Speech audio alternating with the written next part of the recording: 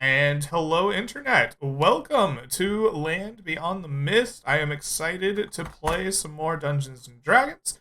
It has been a little bit since our last session, but we are back on today with session 26. They're getting up there in number. Um, Today we have another returning group of, I think this is the Beefcake group, right? They're all barbarians or close to it. So this has been much hype. Barbarians, Huh?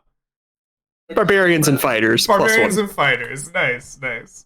This has been hyped up in the Discord, so I'm excited to see how it goes.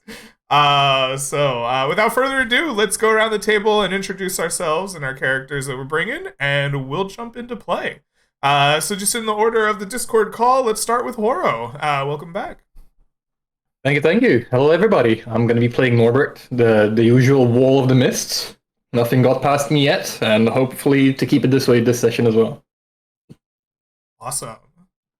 Well, short and sweet, love it. After the wall, let's go to Mr. Underground.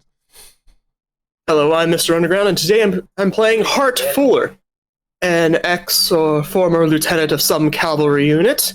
He has since arrived onto this part, the land beyond the mists, advertising himself as a special problem solver and, I guess, diplomat for hire, here to hopefully mend more relations, this time with an oasis.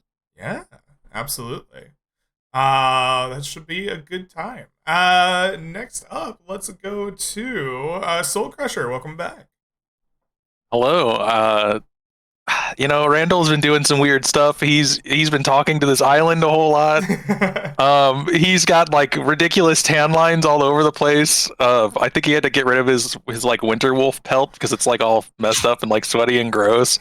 And he has like if you go past like Dave the Island, there's like a tent on the island now because he bought like a tent for Dave so that way Dave could invite his friends over, and there's gonna be like a couple armchairs so people can like lounge around if they want to. Beautiful. I love it. Well, Dave the Island getting plenty of company up here in Rhymeview. What an interesting result to that particular adventure. I'm quite pleased with it. Well, I'm happy to have you back. Last but certainly not least, we have a Vessel. Welcome back, my friend. Why don't you give us a little introduction? Hello, I am playing Moji, the lovable friend of all half-orc who has a vendetta against the trees that have been scared of him because they have not appeared at all when he's in the midst. But it's fine. It's fine. He's gained new enemies to fight. He's been fighting off, pixie little dude, quicklings, been fighting off a bunch of assassins. That was always fun, He's having a good time. He's making a lot of friends. He met Dave. He got Norbert. He's having a good time. Everything's working out for Mochi for some reason. He doesn't know why, but he's not really worried about it because this is what he does. He lulls through life because he's strong enough to figure things out when things go bad. So, hey. Hey, nice. Well, welcome to the Miss again. I'm glad to have you. With introductions done, I want to turn it over to our de facto kind of lead of the party. So let's see here. Who brought this crew together? It looks like it was Vessel. Very nice. Vessel, tell me a little bit about how you got this crew together to aid you in your quest, and what it is about the Golden Oasis that spoke to you, and why we're going on this one. Emoji has been really embracing his adventure lifestyles of late. It's been different. At first he was just a lumberjack, cutting up trees and killing off evil trees and whatnot. Mm-hmm. But lately he's been going different places. He's meeting queens, he's meeting skeleton boys, he's fighting Flay. He's starting to like the expanse in his life. And it's been taken to the water, to the seas, and see what's going on. He's been hanging out with Davenport, and going just, trying out his hand at sea. And he's like, oh, the Golden Oasis, haven't been there yet. Why not? So he's going to bring his roughest, toughest crew because this is an adventure that needs some boys, not just any boys, some beefy boys. And they were like, we need some hardened people. So he remembered his month-long trek underground that he had 2 boys that came with him that were astonishing. They were amazing. There was Hart the amazing fighter who would just grab a wing out of his arm and scare off giant lizards. And there was Randall, who was just bopping skeletons left and right. And he's like, oh yeah, these two will work. So he goes and recruits them. He's like, Hart, Randall, we go to Oasis, mission for Davenport. Are you in? And he says this to them, and they respond as, I won't say no. I love the desert. The desert's a great place. There's all kinds of good stuff out there. excellent. So beyond that, he goes and he's looking for another member. He's like, his best friend, Mortimer, is going to go find him. He goes to Mortimer, and Mortimer's like burning a book that they brought back from underground. And he's like, you know what? He needs a break. And he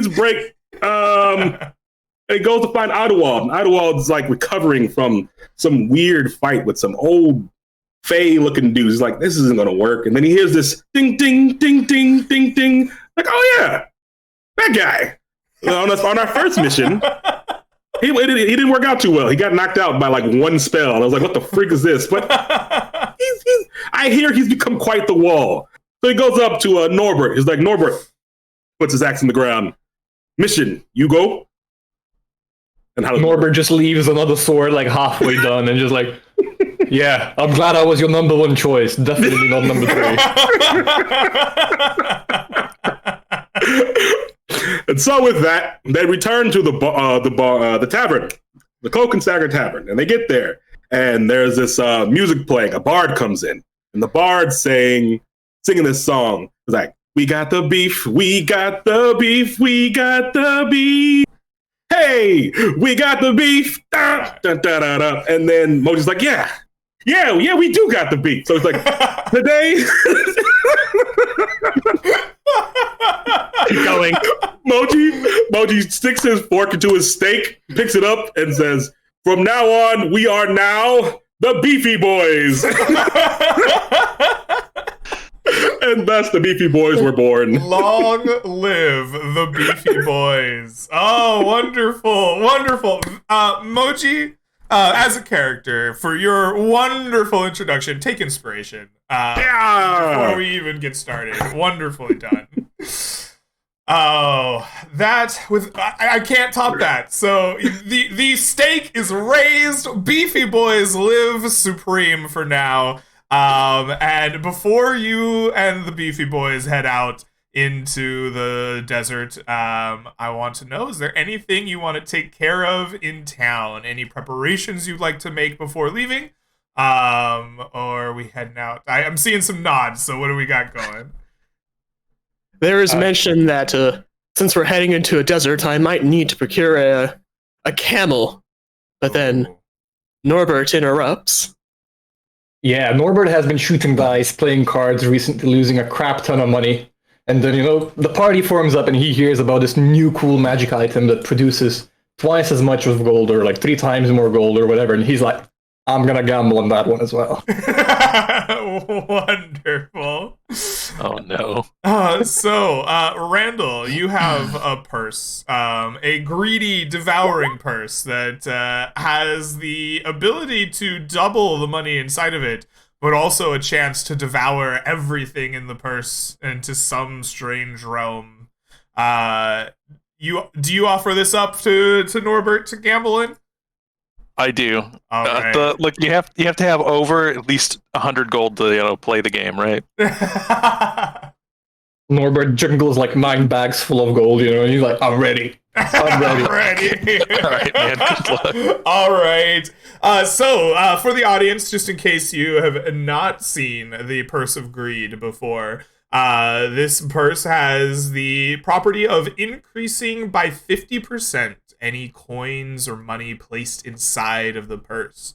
And unfortunately, every time you pull out a coin or an item from the Purse of Greed, there is a % chance that the purse will devour all of the items inside of it and send them to some other plane of existence instead.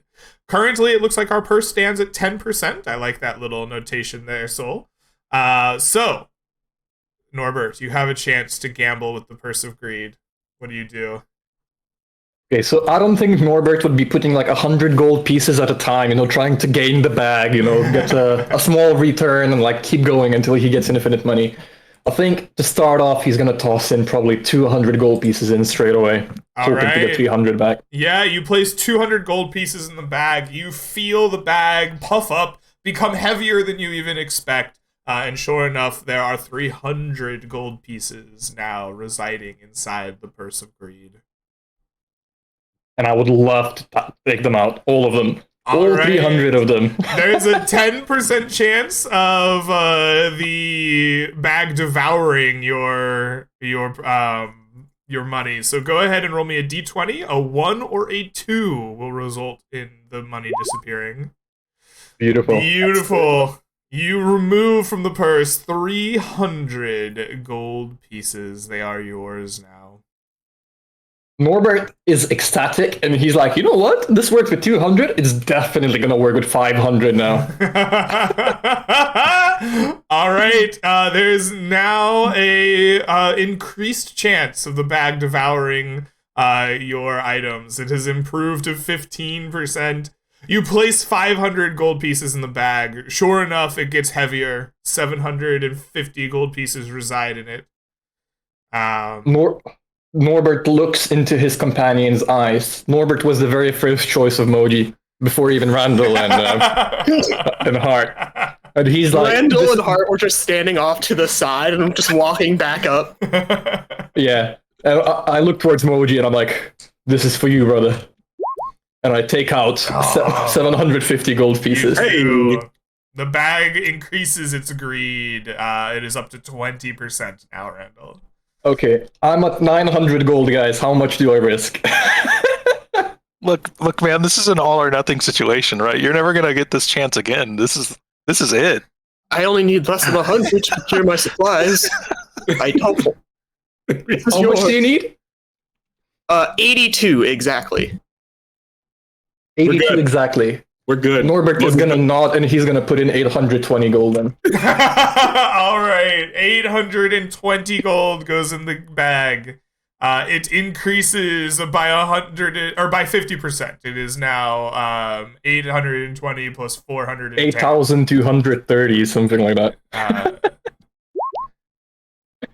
There we go, 1,230. A d20. 1, 2, 3, and 4 on the dice will devour your gold. Norbert is gonna give a small prayer to his god, and he's like, "Give me guidance, please, God." Your god shakes his head up in whatever universe or plane it resides, and you feel a resounding like, "This one's on you, kiddo." Did you just ask for Holy shit, he did it. You pull out 1,230 gold pieces from the bag. I am at 1,310. I'm 200 away from plate mail. Norbert is very ecstatic to see, the possibility of that happening now. So if I'm 200 off, I need to offer how much? 400. 400. Let's do 500. Lose or win. I'm done. All right.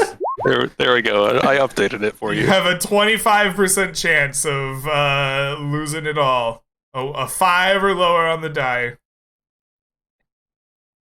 He's gonna look towards Moji and he's gonna, you wanna help me with this one? You wanna pull them out together with me? Moji will nod, knowing full well it's about to lose all the money. But sure. So we pull it out. Go ahead. Go ahead. Roll a 20. A d20 emoji. You want me to roll a D20? Oh my God, you guys are so good at pulls this. out 750 gold pieces. All right. Moji surprise. This is like Norbert is at lifetime's around. worth of So he's gonna politely give 82 gold to Hart, and he's like, "That's for you. Go find out something shiny for yourself." Thank you. And Norbert has no reputation at Cold Iron Company, but he's gonna just leave the party for half an hour to try and speak with Grimes, I believe, to trying to procure a plate mail.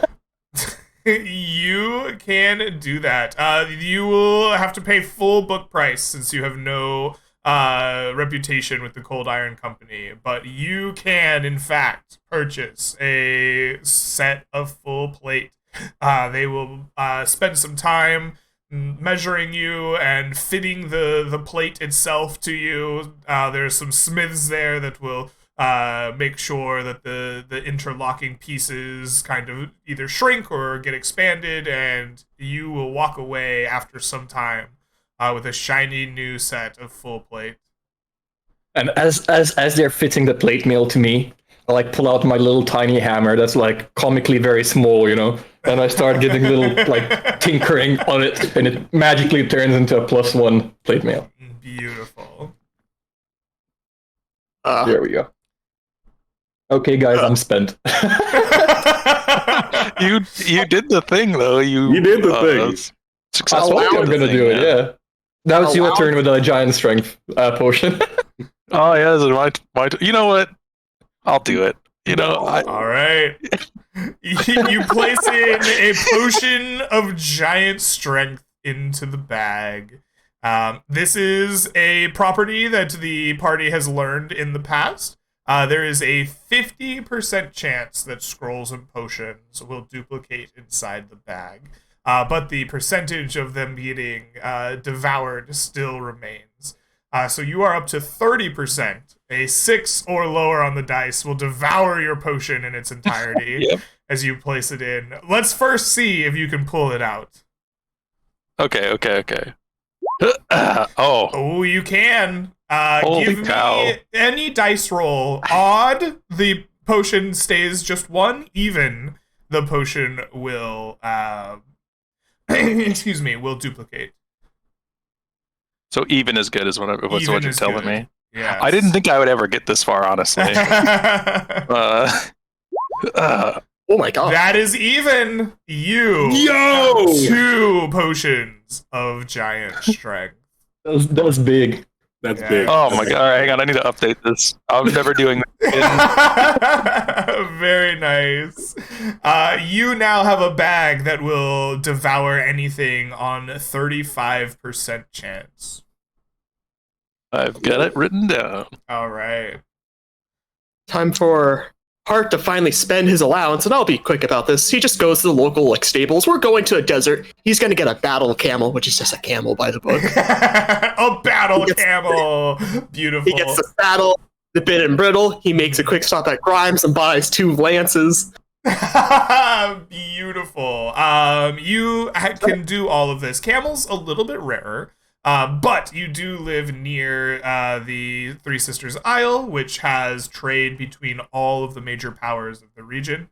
And so, with enough searching, you eventually will find a merchant with kind of the sand. I almost called them sand people. That's really not the That's the correct term. way. Yeah, you can see him with the like loose fitting, almost silk garments that are common in the kind of deserty region. Keeping himself cool, and he does in fact have a camel for you that you may purchase at book price.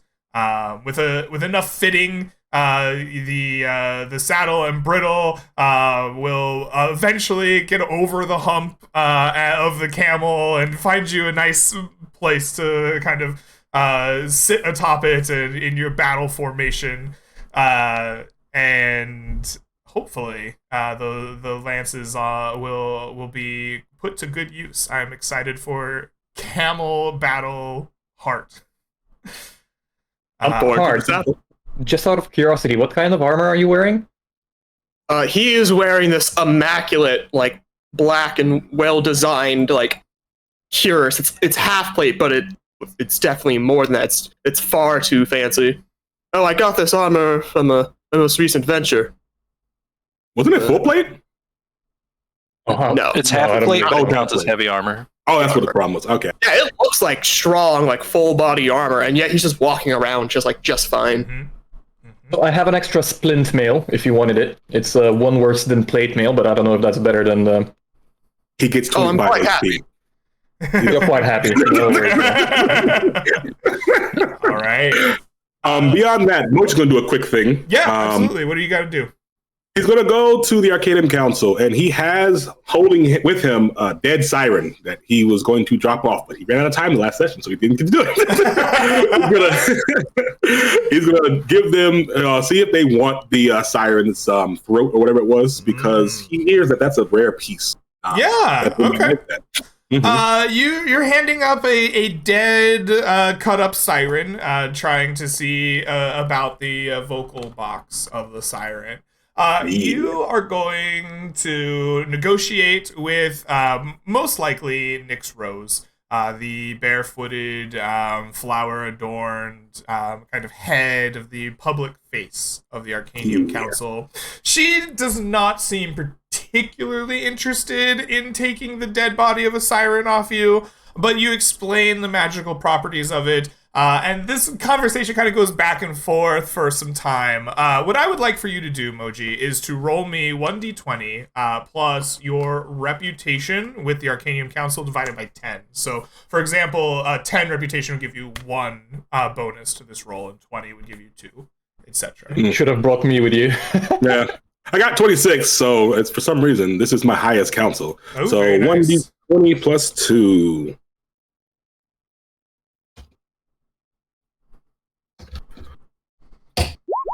As a 14. All right. She goes silent for some time after your negotiation and says, we have some of the, I hesitate to call them strange, but eclectic types here at the Academy that I'm sure would take this off your hands. Here. She slides a small pouch containing 10 silver pieces in it over to you. And she says, for your finder's fee. And she almost disgustedly waves her hands and arcane magic pulls the corpse up and begins dragging it off into the bowels of the Arcanium Council. She's like, ugh, gross. And as she leaves you behind, please take +2 reputation with the Arcanium Council. 31. Yeah. All right. With that, I actually wanted to check out one book from them as well. I wanted to get a book on I guess the Golden Oasis, just to see if there's anything specifically creatures, if there's any rare creatures or rare things that we can bring back that would be worth anything. Okay. So. Yeah. You have the reputation to check out a book on the Golden Oasis. So this book contains 1 charge. You may spend this charge to gain advantage on any roll regarding the history of the Golden Oasis or the creatures that surround it, as long as you have the time to consult the book to use it in such a way. Sorry, could I intercept for a second, as I do have the full library unlocked? Could Moji instead, with my me giving a good word for him, grab a proper book from the main library instead? The Golden Oasis does not find itself in the restricted section, so even if you were to go in there, your access to Golden Oasis information would not change. Fair enough. Yeah. Okay. Could I get a book on the man scorpion people that live out in the west? Yeah. I just double checking. You have the reputation with the council. Yeah, I have. Yeah. I'm at 29 rep. Perfect. Yeah. You can check one out. That is again a book with 1 charge. You may spend it to gain advantage on any history check or check related to the man scorpions, as long as you have the time to access the book and read it or reference it. Okay. All right. Thank you. With books checked out, gold gambled, equipment purchased, are you all ready to head out? Yep. Wonderful. So, we are about to enter our travel phase. Wait, should we talk to Davenport before we go? Or are we good? He is the mission proprietor, I believe. Probably. Sure, yeah, it would be a good idea, probably. We're not very smart, but... All right. We should probably know who we're going to go rescue, yeah? Mm-hmm. All right, the party decides, hold on, we should talk to who's giving out this mission. You make your way down to the dock district. The town itself, like a hub of trade and commerce. And you know your way well to the Admiral's office at this point. He stares out his large window, observing the docks, arms crossed. Immaculate hat and uniform of the Admiralty, polished and perfect as it always is, his great tusks gleaming in the sunlight through the window. As you enter his office, he turns ever so slightly to look, sees Moji and some crew that have done him favors in the past, and turns around with as big a smile as he can possibly muster, which for most people would be just maybe a small turn of his lips. And he says, welcome. I hear that you are to undertake mission for the Whitewater merchants. What can I do for the four of you? We just need to know details of mission, what to do, where we're going, things like that. You go to the Golden Oasis deep in the desert south of Rustport. It is a neutral site, a holy site, I have heard, to the peoples of the desert.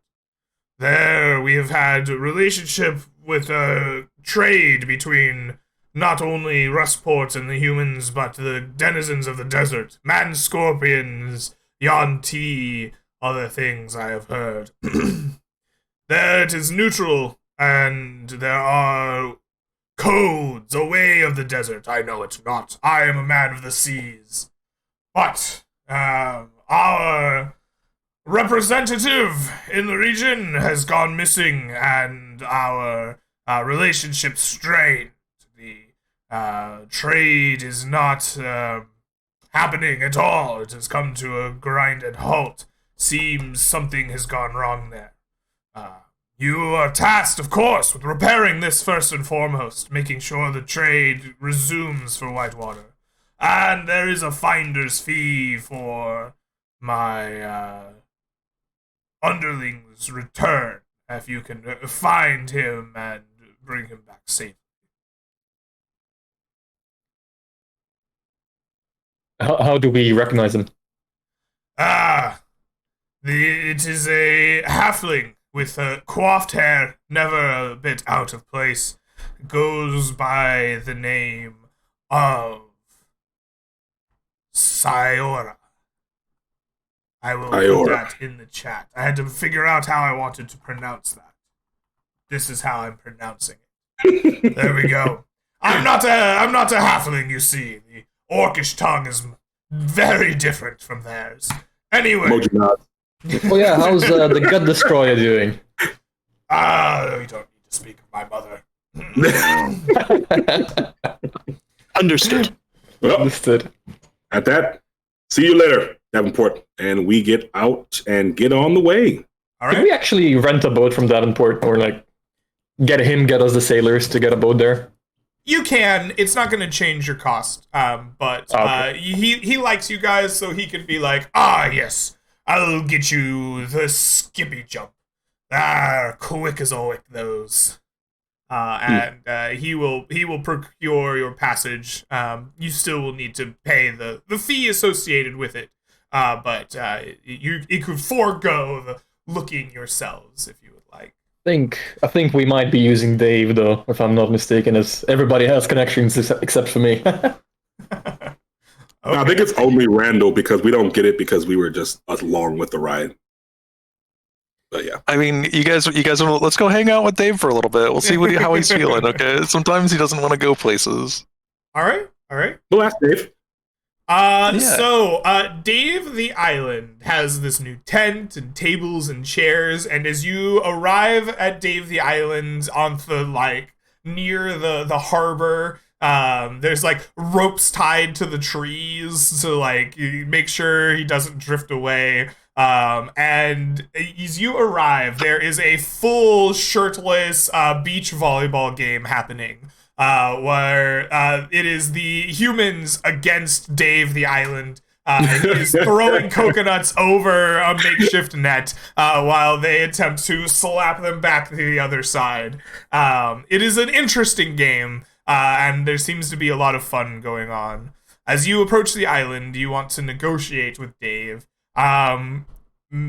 I would like whoever amongst you is going to do the negotiating to roll me a charisma persuasion check to convince Dave to drop his fun in the sun with the sailors and instead ferry you across the waters. Gotta be Randall. I'll give guidance to Randall. I'm like, my God says, this creature, he's susceptible when you give him compliments. Yeah, just be nice to the island. All right. Does it walk up? Dave, my friend, could you help us, please? We're trying to go save someone who's been kidnapped in the desert. I was hoping. I know you're busy right now, but I was hoping you could perhaps put aside your fun for like a week or so. All right. Oh, it's Dave. Playing Roll volleyball. before. Wait. Oh, roll a yeah, d4. before. Yeah. Probably not enough. 11. It's still not going to get it, unfortunately. Dave like stops the volleyball game momentarily, and like the waters like rush up around the coast, and as they disappear, there's like writing in the sands, and it's like, man, I can't stay. I've got so much going on. I've got shirtless volleyball earlier, and then we're gonna do some like sweet racing with the boats around the island. I'm sick. We scheduled this game a month in advance. People are relying on me. You know, I can't. It's okay. I understand, Dave. Yeah. Have fun, buddy. Have I fun, think Dave. at this point, I think Norbert is taking off his plate and joining the volleyball, you know? Gonna get the party. Norbert, we gotta go. Does no one tell Dave that he doesn't wear shirts, okay? That would be rude. So I guess we go on the passport with Davenport made for us on the rookie splits. Perfect. So you will be traveling from Rhymeview is the name of our starting town. My brain almost fell out there. All the way down to the south. You first must cross this gulf. It sounds like you will be sailing, so we know your destination is the Golden Oasis, and we know that you are sailing. Are you just going in a straight as an arrow line? You go from Rhymeview to Rustport, and then from Rustport to the Golden Oasis, or how would you like to set your route for travel here today? Can we not do something like this? Like disembark here and just travel a couple days or one day? Yeah. On the You can go that I don't way. know what the party was, but It'll make the return trip back to Rustport for us to charter a ship. yeah, we would need to come back to Rustport. So count the rations or whatever, like this and then this, I guess. Okay. You know. Perfect. So that route is going to be I'm not on the right screen to ping. It's going to be 1, 2, 3, 4, and then 5, 6, 7, 8, and then 9 hexes in total. As by my count, does that seem correct to you? Yeah. Yes. All right. Just out of character. Golden Oasis is a place where we can long rest and we can purchase supplies and stuff like that, correct? Yes. Okay. Yes, it is. All right. So as you begin to get yourselves going, we would normally choose the way we are traveling. But for you, you have chosen sailing. So what I need from you is 25 gold pieces. Excuse me, the hiccups have caught me off guard. I will need 25 gold pieces per character to requisition this ship. You will be traveling at 6 hexes a day, so at 19 hexes, you're just past 3 days. You'll be at least 4 days, assuming nothing goes wrong to the Golden Oasis.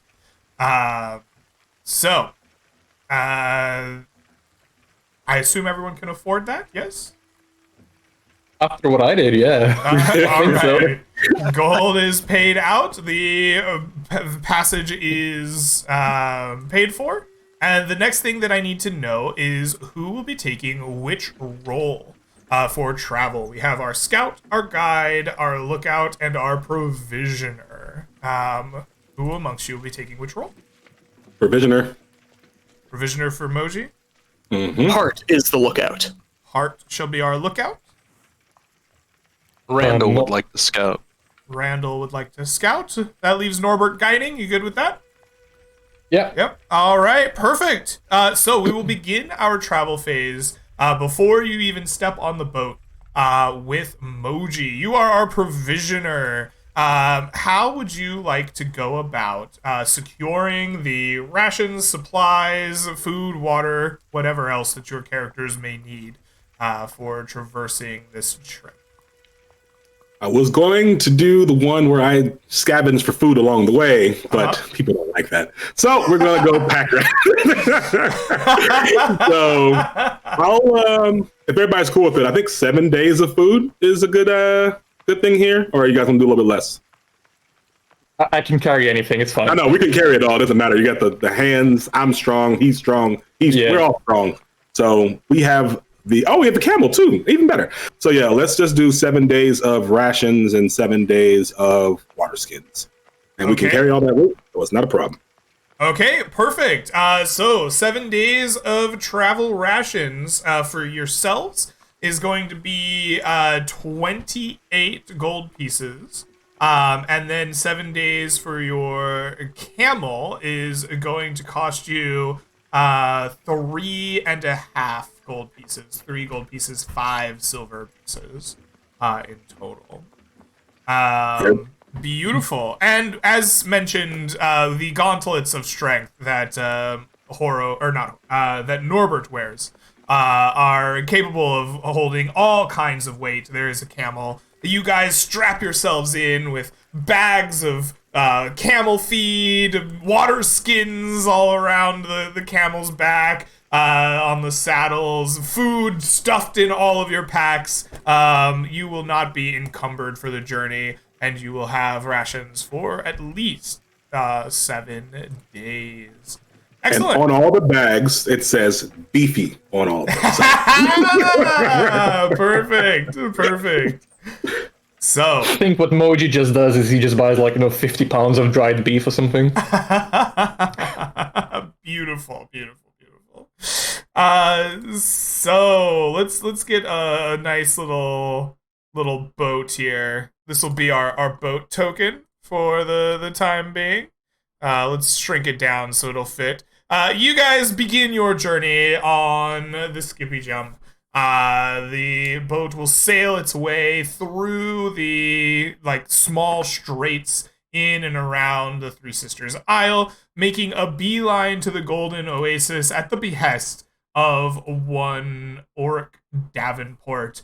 Quick to make sure that the words of Auric are followed precisely. They make swift work. 1, 2, 3, 4 of getting out into the open ocean and away from the Three Sisters Isle on your first day of travel. As this is happening and night is coming to a close, let's zoom in on our guide. I believe is our first in our order. Let me make sure that I'm not lying to you here. Guide comes later. Guide comes later. It is the scout who comes first. You are correct. Randall, let's zoom in on you. You are responsible for finding the paths for the party to take, making sure that you don't get lost or avoiding pitfalls of the terrain. You both have this sailing portion and a trek through the desert coming your way. Please tell me, as we kind of montage our way through this travel, what it is that you are doing to make sure your party doesn't become lost, stuck, or otherwise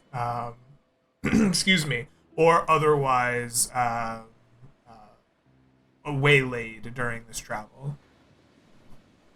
I think on the boat he's like climbed up the mast to like steal essentially this position of the person in the crow's nest. He's like, this is mine now. Yeah. See you later. And then while we're in the desert, he's going to be like looking for high dunes so that way he can keep an eye out to make sure there's no danger approaching, and then push us along the right way. All right, absolutely. On your trek, you are taking high places and observing as far as your eyes can see. Go ahead and give me a wisdom perception check for your journey. You are choosing sailing as your method of travel. Go ahead and make your roll at advantage. Your base DC is 12. However, the desert is a difficult place to travel and to make sure that you don't get turned around. And so, since we are taking the highest terrain that you are going through, please make a DC 17 check for your scouting. Oh, barely. Oh, that is an 18. You succeed. Go ahead and mark inspiration for your for your successful scouting. The party will not become stuck, broken down, or otherwise sidetracked during this journey. Well done. Thank you. The boat picks up speed the next morning, rushing through waters, hopefully making landfall sometime today. As the boat is trucking through the water, let us go to our guide, Norbert. Norbert, you are responsible for staving off the labors of the journey. Here on the open ocean, that may look different than in the desert itself, but you're trying to make sure your party does not become exhausted or otherwise overwhelmed by the journey. Please describe your efforts to stave off these difficult times. Yeah, it's what Norbert likes to do. It's his bread and butter. He's been doing it, for the last, let's say, 10 journeys on a ship he's been on. But now he has extra help. He has his imp playing tricks on sailors that are lazy. He has his elemental that, if you need to carry like massive barrels of water from one side of the ship to the other, or like big weights or something along those lines, maybe he's going to summon an elemental to help with that. And he's using his own strength to maybe help the rowers out, or be it, pulling all the ropes with the heavy, sails to help, the sailors out, taking all the burdens on himself. Okay, yeah, you are going to take the burdens of the ship to yourself, hauling the weights across, making sure that the sails are, tied down, however ships work. Sailing's not my forte. Go ahead and give me an athletic strength check. Your base DC is, for the guide, normally 15, but as we said before, the desert is a very tough place to go through. So please make me your check at DC 20. You will have advantage for your sailing. Sheesh. That is a success, however. Please mark inspiration for your successful guidance. Your efforts to take the strain of the journey on yourself pay off, and the party will not become exhausted or otherwise overwhelmed during your trek. The boat makes great time through most of the day, splashing through the waters. You can see the coast itself coming into sight as you are journeying. And I want to zoom in on our lookout, Hart.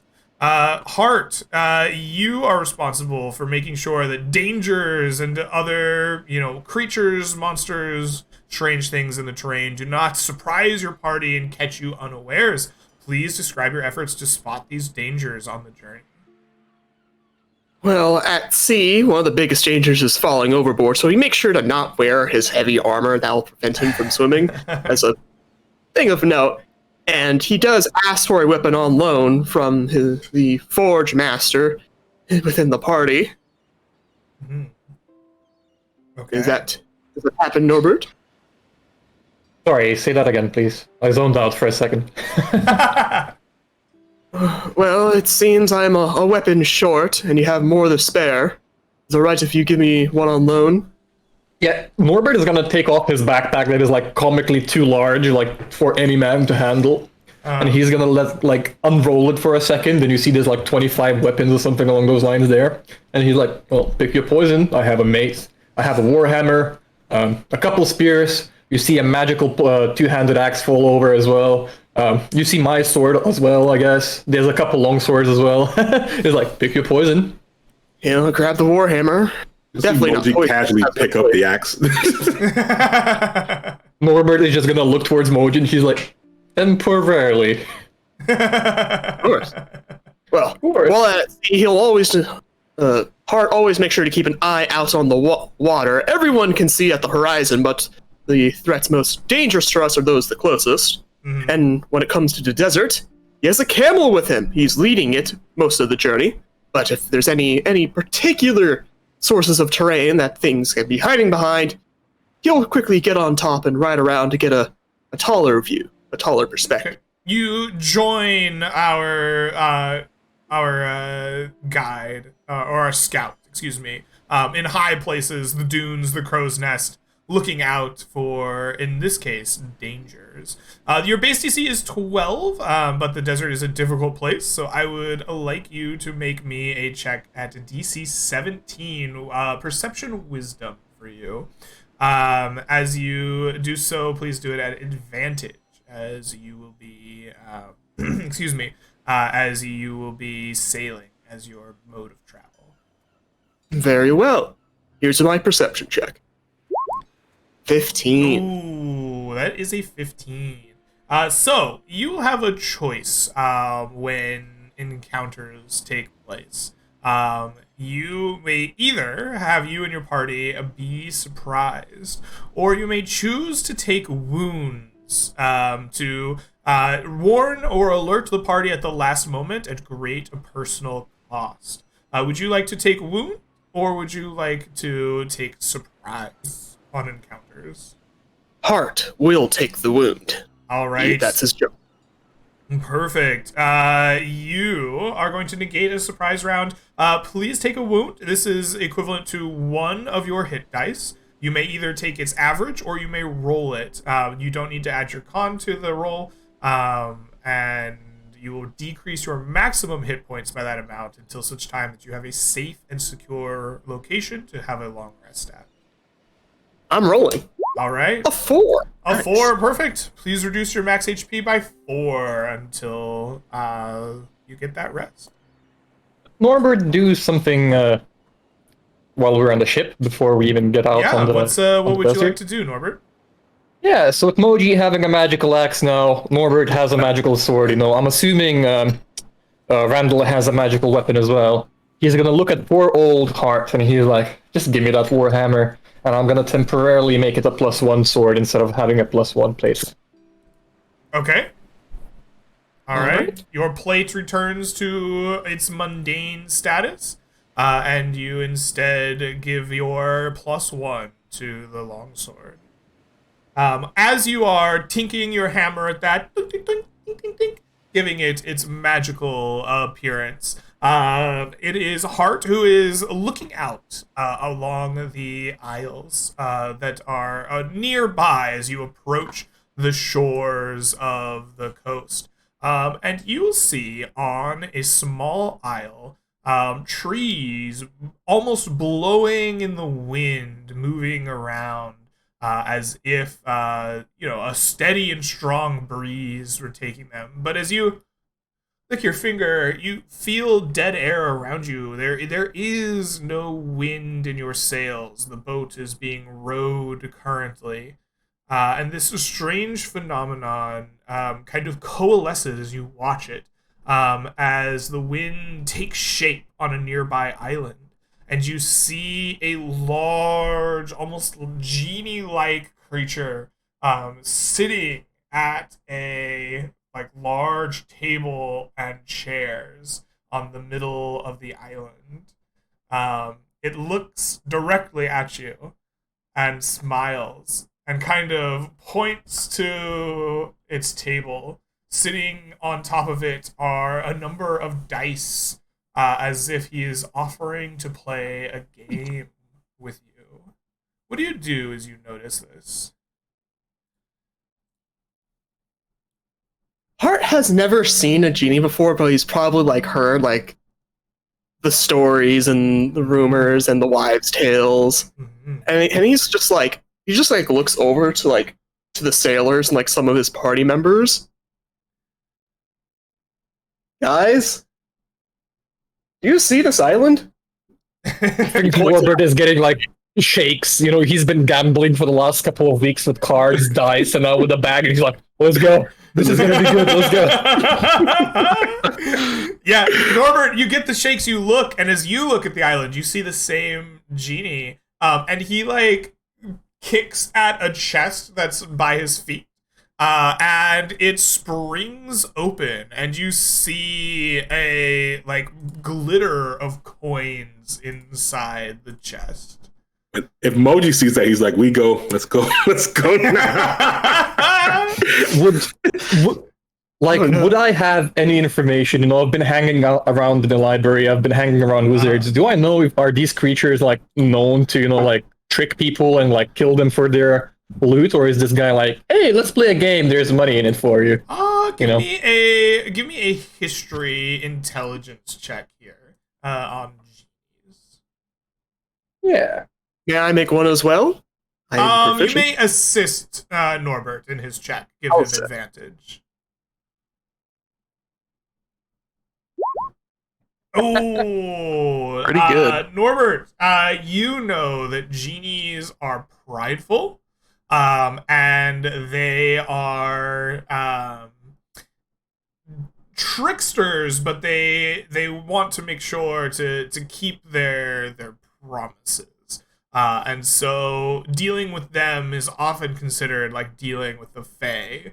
Yes, people have been quote-unquote swindled out of their gold or their equipment, but it is usually a failure of understanding the language or the, coded the way that they are telling you what they're going to do. It is not a case of outright treachery on the sides of the genies.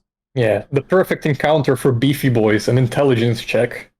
Yeah, I'll relay the information is like, as long as we keep our wits about us, these guys can be trustworthy. Let's see what he has to offer. I would be down if you guys are down. Moji's down, but then he remembers that he's actually the smartest one in the party for some reason, and he doesn't have a great grasp on the common itself, so he's a little worried.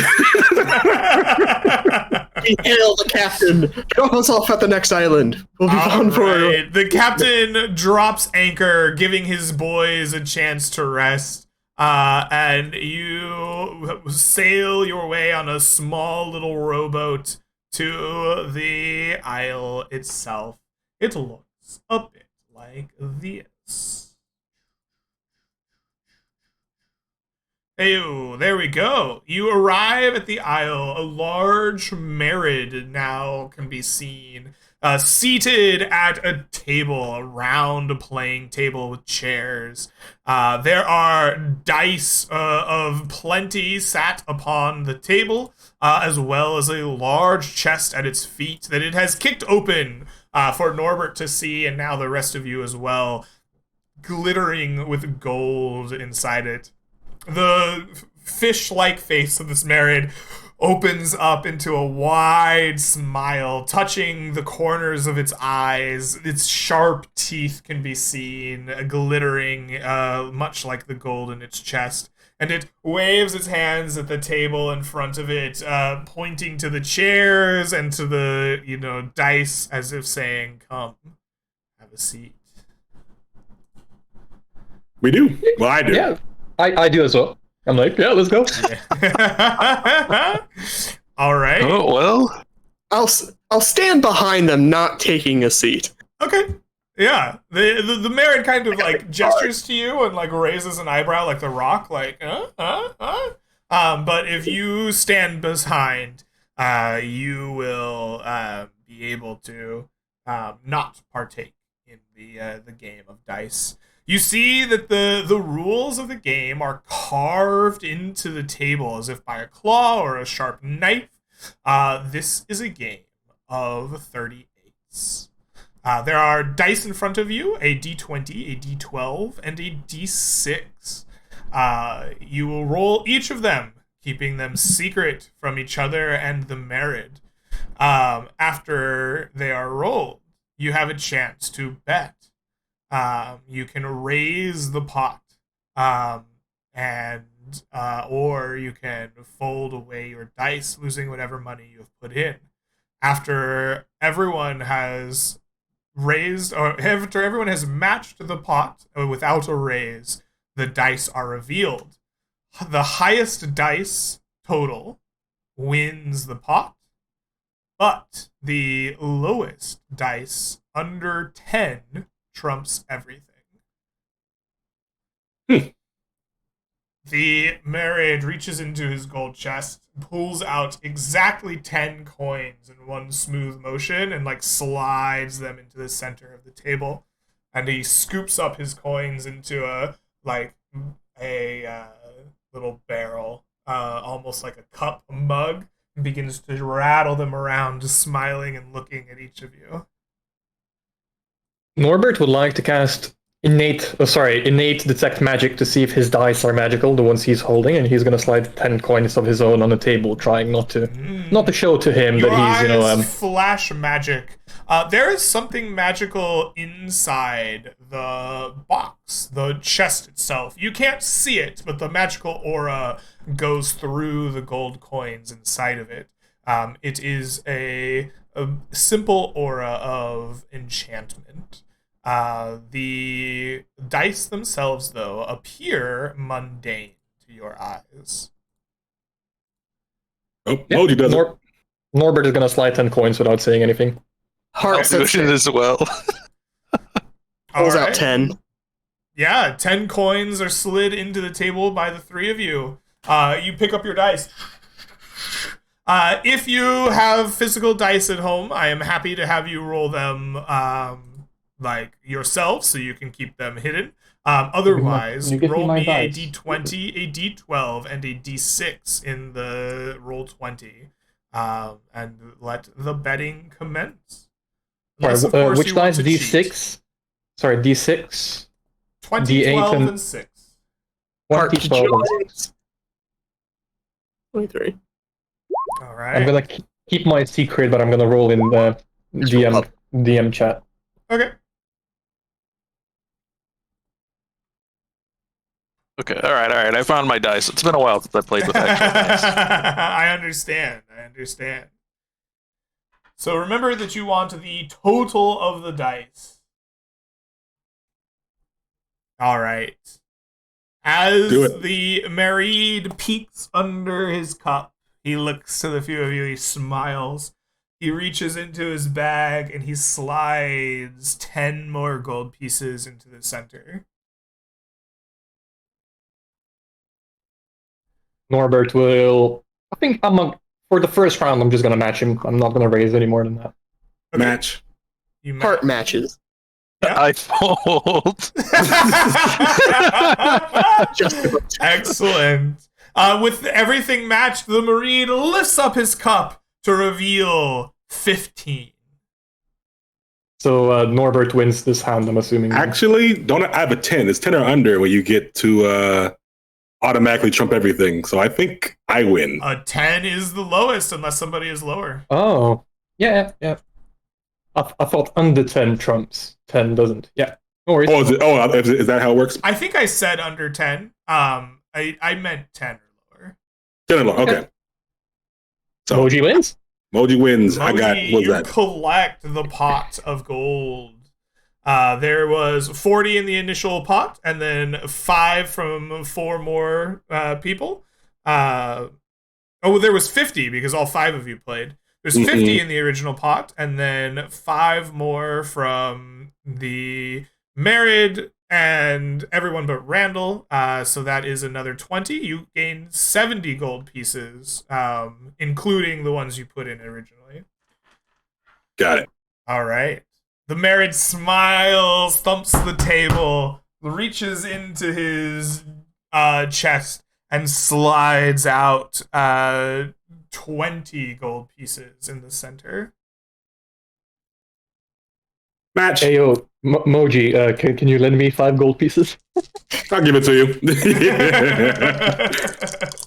Norbert is gonna slide 20 coins, then yeah. Yeah, I'll do 20 coins as well. Another 20. Beautiful.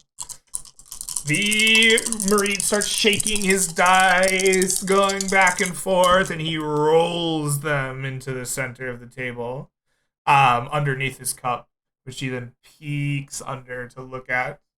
What are the rest of you doing? Yeah, roll again. Okay.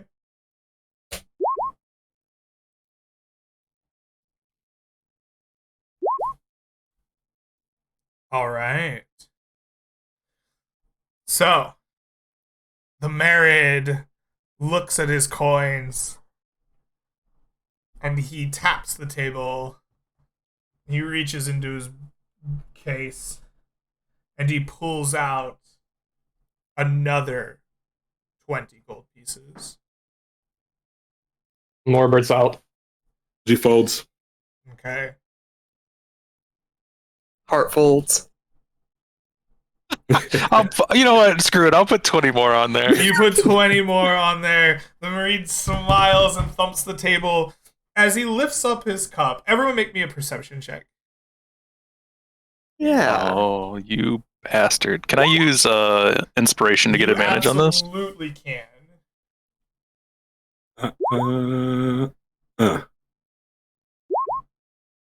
Oh, Moji OP. Moji, you notice as he lifts up his cup, the dice under the cup say 7.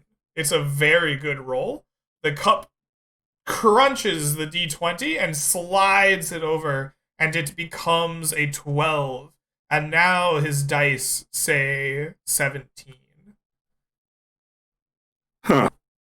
As the That's worse than before. as the dice are revealed, he shows a 17 and smiles, looking at you, Mr.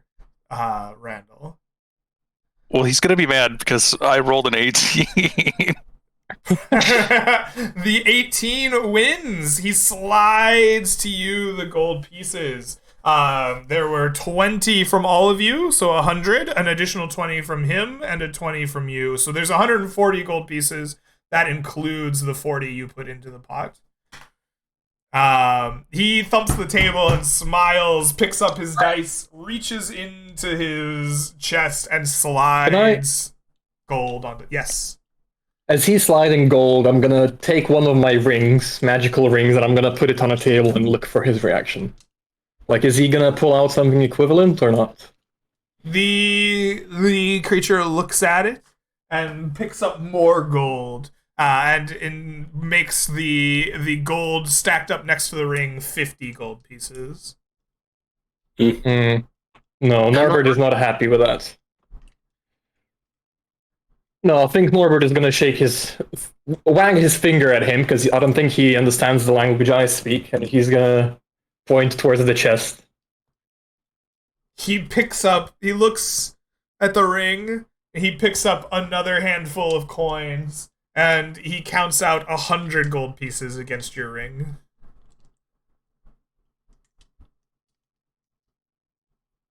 I look towards the party. Should we try this or not? I leave it to you. Is anyone else gonna play this or not? No.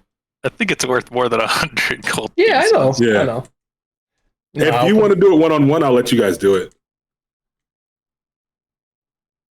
No, I think Norbert. Fuck it, Norbert has been a gambling addict recently. He's gonna do it. Yeah, I'll join in this. I'll put 100 gold on there. All Don't worry, I right, got you. beautiful. I got you. The Marriott happily begins shaking his dice, a big smile on his face, and rolls the dice. He peers under it and waits for you. Sorry, that rolled badly. Give me a second. So that's So far, I've been giving all of you my gold. yeah.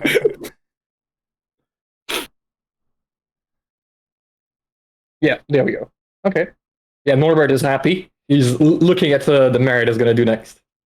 Okay. The Merid picks up his chest, and he scrapes out the remaining 50 gold pieces in it, and slides it on the table. As he does so, you can see that remaining in the chest is a jeweled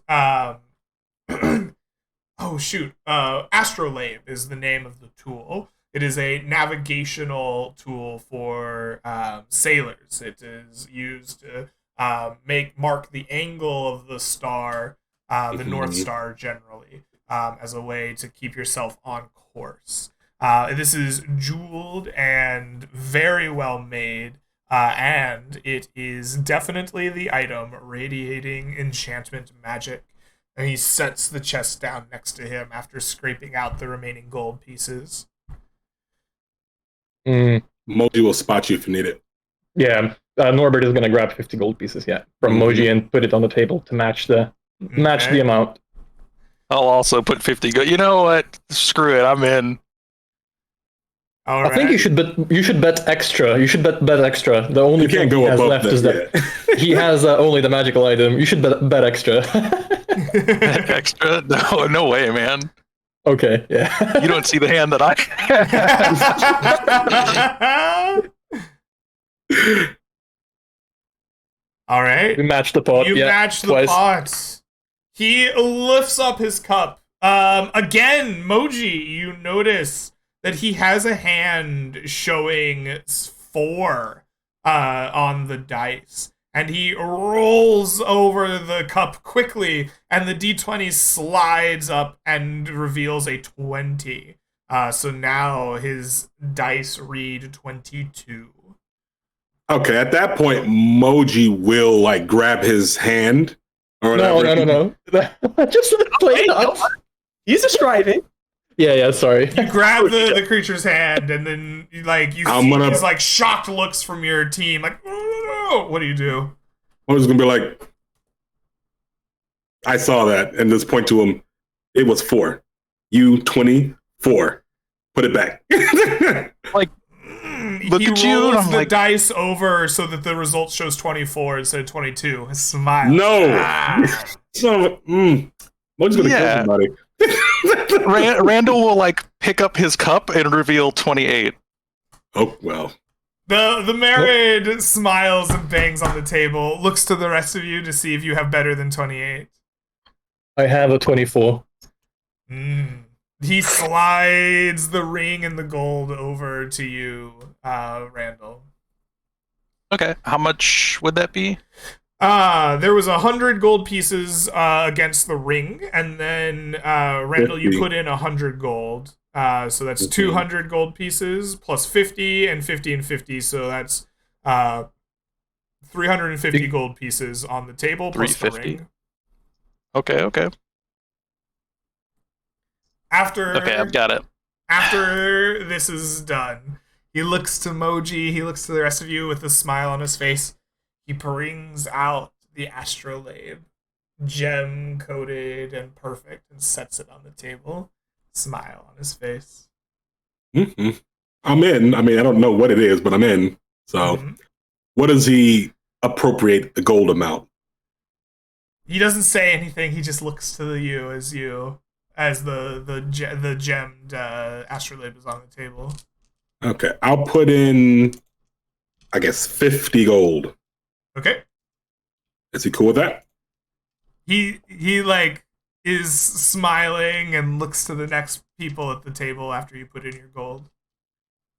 Single tear rolls down Norbert's face. He's lost a magical wedding ring of all things, and he's lost all his gold.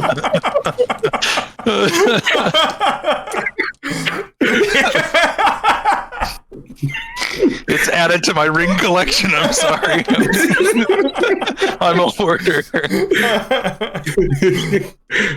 Are you in, Randall, or no?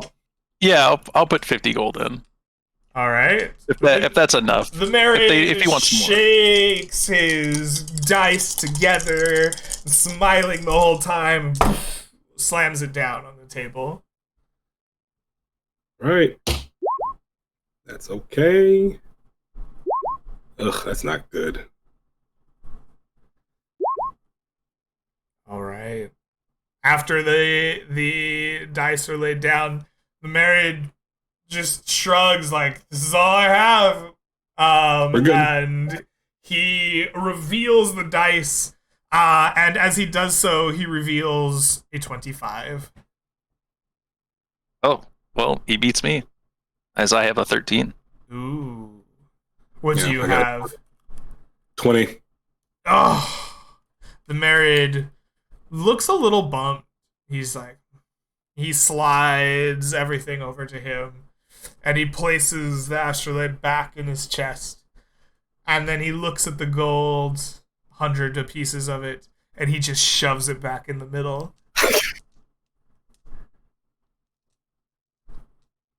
I'll do it one more time. I don't care. I want that item. You're going one more. I'm doing it. All right. I'll commit to the bit and also put 100 in. Okay, excellent. He smiles mightily, shakes the dice, and slams it on the table once more.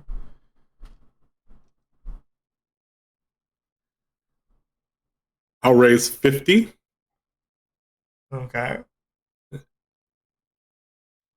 He thinks for a moment, looks at you, and goes, picks up the astrolabe, and will set it on the table against your 50. Excellent. I'm getting this thing. God dang it! I don't care what anybody says. Okay. Okay. Randall, are you in on this? 50? No. Rolled 11, man. I'm out. All right. Randall's like, oof.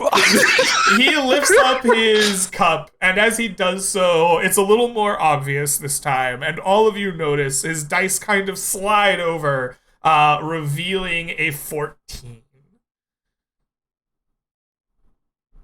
I will take everything. The Marine slams his hands down on the table, broad smile, and as you slide away the astrolabe, he just like disappears into the wind. Ooh.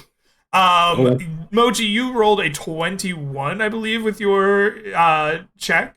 As you watch, you see the astrolabe itself almost like lifting up on its own, and like a gust of wind like releasing from the astrolabe as the married disappears. You are not caught by surprise, except for by Hart, who, as this happens, a voice goes, "They did it! They got the gold! Get him!"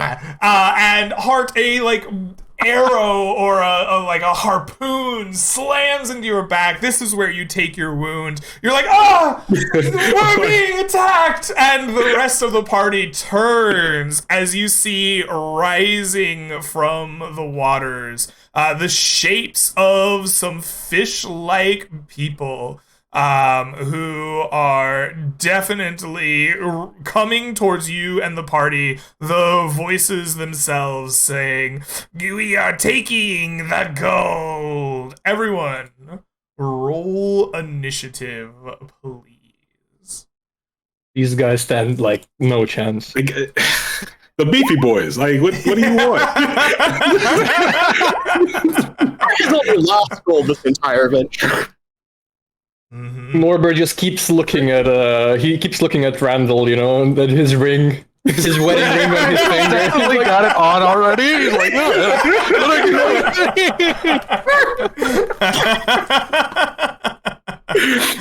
How nice. Let's see. I have all of you in initiative. Brilliant. So as they shout, Randall, you rise from the table. This married's gone. He's no longer there. With a little surprise, but still able to act. You rise from the table, and what do? Randall is going to be pissed that these guys just interrupted our gambling session. He's become a gambling addict overnight, and he will run out 30 feet and take the dodge action while raging. Brilliant. Moji. You are the next to react as you rise up from the table. What do? He's going to take out his last javelin, because last time they were on an island dealing with this, he lost 3 javelins. It was so sad. So he's going to rage. He's going to get that thing ready and be like, "I'm sorry, my child. It's time to go." He'll say that in Orcish as he gets ready to throw his final javelin. and hope to God that doesn't go away this time. You throw your javelin into the ocean and you hope did. to find it again. The javelin misses as the creature like ducks into the water and snakes around and back up. Your javelin going right through where they were just a moment ago and lands with a splash into the ocean. Cool. He'll take his turn there, wait for him with savage bite on his hands because he stole that from somebody. Maybe just losing his dragon horde today. The marrow will go. The first one races up into the shore, and it rises up, claws and bites ready to go at Randall. It will first try to chomp at you, lunging forward, its mouth awash with fangs and salt water. It will do so at disadvantage as you are doing your best to dodge. A 13 will not hit you. You, like, duck out of the way, give a little jab into its face to knock it past, like, giving him the rope-a-dope. It follows up with its claws, having thrown its harpoon. And it will do the same, slashing at you, but you just duck out of the way, impervious to its attacks. This one here will swim and then slide across land like an amphibious snake up to Moji. It will rise up, first trying to chomp down at you with a 21. That'll hit. That'll hit Moji. Beautiful. Please take for me 7 points of piercing damage. I will take half of that to 3, and he's going to take for me, unless he can make a Constitution saving throw. Yes. Your half plate erupts with a crackle of thunder and lightning, striking into the chest of this creature. It will fail its saving throw and take 15 points of lightning damage. 13. The 2 is just the rage. Oh, 13. Perfect. Thanks for pointing that out. 13 points of damage. It will then follow up with its harpoon, slashing at you with a 20. That'll hit. All right. Please take 11 points of damage. And you are like you're already in melee. It will take 4 more. Oh, it'll make a con save for half. Which it fails. It will take an additional 4 points of lightning damage as it harpoons you, gets shocked again. Its eyes go wide as it looks at you like... Norbert, it is your turn. What will you do? Before Norbert goes, I'm a polearm master. Could I make an attack because this one approached me? I didn't want to interrupt earlier. Oh, yes. Yeah, Okay. it approached in through your polearm mastery range. Go ahead and make that reaction. No, you're 11. Your shovel swings wide as it's doing that serpentine like shuffle through the sand. You just miss it.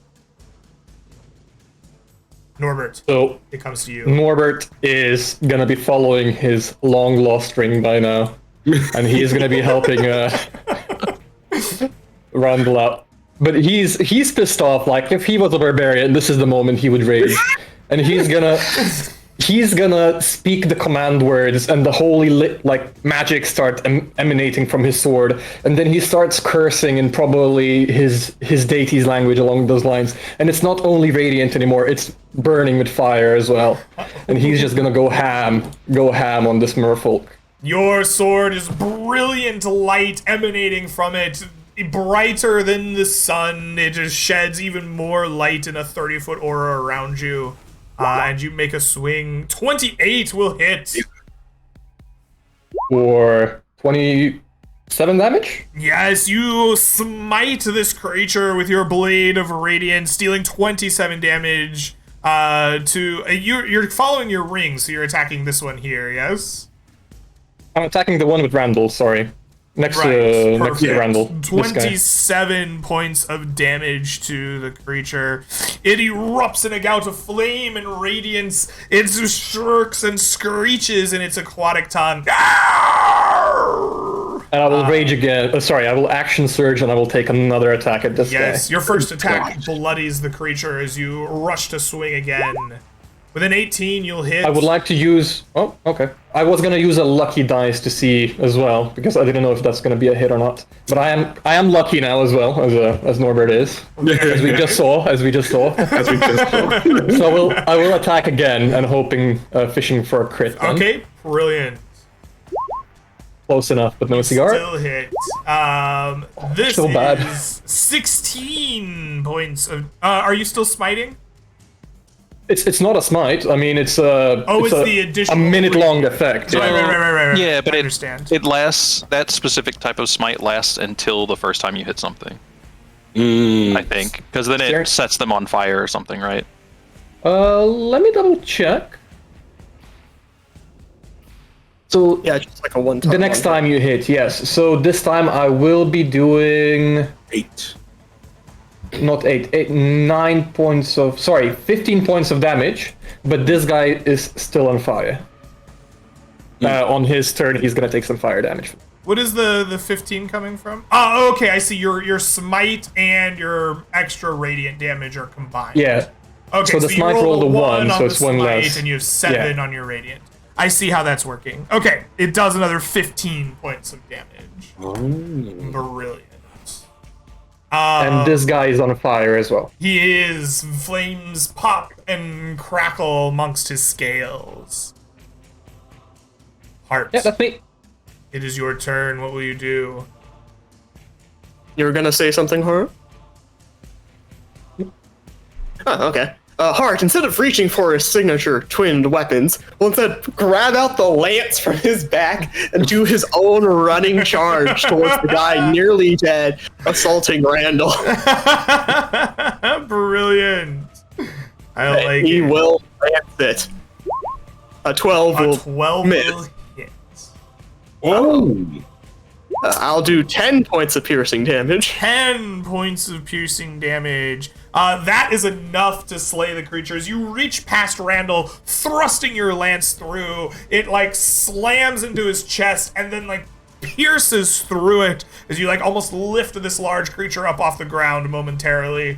He slides off, burning as he does into the ocean and lies still dead. He'll pull the lance back, turn to face the other one, but it's just out of his reach. That's his turn. All right. At the end of the round, this creature speaks into in an Aquan tongue. The waters rush and rage, and they pull up around Norbert and Randall as you are the ones close enough to the waters. I need each of you to make me a DC 12 Constitution saving throws. I will use my another lucky roll. Okay, you use a lucky dice. Yes. Very nice. Norbert, you lose your footing for a moment, like sliding in the mud. But you lucky son of a bitch, you find one of those like rocks and you like slam your foot into the rock and stand strong. The water's surging around you. Randall, less lucky, is pulled 30 feet, 5, 10, 15, 20, 25, 30 feet out into the ocean as it begins to get drug down and into the waters themselves. Randall, it is your turn immediately. You can feel the pull of this water. You feel yourself being like drug under the surface. You're fighting to stay like above it. What do you do? Yeah, there's not like a physical creature grabbing me. It's just the water It's like the reached out water. and pulled me in. Yes. Yeah, I think I'm gonna try to fight against the current and like swim out of the water. Like, get the hell off me, you stinky water. And I know that you are a loincloth master, so no armor to worry about here. Go ahead and Correct. give me an athletics strength to swim out of this water against the pull of the current. I can do that. I have advantage because I'm very mad at the water at the moment. Yep. Oh, very nice. Yes, I would be mad at the water too. I like it. A 15 is a success. You are able, with your pure rage at being dragged out of the water, to escape the pull of the ocean as you drag yourself back onto the shore. What do you do? I will pull out the last javelin. Or no, I have one more javelin after this one. I lied. I'll pull out a javelin and throw it so that I don't lose rage. Absolutely. The 18? 18 will hit. All right. For 7 points of piercing damage. That is enough to bloody this creature. Moji. Moji is proud. Last time we went out on the island, Hart almost died. Randall was like incapacitated for like 15 minutes. Like 30 rounds of failing wisdom saves. Yeah, that sounds about right. And when Norbert was with him, he almost went down in one shot, and he sees his party going out and doing this thing, killing the guy in one turn. He's like, yes, this was right. This is what I wanted. So he's going to attack recklessly at this guy. Excellent. And he's going to see, hopefully, if it hits. That hits, yes.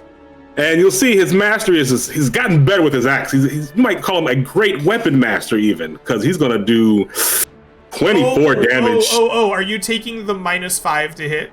Yes, I did. My normal attack is plus. It's already rolled into the. It's rolled into it. So it's rolled into it. Oh, okay. Yeah. You actually do 25 because it's a +1 great axe, right? Oh, you're right. So 25 with the great axe. Oh my goodness! In a single blow, this great weapon comes arcing down. Whoosh! It slashes through the head of the creature, cleaving it in twain. It like falls apart like a cartoon and dies in the water. The mastery of your blow is such that you just completely destroy the creature in front of you. Mm-hmm. With that, the island lies still. No more combat ensues, and a peaceful little, almost desert isle, with an empty chest and a set of wooden table and chairs, is all that remains. I would like to. Okay, go ahead. No, go ahead. Randall wants to try something. I don't think I've done I think maybe I've done it once before. He's going to activate the spell on his treasure hunter's shovel. But before he does, he's going to ask, do you guys think that there would be a chest buried here, gold, or some kind of weapon? Weapon. A weapon? Okay, we got one for weapon. If anything is buried, it's a chest. A chest? Okay. There'd be at least wealth, coinage. Sure. Okay, so you guys each gave me one of each. Okay. Go for gold. Go for gold. Okay. The imp on my shoulder is gonna prop up. It's a chest. I will cast locate object off of the treasure hunter's shovel, looking for gold. Your gem within 1,000 feet of me glows a little bit with a golden tinge, and you feel like a pulse of energy come off of it.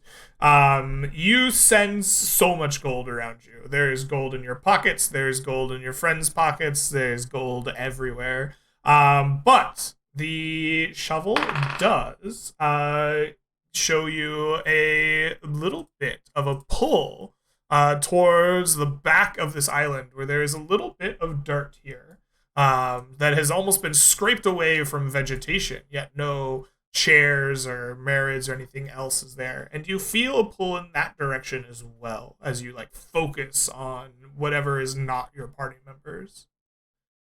Yeah, I'll go over there and definitely start immediately digging up the what I think is probably a treasure. Okay, absolutely. You dig and dig, and after a few minutes of digging, you pull up a small little lockbox, dented and metal, and definitely not the same as the big chest that the Merit had. Among the as you kind of like pry it open, as it is rusted and broken, Among the like handful of gold coins in there, of which there are 25. Nice. You will find a small ring with a like green another one. upon it. Excellent. Another one for the collection. What ring did I win from you? Was that your ring of protection? Ring of invisibility. Yeah. Oh, that's way better. It was. Oh god damn it. Moji's gonna be searching these bodies, these merfolk dudes, and see if there's anything on them. And he's absolutely taking these javelins because he's out of freaking his own javelins now. As you're digging out the little box, Norbert, as an addict, is gonna come up to you, scratching his head, and he's like, "How much for the ring back? My wife is gonna kill me." Look, what do you got? What do you got to trade, Norbert? What you got? Norbert thinks for a second. When it comes to magical things, not really much I can give you outside probably a ring of protection, which Norbert really likes. Look, you could just have this ring back. It's okay, buddy. Like, just stop gambling your magical stuff to genies and call it even, okay? Let me put on this cursed ring first. We'll see what it does in a couple days, whether my hand's still there or not. And, okay. But let me put it this way. You give me back my ring, any loot we get from this quest, if you take dibs on, I will not roll on. Oh, that's a promise. It's okay. Well, I appreciate the gesture. Yeah. Norbert breathes a sigh of relief. All right. I'm telling your wife, though, when I see her. Please don't.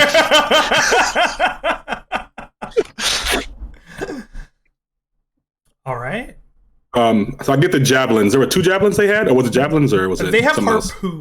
Harpoon. Well, I'm taking 2 harpoons, I guess. Absolutely. So I'm out of javelins now. But 2 harpoons, and do they have anything else in their bodies? Highs or lows? Highs. That's how I roll. No, they have nothing else on their bodies. Stupid fish boys, kick them back in the water. Get on the boat. Like, all right, we did it, boys. Let's go. And he's gonna play with his ship. Yeah, to the ship. Play this new little whatever the hell it is. Looking at the stars, just try to figure out what it's doing. As you fiddle with this astrolabe, make me a DC 13 Wisdom saving throw. It's cursed. No. Oh no. DC 13. What? Saving throw, you said? Yes. Not an advantage for any reason? No reason at all? Okay, cool.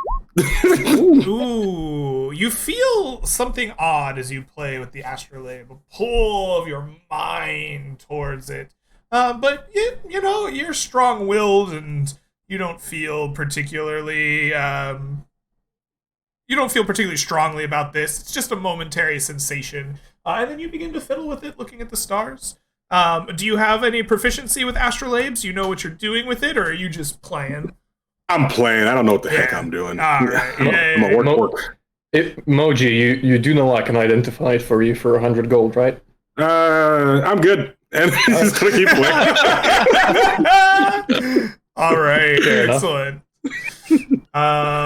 You play with that for some time, and you return to the boat. A successful diversion at hand. Yes. As you return to the boat, you find yourselves just a small trip, a hop and a jump out from the seas and the small islands onto land itself. You land on some small farming strip. There's a green coast here in the Rustport territory where the agriculture that supports the large city of Rustport takes place. There is a small bit of land where people settle, make farms, raise animals, fishing communities amongst the coast. This is where the vast majority of humanoids or people from the Imperium live. close by, though, you can even just feel the like sweltering heat and the glitter of the vast sands to your south. You probably dock nearby some fishing village. There's this huge boat meant for sailing the Gulf itself, like some few hundred feet offshore. People are looking at it like, oh, we don't see those very often. And you get rowed into the like fishing village on essentially the same size of boat as their fishing vehicles. And you will spend some time here in this like small little village before heading further south. The sands themselves begin to rise up around you. Large, shifting dunes of loose sand that rip and tear at your clothes and face as the winds pop up.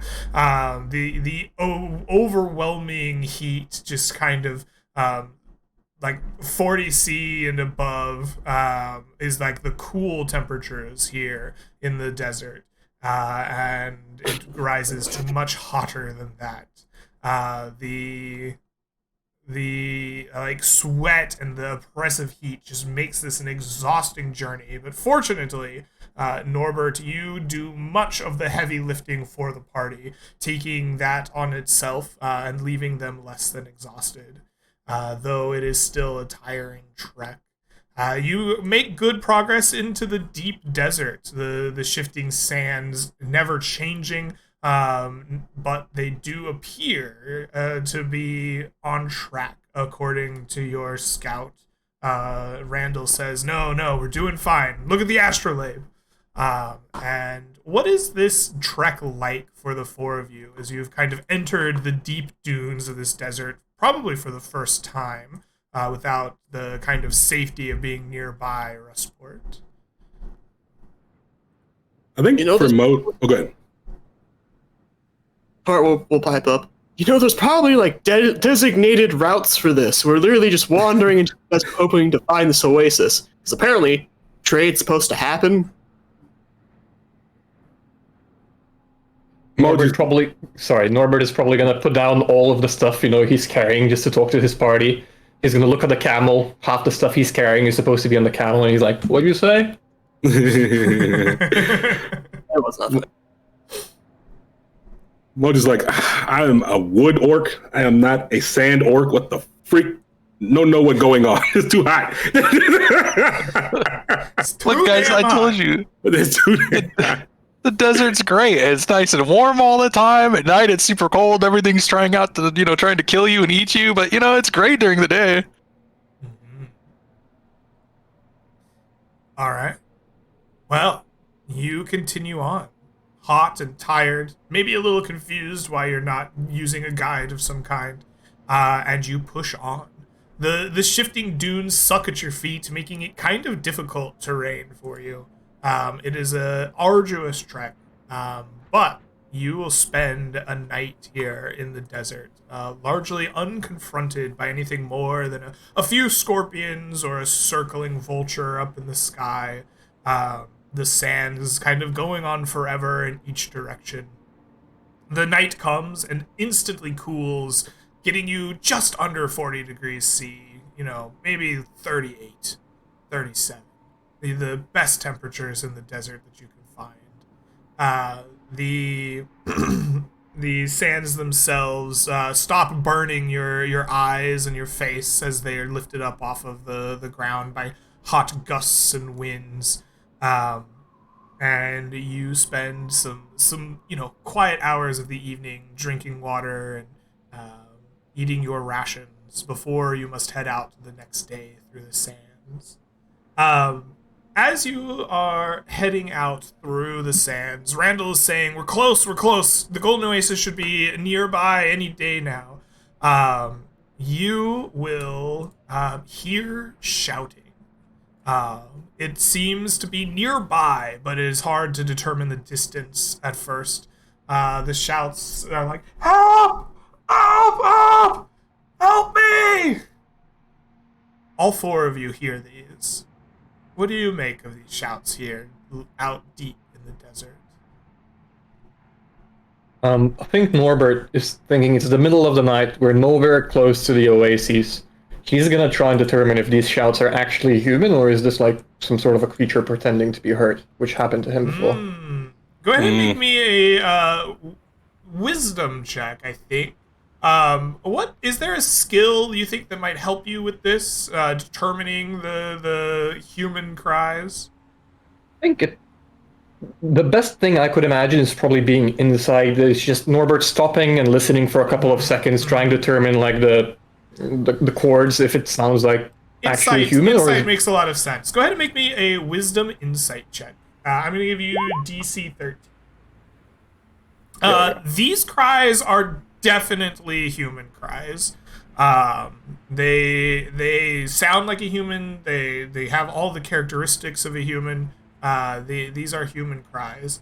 With a 15 as a success, there's something about them that resonates a little hollow with you. You're not sure what it is, but you get a bad feeling about these cries, though you are certain that they are human. I look towards the party, I express my concerns, and I'm like, do you guys want to help them, or? It's sad because you say that to them and you see Moji running off towards the sound. Oh, fuck, here we go again, guys. Moji is rushing through the desert as fast as he can go. The dunes sucking at your feet in the hot morning sun. As you arrive, Moji, before the rest of your party, you see a harrowing sight. As there is a man stuck in the sand and trees, desert palm trees, pummeling him, slamming their branches down, the evil palm trees. I have no idea how Moji instantly rages. He's running in, and he is going to kill every one of these trees. God willing, he'll do it. You rush in towards the evil palm trees as fast as you can go, certain that you are about to save a man from certain death. The rest of the party is following behind you, but you were quick to rush in. As you rush in, the palm trees, you're about to swing at one, and the palm trees disappear. And you instead find yourself surrounded by creatures, snake-like, horrid reptiles that are encircling you, and they have ill intents. Moji, you are surprised by these creatures. Could I roll for hit dice before we got here, though? Because we rested in the city? No? You can have a night's rest from your journey. This is out in the wilds. So you would be able to spend any number of hit dice that had remained in your pool after the fight with the marrow to regain HP, as well as regain any spells or class features associated with a long rest in the player's handbook. Things like wounds and exhaustion will not heal from a simple night's rest. Cool. Okay. Yeah. You are surprised as the brood guards will make attacks at you, claws slamming down upon you as they step up what were once trees, now these awful reptilians, as they are all going to smack at you. The first attack is a 23, and it will rip into your flesh for 4 points of damage. And he's going to take one of these. Yeah, all right. I will deal with those in a second. Yes, just do it when you can. Yeah. And then the second one will claw at you with a 15. Will that hit? No. Okay, that will not hit. perfect. The third one will claw at you with a 22. That'll hit. Take 6 points of damage. I'll take that. And the fourth one will miss with a 12. Yeah. Why don't I give these numbers here so that we can keep track of who is what? Yeah. So 1 and 3 were able to hit you. So it'll make 2 Constitution saving throws. I'm just gonna do advantage here. Both of them are going to fail. So 1 and 3 and 2 and 4, 1 and 3 are going to take 9 and 12 points of damage. Your lightning armor crackling, a shower of sparks and lightning as they cry out. "Ah!" Everyone, you arrive behind Moji, seeing him surrounded by these snake-like creatures. I want you to roll me initiative. Ooh. Can you make my token a 2x2 because I am riding on my battle camel? I absolutely can. Give me half a second here. Oh, wow. The lowest initiative I've ever seen. Boom. 3? It's possible to roll a 3? They're not particularly quick, no. But this guy is going to have a slightly different initiative. Oh, no. I roll a 3. Me. Oh, you rolled a 3. Wow. There we go. All right. With that, let us put on some combat music. The desert winds can stop blowing for the time being. Combat it is. And oops, that's the dice roller, not the initiative tracker. The first up amongst you will be Heart, riding on your battle camel. What do you do as you see Moji suddenly surrounded by awful lizard-like folks? Actually, less lizard-like and more snake-like. Heart rides up within reach of both of his lances, and he will stab at number 1. All right, Here's beautiful. 14? The 14 will hit a brood guard. For 14 points of piercing. For 14 points of piercing. Oh, the brood guard swirls around, like stumbling back from the force of your lance charge. He stares up at you. Ah! But Right as he follows up bloodied. with the second lance. Yes, he screeches at you as a lance comes thundering down on him for 6 more points of damage. Excellent. And time to use a feature I've never had because I'm a cavalier fighter. Ooh. That brood guard is marked. Ignore this. Essentially, if he attacks anyone other than me, I get to make an extra. I get to make a bonus action, but I'm dual wielding. I like it. Wall of text. That's my turn. Wall of text. He is marked. Randall, you are the next to react, seeing this this onslaught by Fuller. What do you do? I stepped on a leg as he rages and like runs into combat and will fling a javelin at this. We'll hit this one. We'll spread out the damage a little bit. I'll go for number 3.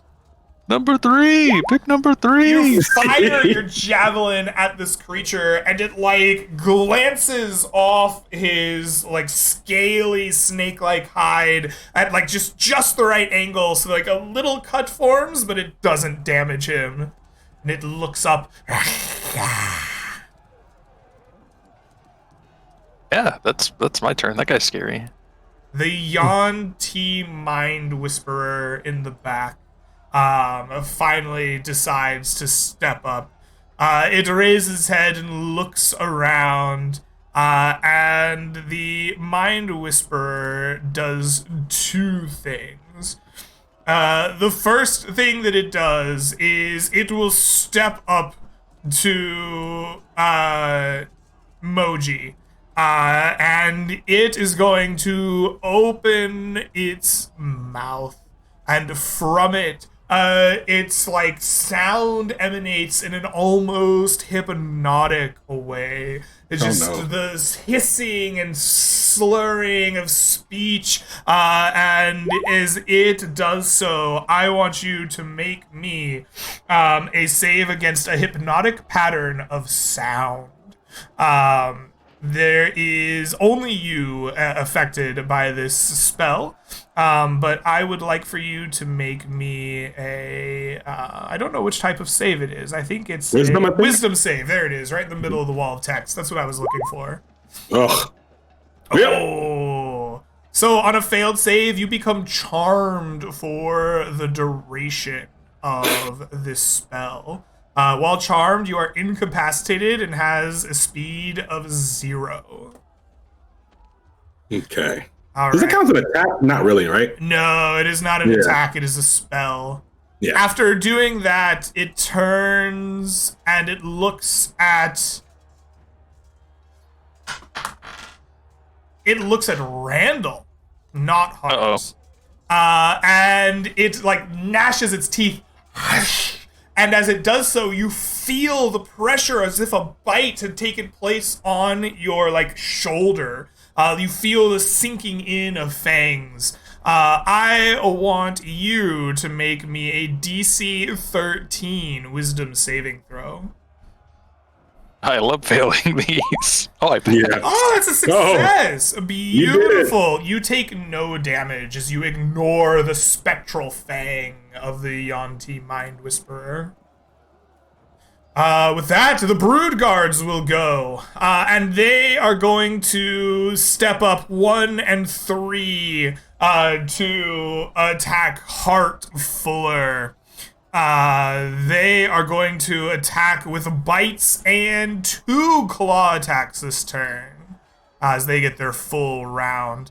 And they are going to choose their reckless feature. This is a little bit of just a barbarian. They gain advantage on all of their attacks this turn. Hart, the first bite is a 23. Will that hit you? That hits. All right. That is 9 points of damage. It will then make 2 claw attacks at advantage. That is a crit on the first one for 12 points of slashing damage. That hit. And the second is a 22 for Jesus. 8 more points of slashing damage. All right. Creature number 3 is going to do the same, making its bite with a 9, unable to sink its fangs into you past the camel. It will then make 2 claw attacks. The first, a 13, I believe, not able to penetrate your armor.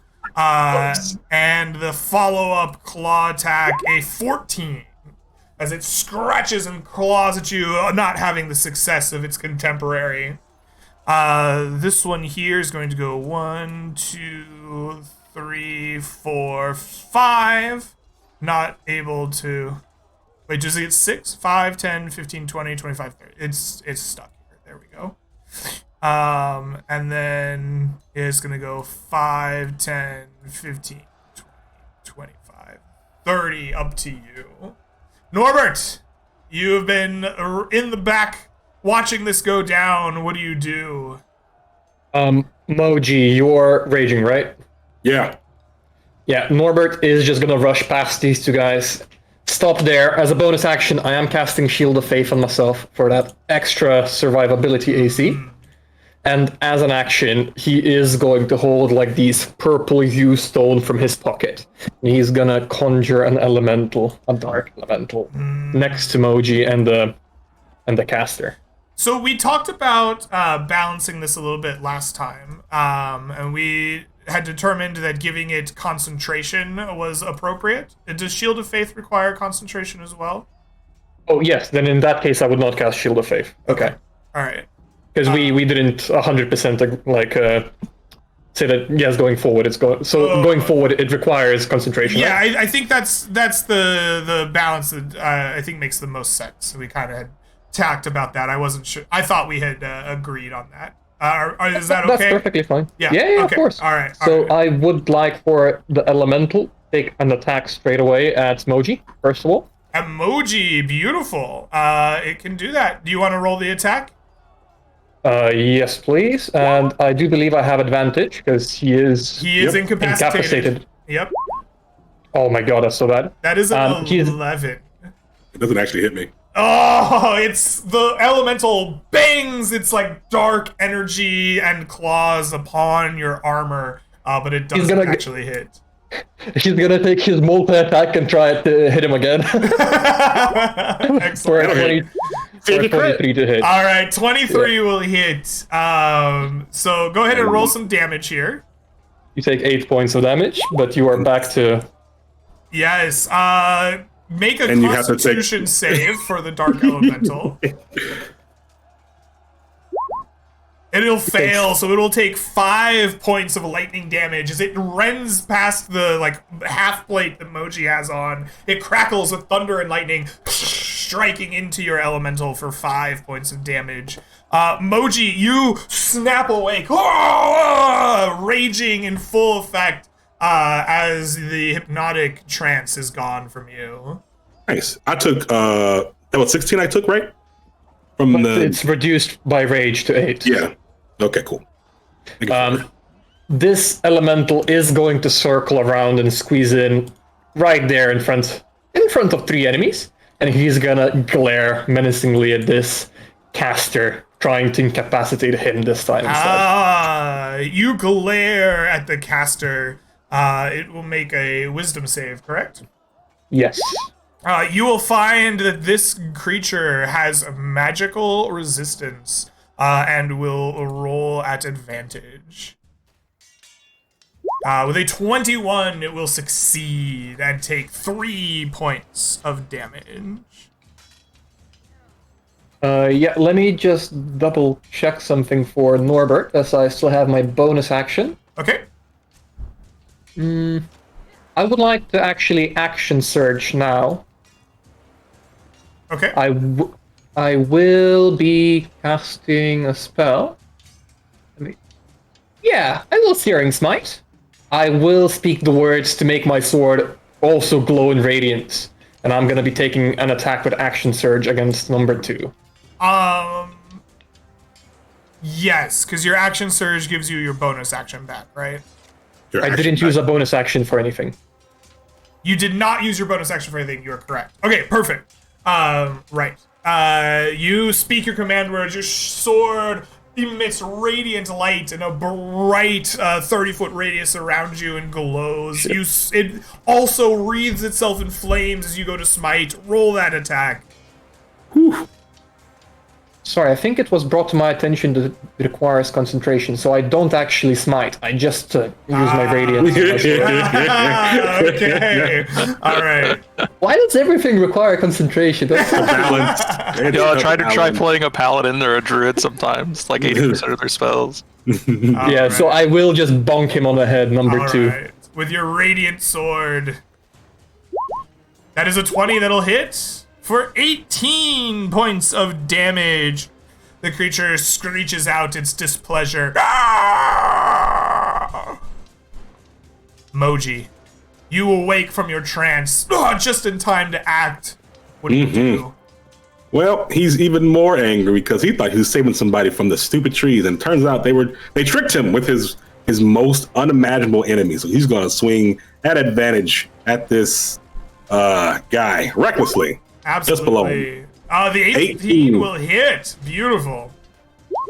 For 25 damage. Wow, that's a lot of damage. Yeah, kind of a low roll. It's a Kind of a low roll, he says. it's a mid roll. It's a mid roll. All right. That will bloody this creature. Only bloody? Moji's kind of shocked and ashamed at himself. All right, and with that, he will end his turn right there, growling menacingly at this stupid thing. Beautiful. Heart, it becomes your turn. You've been slashed and gashed by one of these creatures. What do you do? Pulling them back with his twin's lances, he'll exclaim to the rest of his party, "Don't kill them all. Maybe they know something." And he will kill the one. That part is on. All right, give me a roll to hit with your lance. At advantage, because it attacked him recklessly. Yes, it A did. critical hit. 22 He's points of dead. damage. 22 points of damage on number 1. That is 28, 37, 47, 51. That is death. The creature is pierced through by your lance as you drive it down into the, desert sands beneath it, almost staking the snake-like creature before withdrawing it. with that, he gives a bellow as he second wins for 12 more hit points. Ooh, very He'll beautiful. act third and then attack the final one next to him, number 3. You're gonna action surge? Yes. Okay, perfect. For 16 to hit. 16 I believe it hits for 15. Beautiful. That strike will bloody the creature. You crack ribs like in its like kind of torso. You can see them kind of almost like poking out of its reptilian skin. Definitely worse for the wearer, but still active. Hard. Do you mind me asking, are you level 2 or level 3? Wait, what was the Hard? question? Are you level 2 or level 3? Ah, level 3. Yeah, I got a message about that. I'm fixing it. Okay.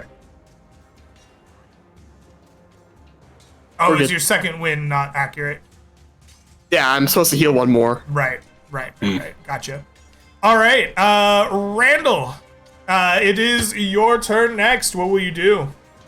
Let me just check some distances real quick. I don't like this thing trying to bite my mind. I'm gonna take an attack of opportunity to run over here and try to knock this thing out of Okay, existence. excellent. The Brood Guard will swing around. It's gonna choose its bite. It's gonna take a snap at you. And it is 10. It is unable to bite you. I want to bite myself as well sometimes. I will non-lethally attempt to knock this creature out with my shovel. Okay. Go ahead. Combat shovel, go! 15? 15. Let me double check its AC. That'll hit. 13? 13 points of damage. Very nice. You do not knock it out. I will bonus action slap it with the bejazzled butt. Right. Also non-lethally. The 19 will also hit. For Another 8 damage. So let's see here. We have 11 and 24, 49. That is... Wait, hold on. Did I do that right? 21 and 25 is 46, and 3 is 49. No, yeah, no. That does not knock it out. I gave it the bloodied condition too early is what is confusing me. But it is bloodied, but it is not down. Okay, He's on death's that's my door. turn. 49? No, he's not. It's a Yeah, tanky boy. All right. yeah. He's a bigger threat than the other guys. And it is his turn again. He is... Who does he care about more here? It's absolutely Moji. He does. He does care about you more. Oh, I know. Make me a DC 13 wisdom saving throw. Oh, not There's again. No, I wanted to attack. Oh, God. There's a big ass elemental in front of him, and he's like, "Nah, Moji." Moji. Moji. Moji's the bigger Threat. threat. All right. Oh, you feel sharp pain in your neck, like two fangs ripping into it. You fail your save. Please take from me. Please take from me 19 points of psychic damage. No! My one weakness. Oh, Okay. Alright. He'll take 38 from this thing, I guess. 14 if he doesn't save. Is this an attack? You have to make a save. Highs or lows, Moji? Highs. I never go low. Oh, this does not count as an attack for purposes of your Curses. armor. Yes. However, his next move will be as it gets to make 2 bite attacks instead of casting a spell here next to its spectral fangs. So it will go with a 17. Will that hit? That'll hit. All right, please take 7 piercing and 8 poison damage from its bite. You can reduce these by rage if you so Oh, it will. desire. And it I will have make to. a Constitution save against your half plate. Mm-hmm. This is a spell-like effect, and it has magic resistance, so it will have advantage Is the plate once around, or is it every It's time? you get every attacked? attack. time. It's strong. Yeah. 15. I believe that is a successful save, so it will take half, which is 7 points of damage. And then its second bite will come at you as well. With a 7, unable to hit you this time. All right, that is his turn. It is Broodguard's turn. We will start with the bloodied one here. It has been smacked around by the one Heart Fuller. It will recklessly attack you, Heart. First with its bite. A 21. It snaps its fangs into you for 3 points of piercing damage. It will then make 2 claw attacks. The first, an 18. Does that hit? That misses. Both lances just cause him to get back at the last moment as he tries to lunge forward. Perfect, yes. You put your lances in the way. It dances back away from your lances and then lunges forward one last time. With a 23, its secondary lunge will claw you for 4 more points of slashing damage. It is going to stay where it is because it doesn't want to get hit by a freaking elemental. This creature here is going to get on either side of Norbert to try to prevent him from moving. And then they will make reckless attacks against Norbert as well. The first with a bite is going to be a 14, not going to get it done. I mean, the 20 is the only thing that gets it done. I'm not stuck there with them. They're stuck here with me. That's all I'm gonna say. 21, will that hit you? Not even close. All right. And then they will make their final claw attack. With a 17, that's not going to get it done. We're going to... What is your AC? 24 at the moment. Oh, and okay. So we're going to Yeah. just roll 60-20. These will come in pairs. So first 2, second 2, third 2 is the advantage. Yeah. So that's not a hit, that's not a hit, that's not a hit. They do not hit you. Norbert, it is your turn. What do you do? Let's do the elemental first. Okay. I would absolutely love to help out Mr. Hart first and take a swing at the bloodied creature first with my elemental. Okay. I do have advantage because it used reckless attack, Absolutely, correct? you do, yes. So for a 27 to hit for the first That one, definitely hits. for 13 points of damage. 13 points of damage. Let's do math. That's 28, 38, 40. That is death's door, but it is not dead. The second one is 26 to hit, but I'm That- guessing it's Yep, proper that dead does now. it. And once again, this elemental is going to glare at the spellcaster, trying Okay. to immobilize him again. Absolutely. Your elemental just rips and tears with its dark energy claws, just shredding the snake in front of it before it turns around and puts its glare upon the spellcaster. The spellcaster will make a wisdom saving throw at advantage for a 21. That will take half once more for 7. Let's do some math. 14, 22... 32, 35, 55, 63. That will place the creature on death's door. Oh, perfect. Perfect. And Oh, sure. Norbert, Oh, no, your Sure. turn still. Yeah. Yeah, elemental went. Your turn still. Never mind. is any of them bloodied? I think, damaged? Hit one of them before. I think it was number 2, right? Number 2 has taken damage, yes. Yeah, I'll take another swing at him. Okay. 15 will hit. It's 22, right? Because advantage. Advantage, yeah, 22 will also hit. Yep. For 19 points of damage. 19 points of damage. Oh my god, I dropped my pencil. Okay. 19 points of damage. Your like large blade of light slashes through this creature, rushing past bloodied and taking it all the way to death's door as the creature like slumps down, a big gash of blood pooling on the sands below it. That's me. All right. All right. Moji, now it's your turn. It is my time to shine. This guy, he hit me in the head in a way that I'm not used to.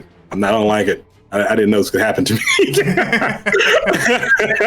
I'm going to attack him recklessly at advantage. This time, there is no escape as he dies. Oh, he dies. 25. Oh, yes, he does. Your great axe just thrashes this creature. It turns it into a bloody ribbon on the ground in front of you. Yeah, and Mojo will spit on him like jerk, and he'll move up 1, 2 with his bonus action because he killed a creature with his great weapon mastery. He can attack again, which is a crazy thing to think about because I didn't know that was. Yeah, I got it because it just made sense. But no, this is cool. And I attack. That'll hit. That'll hit. There's 24. no amount of damage you can't. You just absolutely shred this thing. Its head just goes flying off into the sands. Just. Can I say a funny joke? That is supposed to be a crit for you because it's a savage bite and you landed 4 attacks already. So that's 18 is actually a crit now. Oh, right. So, my God. Yeah, I'll end my turn, but I actually will roll just because I want to see what happens. It's Sure. 2d12. Yeah. Oh, wait, that's not it. That's not it. /R. That's not a D12 at all. Oh, So another damn. 7. 7. Would have been great. 29, 31. That's still more than half its maximum hit points. You take the snake head clean off the torso of this creature as it falls into the sand around you. Mm-hmm. And he'll end his turn there, looking at the last one, like, give up or die. Heart, it is your turn. All right, Hart comes on, pulling the camel forward. I'll attack non-lethally. Okay. As he just tries to run it through with the 12. Ooh, your lance, it turns to face you at the last moment. Your lance just slides off the gleaming scales of this creature. Here's the bonus action lance. As he follows it up for 6. But he turned and your other lance just goes right through his shoulder for 6 points of damage. Beautiful. I'll back up. That's his turn. Randall. Randall will run up to this creature, getting behind it, and he's gonna you should give up now, and he's gonna hit him twice, non-lethally, of course. 17? That'll hit. For 11 points 11. of damage. Beautiful. And then, oh, But the bejazzled Almost. butt just whiffs as the snake's head can move more than you expected. The uppercut just doesn't work. they're too strong, yeah. The Mind Oh, that's my Whisperer turn. is dead. This creature is going to roll for its morale, which it fails gloriously. The creature will disengage and move 5, 10, 15, 20, 25, 30 feet as it tries to race away from you all. There is no running. Norbert, it is your turn. What do you do? Let's do the elemental first. I will extract it. Don't kill it! Put him down gently. Make me a persuasion charisma check as you try to tell Yeah. the dark elemental not to kill something. Yeah. I don't think it's capable of doing that, but persuasion, charisma, right? Yep. Mm-hmm. You did tell him to put him down. Put him down. Hold him there. Oh, my the dark God. elemental looks at you, and you can feel annoyance just drifting off of it, but it slides up and prepares non-lethal dark energy attacks. Fly to the left. What? 13? Oh, a 13 is a miss. The dark elemental slams down and it's just a slower attack. It doesn't have the force behind it. And then he's gonna glare at him. All right, he glares at the creature. Non-lethal glaring, of course. Yes. Of course. Like your mom's glare when she's The disappointed in you. creature will make a wisdom save. And will fail. Yeah, it will take 4 points of damage and become paralyzed. This creature is now paralyzed. You can all surround it and bang its head enough times until it goes to sleep, if that's what you would like to do. We just tie him up. I think. Okay. We gotta do all that. You tie him up while he's paralyzed, and your combat will come to an end. I'm just gonna check these stupid snake dudes' bodies for like what specifically that one that was mind screwing him, and like how did you do that and go through all his stuff? Did he find anything interesting in there? Yes. Moji, you find some things, but give me an investigation check as you check the bodies as well. Ah, yes, Moji's greatest stat. Use advantage. Why would I have advantage? Inspiration? No. I'll say it when it's necessary. 12.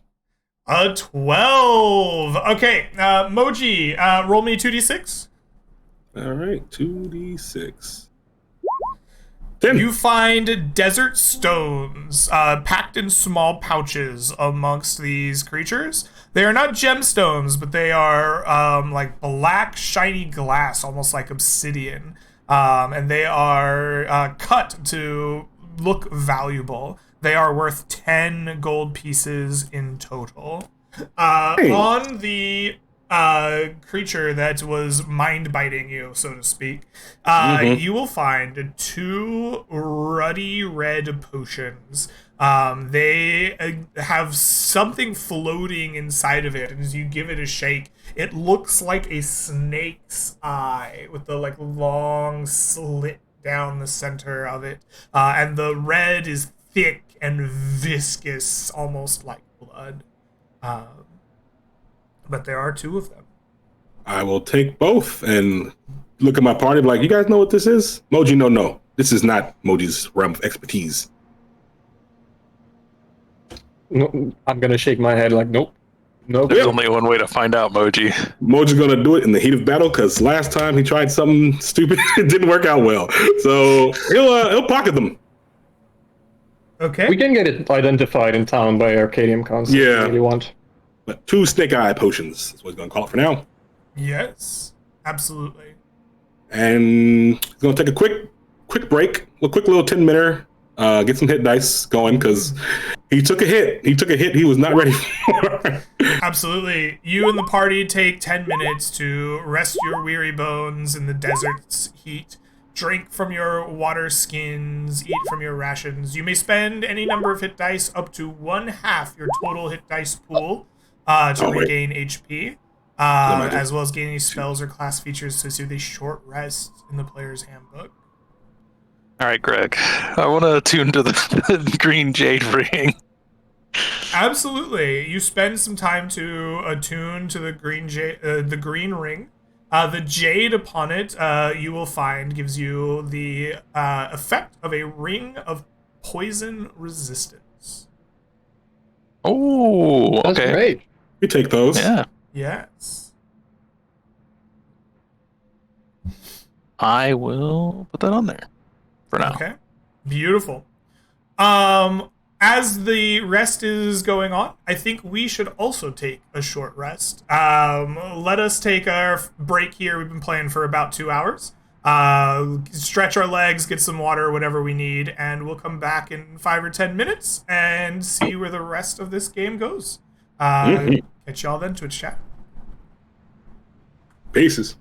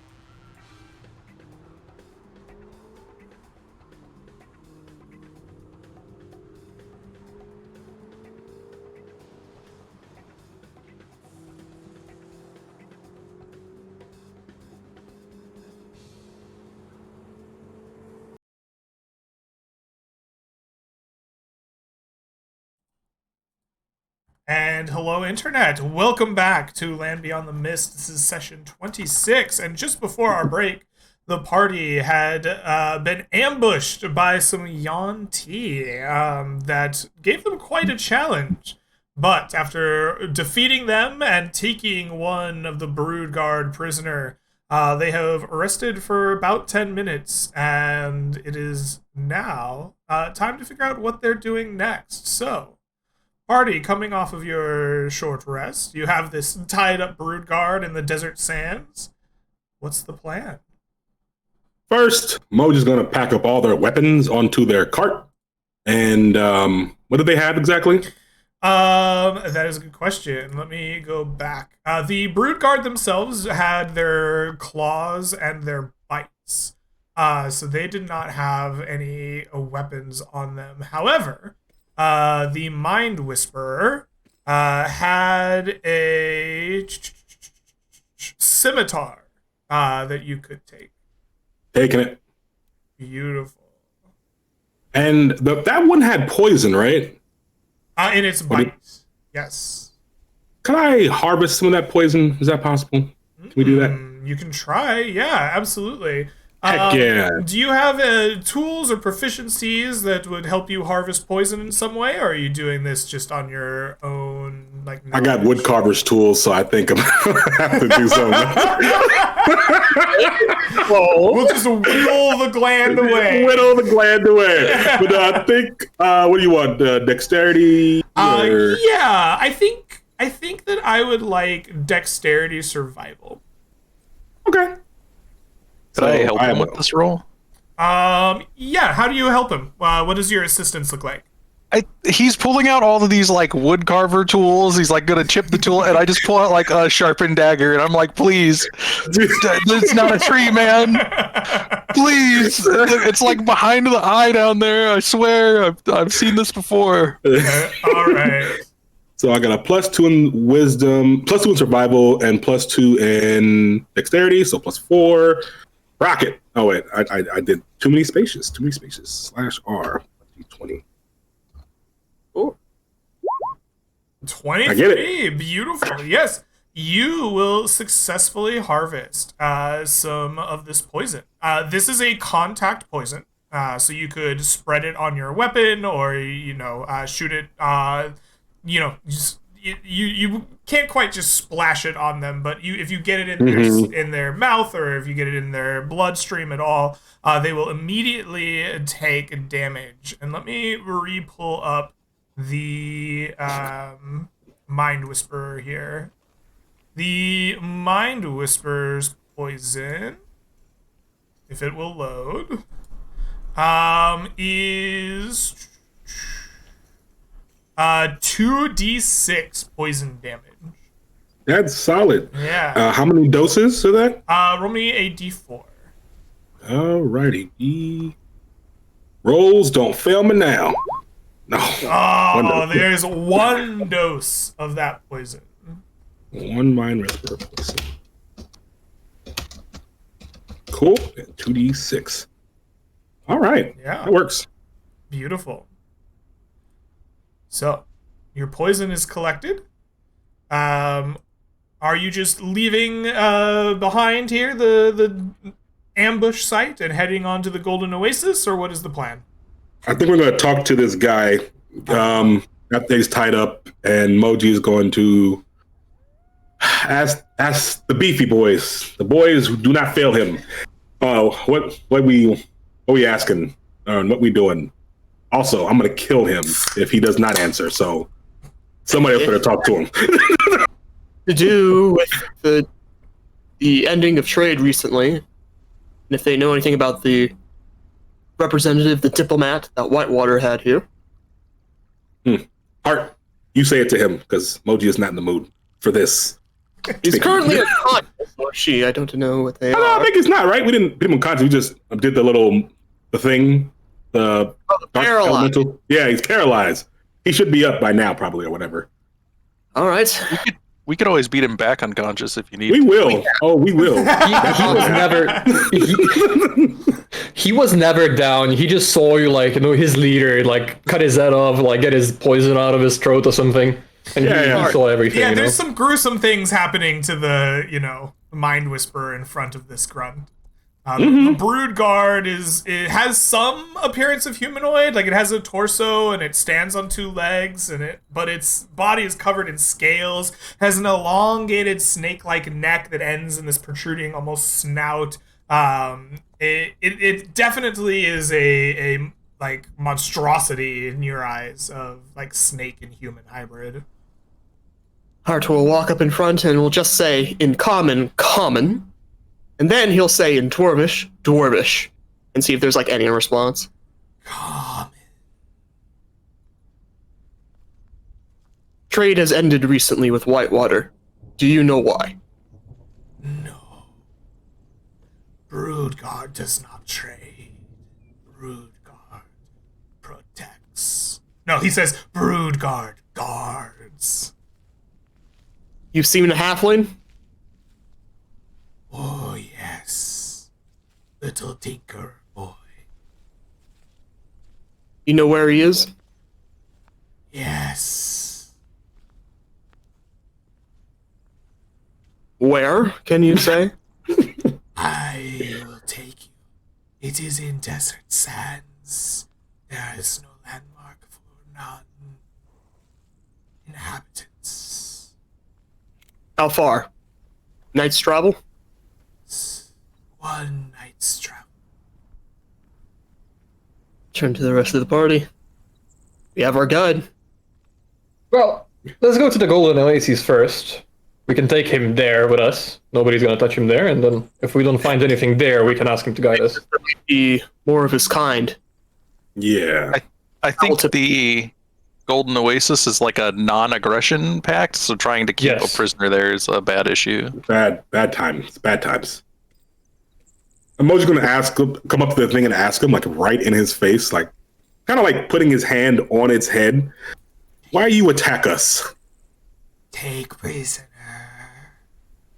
Sell to bigger snake cults. Are they in Desert 2 where we're going? No. Take our property. Oh, good. And then he'll He's like, gonna leave halfling. yeah. Oh, he's not gonna hurt him. We'll just stroke his face a little bit and just be like, you take us. And if you do anything crazy while Moji is with you, Moji is going to make sure what happened to your leader over there happens to you, but while you alive. Okay, Brood Good job. guards have no poisons. I don't care. You're strange man. Moji is a orc man thing. We are all You people here. strange orc man's thingy. Good, thank you. Moji will smile and start getting the stuff ready on the camel and get ready to go. All right. Well, you can choose to follow him. He is more than happy to lead you along the sand dunes. He's taking you away from the Golden Oasis. You're going kind of northeast, kind of opposite where you were heading before, out into the deeper desert dunes. The trek is once again long and grueling. He seems less perturbed by the heat than you are. He like opens his mouth wide and a snake-like tongue tastes the air, and he just kind of leads you through the dunes, almost making better time than you can. He has to kind of pace himself a little bit as he's slithering through the sand. Doesn't have it suck at him the way your feet and boots and camel toes do. Camel hooves. Better. Camel. Yeah. And the trek is about a night. He will attempt to push on in the evening, but will stop and rest with you as you tie him back up or knock him out, whatever you do. And early into the next day, he kind of tastes the air and stops. He says, "Over the next stew, Are we gonna get attacked? Most definitely. Moji will say, if you can get them to give us halfling, you live. Hold on. I have no power. I am God. Okay. Come. We don't even know if this is the halfling we're referring to. It could be. Oh, yeah. We'll describe the halfling, and his name, was it Sayori? Sayora? Sayora. Little Tinker Boy has no name. He is prisoner. How long was he prisoner? One moon cycle. A month. Does this match up with how long, like, the Roughly. Yeah. If you had spent the time to make your investigation with Auric a little deeper, this timeline kind of matches up with the breakdown in trade. I would like to ask the snake boy a question as well. You say you sell slaves to other snakes. Can you sell this slave to us instead of us fighting? Not you, but your big boss. You can try ask.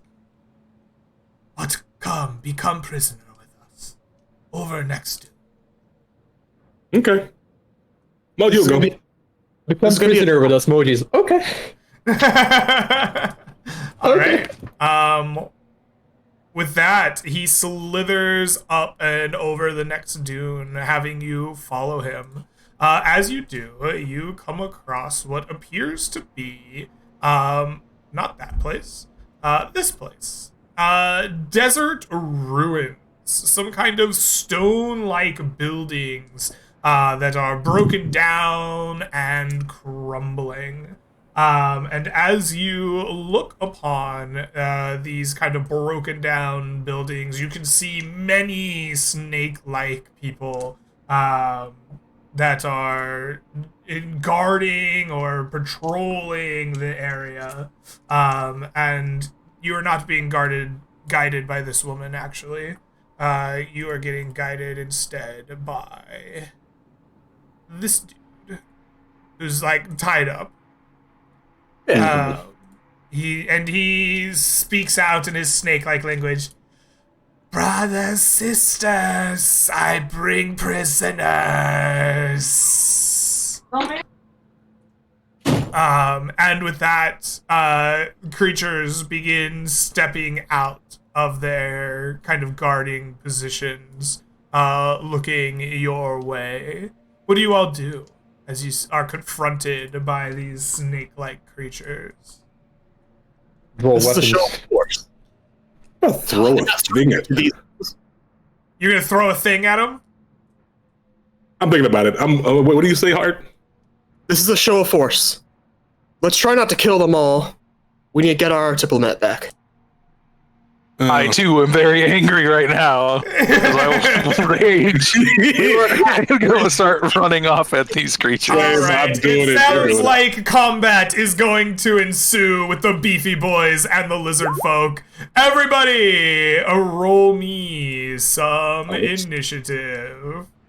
I actually did a 21, but I didn't click my token, so. Oh, okay. We can just click your token, roll again, and then we can adjust it to a 21. Got it. Yep. I always roll so poorly for initiative. Thank God I rolled the first one. Holy crap, 7? No. Roll. There we go. Alright, Up the the Brood Guard will act on 20, and the Mind Whisperers here There's 2 of oh shoot. going to It's fine. react on 7.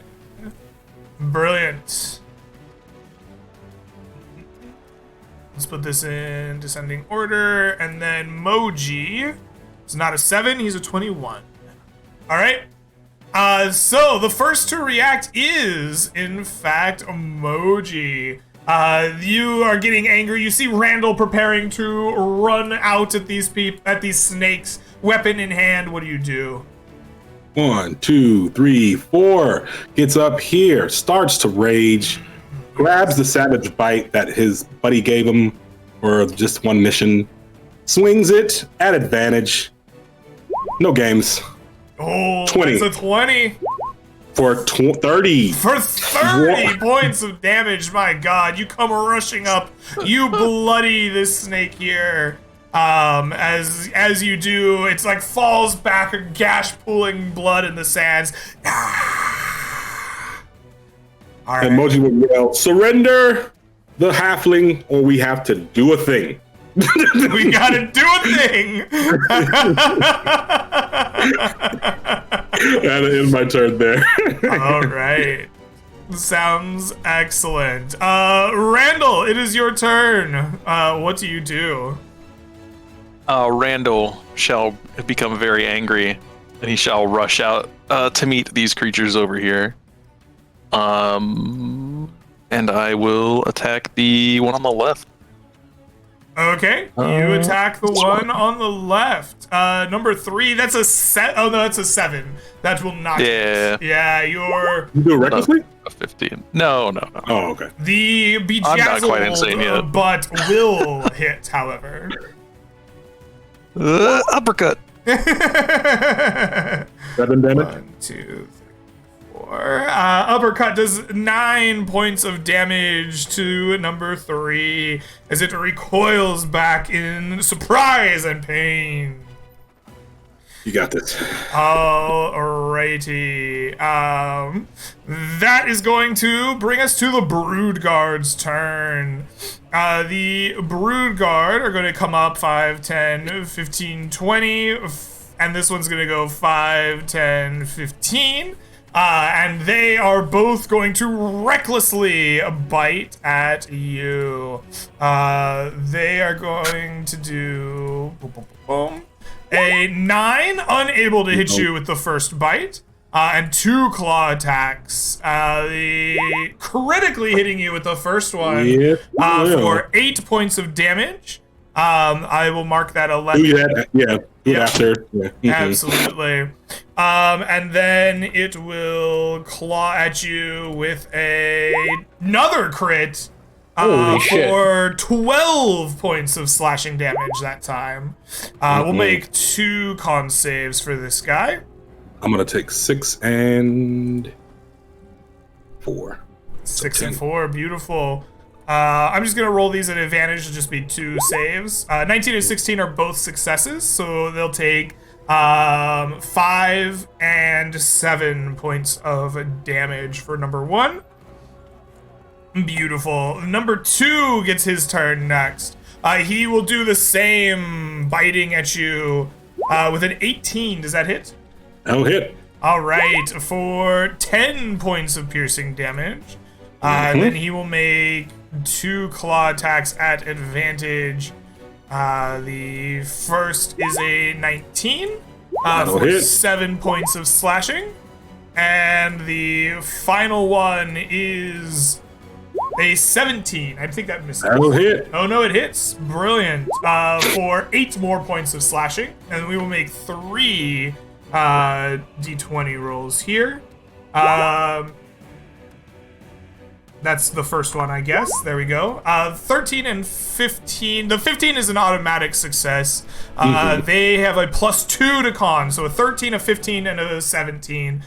2 saves, so they'll take 5, and 3 is 8, and then they'll take the full 9 for 17 total damage. You in the attacks, lightning strikes and crackles after each one, and as the third attack lands, this creature falls back, fried and crispy. Oh, nice. These 2 are going to surround Randall, and they are going to recklessly attack you as well. They are going to take a 22 for That'll hit. 4 points of piercing damage on you. They are going to do 2 claw attacks. 18, probably miss. That's a miss, yeah. Yep, and critical hit for 12 Dare you? points of slashing damage. What's happening? Second one will make 2 bites. An 18 we established was a hit. That's 3 points of piercing damage. An 18's a miss. Oh, an 18's a miss. It's I not have 3 points of 19 piercing AC. damage. Correct, Yeah. correct. Sorry. My brain fell apart there. Oh, as good. it is wont to do. 16 is a miss as well, and the final claw attack against you is a 15, so ineffective. This number 5 here is going to go 5, 10, 15, 20, 25, 30, 5, 10, 15, 20, 25, and 30 up to our Norbert's. But it is unable to attack. This one here is going to go 5, 10, 15, 20, 25, 30, 5, 10, 15, 20, 25, and 30 to here. And these guys are going to go 10, 15, 20, 25, 30, 5, 10, 20, 25, 30, and 30. It's more than I thought. Yeah, there's a lot of snakes here. 30. And these guys are going to go 5, 10, 15, 20, 25, 30, 5, 10, 15, 20, 25, 30, and 30. All right. Heart, it becomes your turn. What do you do? First thing I would like to do is please make my token a 2x2. Oh, yes. Riding the camel. Boom, there you are. Camel rider. He sees both sides of the combat, and he'll just like... He'll have to go around. But he'll go right over here as he just circles around with the camel. Twin lances in hand. And he will go all the way. He'll summon the black wing from his back. Dang. And he'll attack this first one beneath Randall at advantage. All right, please make your attack roll. 19 to hit for 5 times 2 is 10. 10 points of damage. On the one beneath Randall is number 4, right there. Beautiful. Your lance strikes true, crunching into its back as it turns. As it looks Bonus at you. action. Another 19 to hit for 11 or 12. 12 damage. Beautiful. That is going to be 22 points of damage. It does not bloody it. But you have hit it twice for great damage. Action surge one last time. 21 to hit for 30. There we go. That's what we were 30 looking for. and 22 is 52 points of damage. That is going to kill this brood guard. Just gonna pull back like this. I have all the movement in the world. The camel just like back and forth. That'll be my turn. Beautiful. All right. That is your turn for now. Norbert, it is your turn. What will you do? Norbert just witnessed one of his allies drifting a camel around him. What Norbert is gonna do is he's fine. He's fine. There's 3 snakes there. He's gonna be fine. He's gonna move 30 feet to there. Okay. I would like to cast my elemental. You move past Yep. this guy here. He's going to make an attack of opportunity at you. Oh yeah, absolutely. Not a problem at all. Beautiful. We're just gonna roll a d20 and see if he crits you. We've established that that's all that matters. Okay.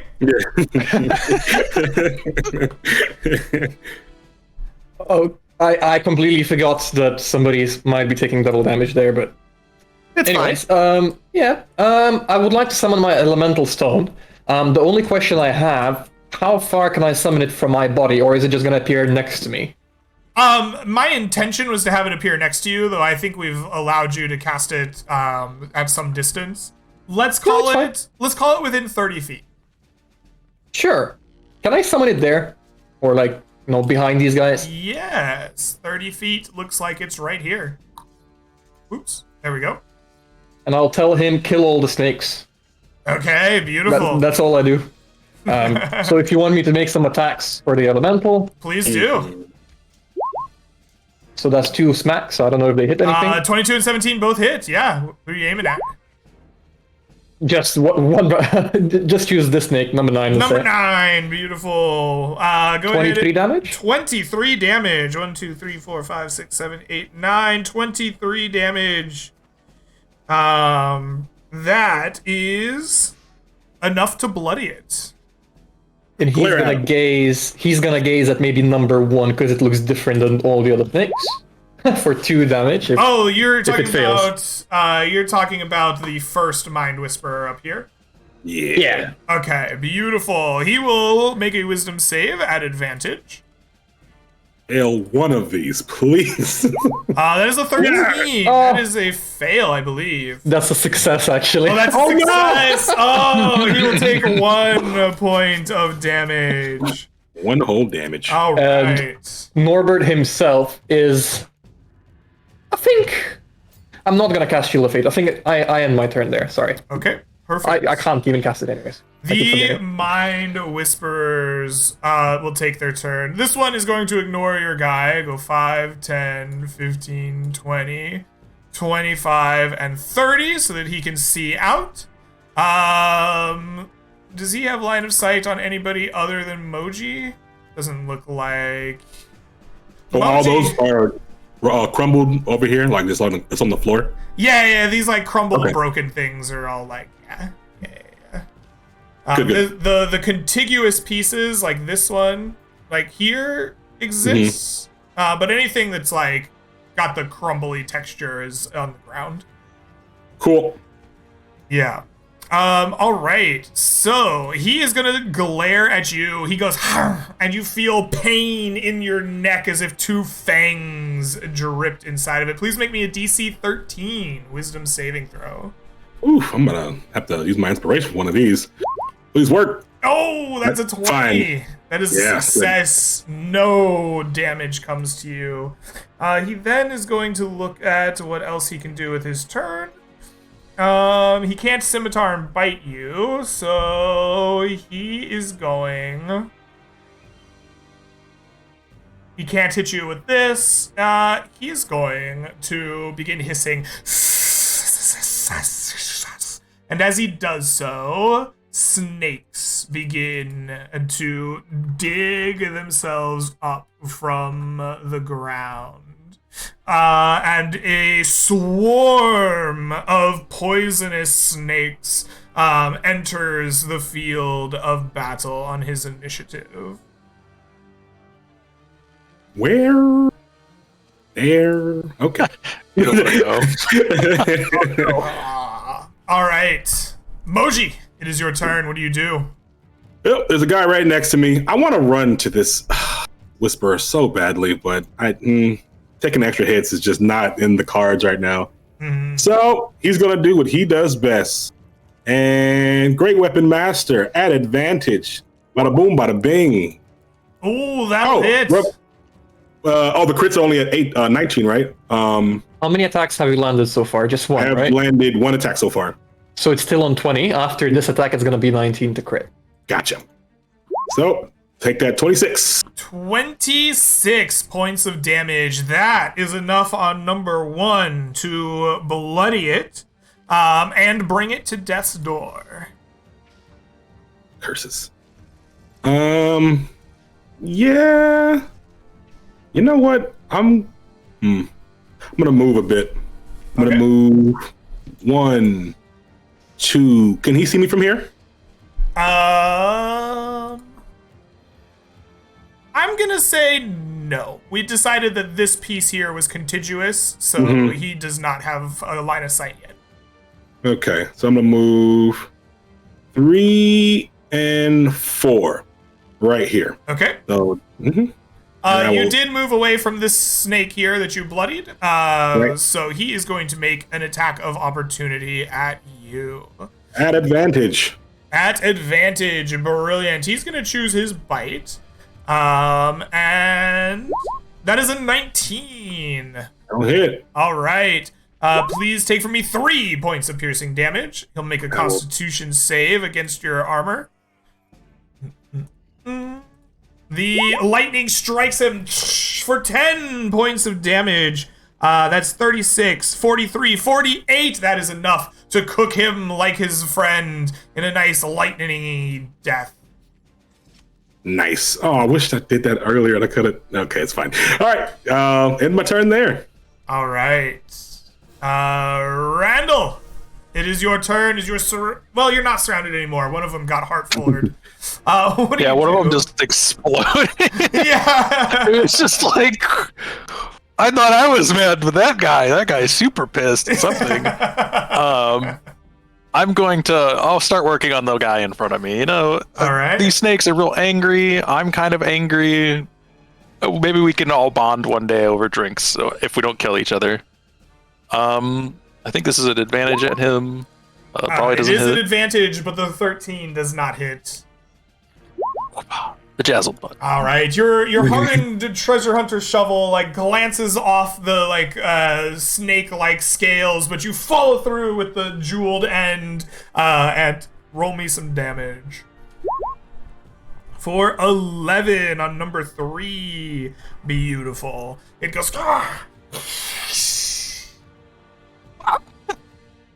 I'm sorry. Not really.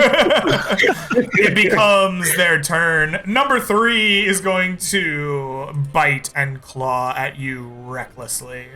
Its bite will sink into your armor, or into your, I don't know, you don't have any armor. It misses. You just duck out of the way as it is unable to clench its bite around you. It attempts to claw at you with a 14, not able to do it. And finally, with a 14, this one misses. This one here is going to make 6 attacks at you, right? Yes. So we're just going to roll 60-20. In pairs, they need to hit a 20. Oh, the 19 is so close. It doesn't happen, though. He misses entirely. Unfortunate. This one here is going to go 5, 10, 15, 20, 25. It'll take an attack of opportunity from your elemental here. Oh, your elemental is too otherwise occupied. This creature is going to make 60 20s against you. He manages to crit you. Beautiful. As he's about to crit me, my lucky side shines for a second, and the crit turns into a miss, probably. Roll me another d20. You lucky son of a bitch. Oh, the bite just, was going for your neck, and then, a gust of wind makes it trip a little bit, and then its bite just, goes across your plate mail, unable to hit you. That's crazy. All right. This one here is going to go 5, 10, 15, 20, 25, 30. 5, 10, 15, 20, 25, 30. It cannot reach you. This one here is going to go 5, 10, 15, 20, 25, 30. 5, 10, 15, 20, 25, 30. And that means this one was right next to it, so it can get to here. These two are going 8 and 9 are going to make attacks at your elemental. Wait. Oh, okay, never mind. You did 60 movement for those two, right? Yep, 60 movement. They don't get to attack. Exactly. And they attack recklessly. A 19, that'll hit your elemental. Yep. 14 please AC. take 3 points of piercing damage. So 1 because non-magical. Correct. Wow. And then the claw will crit for 8. 4. Oh, yeah. And it will hit for 4. And then the 9 is going to make its attacks. With an 18 for 5. And 2 claws for 3. And a crit again. Another crit. Oh, for 5. All right. That is all of our remaining snaky boys. No, there's one left down here next to Heartfuller. Yeah, that guy. Its attacks. Oh no. Yes, Heart. Finally got the bits out of the way. The first one is a miss as its fangs cannot reach you on top of your camel. It then reaches up with its claws trying to slice at you. Critically hitting you, getting underneath your like half plate for 14 points of slashing damage. 28. Oh gosh. All right. I am bloodied by this blow. And then it swings again with its claws for a 17. Misses. Misses. Thank God. All right. Heart survives the onslaught. And it is your turn. Your black wing extended behind you on the camel as your curse, or your not your curse, your mark of death is still active. What do you do? Pain rides up the side of my body, but I bring both lances forth. Yes. Advantage.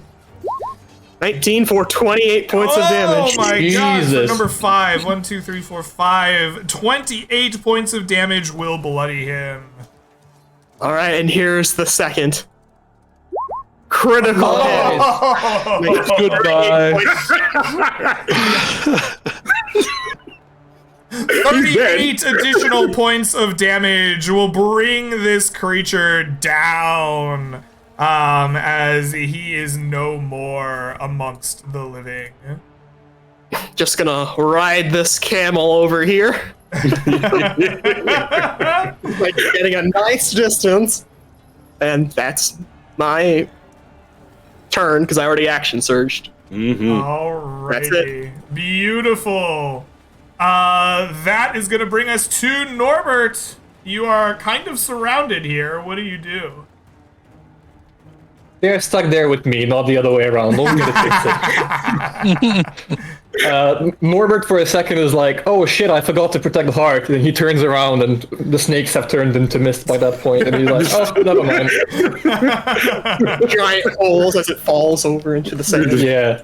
So Norbert, he's gonna pull out his long sword. He's been liking this sword, you know. He's been doing some work for him.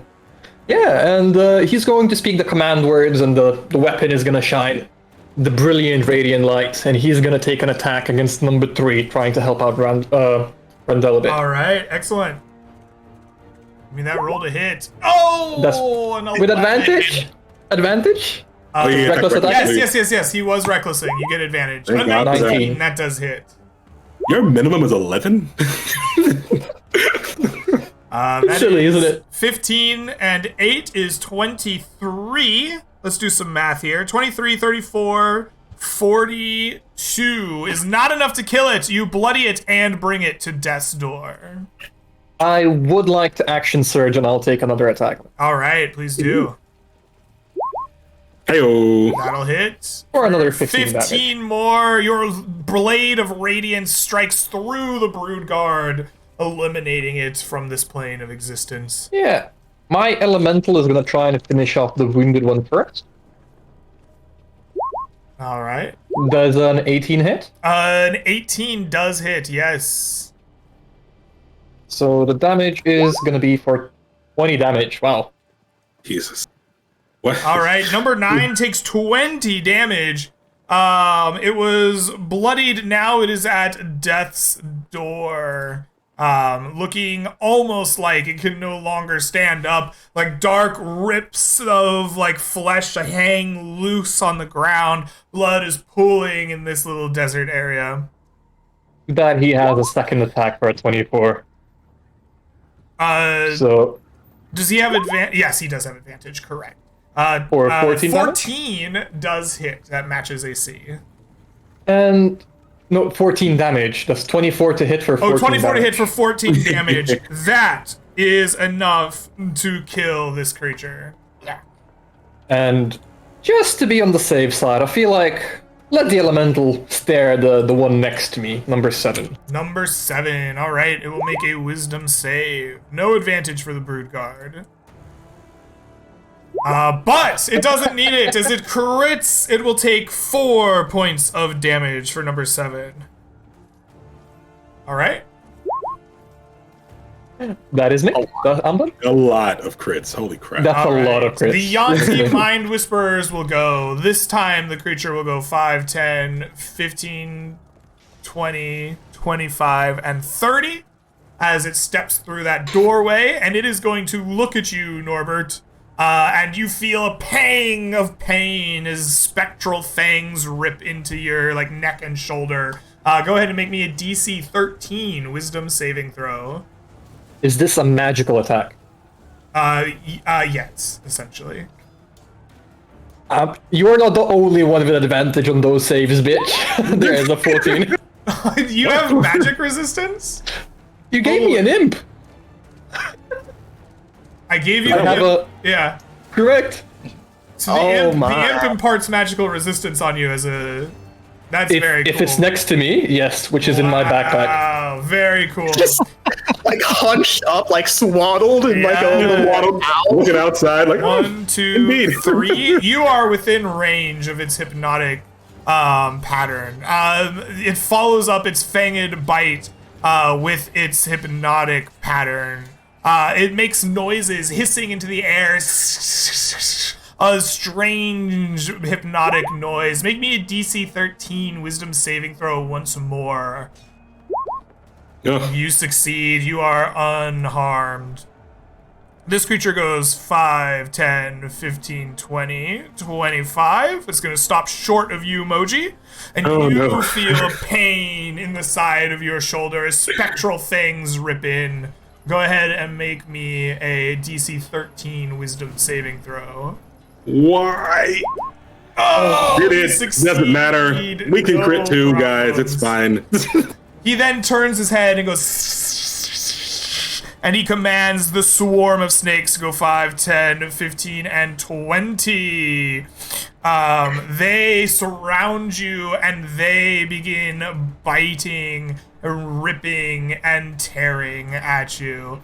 Do it. They are going to make bites here. With a 12. Doesn't even work. That's not Doesn't even work. Well, actually, no. You get advantage because I was recklessly doing stuff. Ah, beautiful. How about a 22? That's much That'll better. definitely hit. You know, Please take for me 11 piercing damage and give me a DC 10 Constitution save. oh, Constitution save. I got these though. I got these. Here's All a right. question I would like to raise. Yeah. If all the snakes are attacking Moji recklessly, does that mean Moji has to attack them recklessly in turn? I don't have to. No. The Moji does not have to. No. Yeah. I just like to. It's my thing. So it makes me strong. So you succeed on your save. You will take half of the 14 poison damage. So you'll take 11 piercing and 7 poison from the swarm of snakes. And okay, so 7 poison turns 8 into total. 3. Yeah. All right. Beautiful. That is their turn. Moji, it's on you. What do you do? Well, want to do what emoji does. Well, okay. Is any of the guys next to me looking kind of wounded? Kind of. Those Full HP. are 11 and 12. No, they are not wounded. They're full HP, so I don't care about them. Then I'll take the attack of opportunity from one of them, and I guess the snake's still next to me. So the one guy. All right, sounds great. You step out of the swarm of snakes. The brood guard chooses its bite, and it will have advantage. That's a 7. It misses. And Emoji is gonna look at his party. How 3 of them are over there, and he's by himself fighting a good ton of them. He's like, I guess this is fine. And Moji's gonna do the thing he does best. Well, oh yeah, and this guy didn't attack recklessly, so I have to attack him at advantage anyway. So, but ow! Oh, that 8's not gonna get it done. No. You attack, but you miss. What happened to me? Oh, Okay. no. Moji looks a little concerned. He's like, okay, well, you guys got it. Come on, help me. Help Moji. But it's fine. And it turns there because he can't do anything else. All right, Randall, it's up to you. What do you do? There's some weird stuff going on here. I'm running this way. I'm going after this snake guy. Okay, I'm excellent. gonna run up here and start going after him. This one. The Nice. 21 will hit. All right. Oh, big damage. Unfortunate. That'll take there. 8 points of damage. Brilliant. And then the bejazzled butt will whiff. That'll miss. No. You grew wise to your attacks. They're too powerful. That'll be my turn. All right, the brood guards will go. So we have a bunch of brood guards. You're gonna have this guy step up here, and you're just gonna get kind of surrounded by lots of attacks. I'm We're ready just gonna for it. go 60-20 for each of these guys, just to try to speed things up. So Yeah. they're in pairs. So let's get there to hit a bonus here. So I have it in my 19, head. 19, and a 4 hits. Yeah, that's a 19, a 19, and a crit. 4 hits. 4 hits, beautiful. So It's actually looking bad for me. let's roll. So the bite is D8 plus 2. That is 5 from the first bite. And then we have a claws D6 plus 2. So you get 3d6 plus 4 for the 2 claws. That is 18 from the claw attacks on the first guy. Cool. And I'll just do lightning attacks after. yeah, that. I'd say just take the 1 and use it for all the attacks. That the one I sounds just great. rolled. Yeah, that sounds Yeah. great. Yeah. And then we have None of those hit. a 13, 11. Yeah, none of those hit. And the third Wow. guy goes 21, 19, and 11. So 2 hit. 2 hit. Yeah. So we'll get D8 plus 2 for 5, and we will get a D6 plus 2 for 4. 5 and 4 are the other two. Okay. And then there was 3 from the first guy, which is going to be 10. He will make 3 con saves. These are at plus 2. That is a 10, a 5, and a 21. So 2 of his will take 9 points of damage. So that's 18. And then the other one will take half for 4. 22 in total. Just misses, bringing him to bloodied. And then the last guy hits you twice. He will make 2 of these saves. With a... rolling the dice. Come on, roll 20. Come on, roll 20. I believe in you. You've been rolling a lot of dice. It broke it. They I both did. failed. 14 and a 12. So only 1 success there. You will take 4 and 9 for 13. How about it was 15? Oh, is it 15? Oh, okay. Yeah, So no 15. successes. He will take 18. Mm-hmm. Beautiful. That is all of them. Then we have 2 guys doing the same thing to good old Norbert. We're just looking for crits against you. We've broken roll 20. We have broken roll 20. Just roll 18 d20s. Oh, Oh! There is 2 crits against you. How lucky you So, feeling? Bite. I'm gonna lucky the bite, You're gonna lucky and the I'm bite. gonna take the Okay. claw. Yeah. Roll me a d20 again. Maybe you're gonna crit. Who knows? He does not. Okay, so you'd get crit once. So we're gonna do 2d6 plus 2.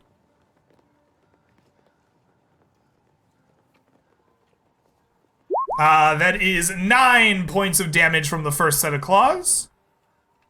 And then Yep. we have... Oh, so close, but no crits on the next step. How are you critting so often? Damn. So off. This guy here is going to attack the elemental. Oh, you failed your save. Does the elemental disappear or does it go rogue? Is the Highs or question. lows? Oh no! It attacks everyone. I just rolled a Hard mode. 4, so it's gonna be highs. It's gonna be highs.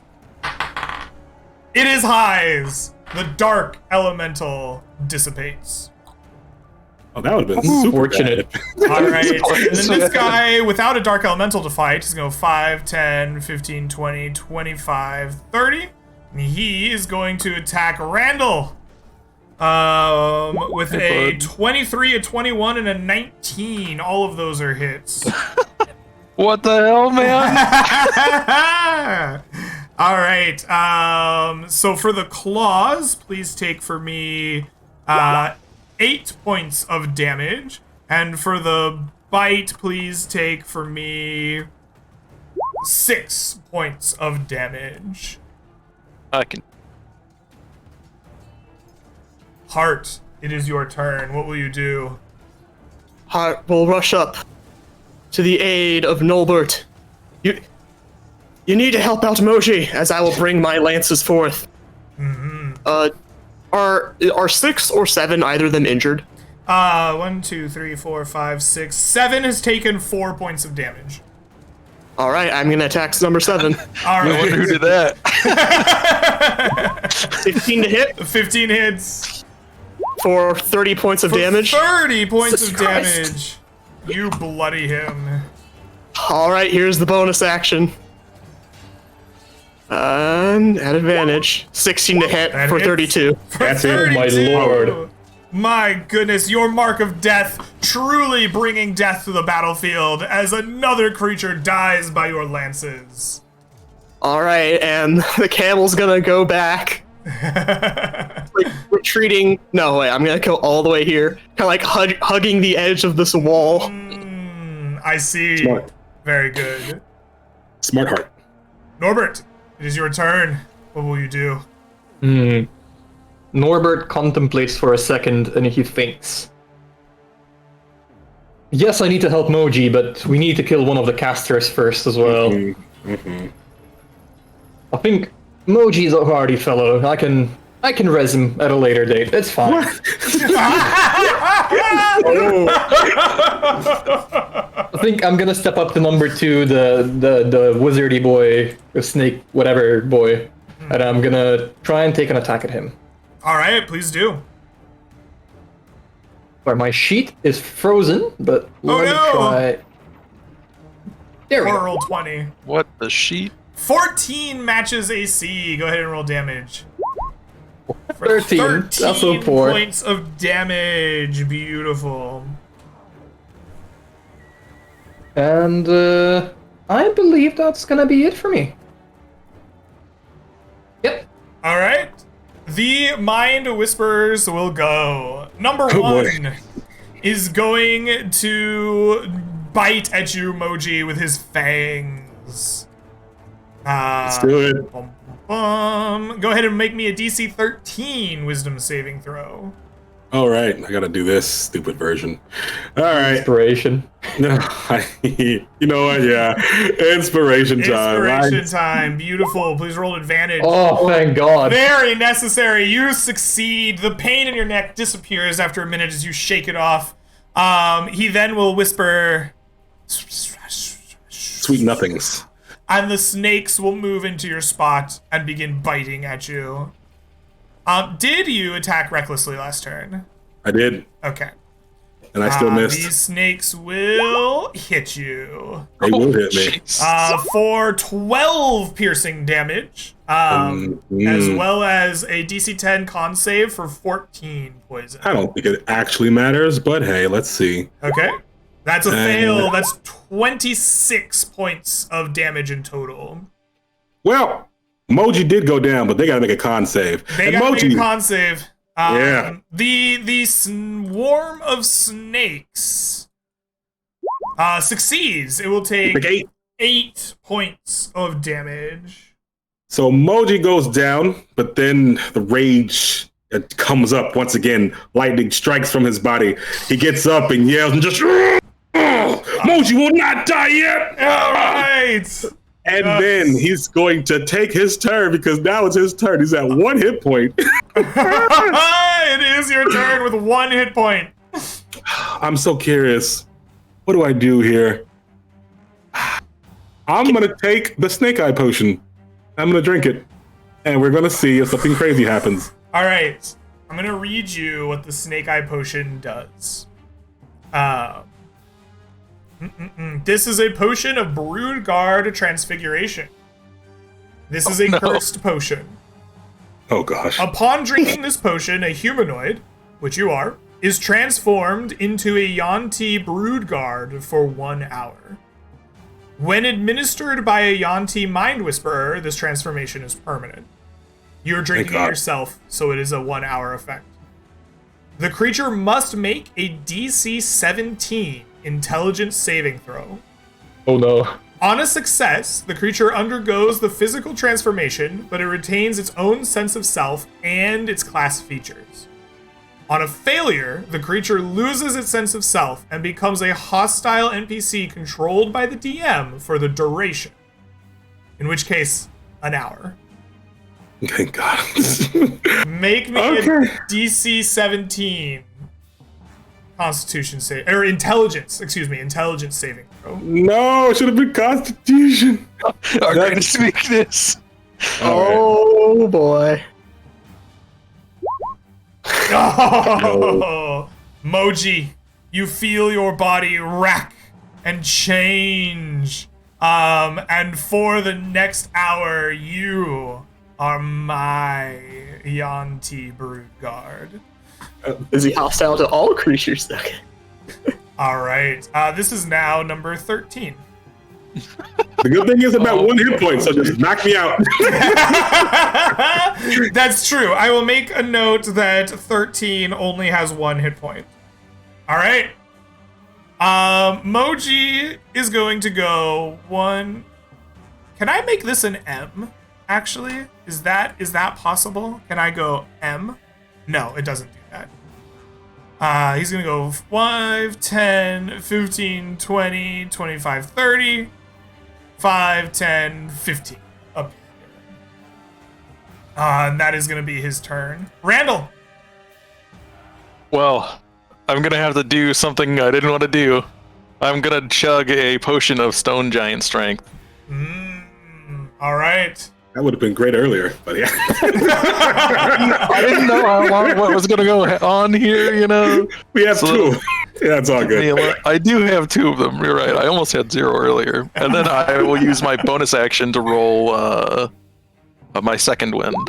All right. 4 whole HPs. Your muscles bulge and burst at the seams of your non-existent clothing. Your loincloth flaps dangerously high for a moment. And you are ready to wreak havoc as you regain 6 hit points. The Brood Guard goes. Moji's already went. This Brood Guard here is going to attack you, Randall. It will make 60-20 rolls.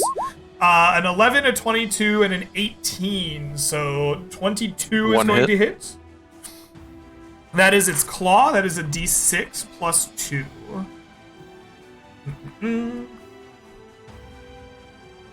Please take for me 3 points of damage from that guy. This one here is going to go 5, 10, 15, 20, 25. And he is going to attack Heart. All right. He's going to make the attacks with an 18, a 17, and a 20. Final one hits. The final one hits. All right, that is the d6 plus 2. Please take for me 6 points of slashing damage. Good. I do. This one here is going to go 5, 10, 15, 20, 25. And it will make attacks at good old Norbert. Unable to hit you. This one here is going to go 5, 10, 15, 20, 25, 30. It's going to stand in the space of this dead one. I would like to take a reaction against that one. Please do. Get shoveled. That is a 19 that hits. All right, 15 damage. Does that include the extra damage from your strength? Yeah, I just increased my strength score. I recorded how much strength I had beforehand. Perfect. I like it. So that is number 11. That will take 15. As it arrives here, it's going to choose Randall. With a 21, a 15, and a 21, we have 2 hits. The claw attack is going to be 8 points of damage against you.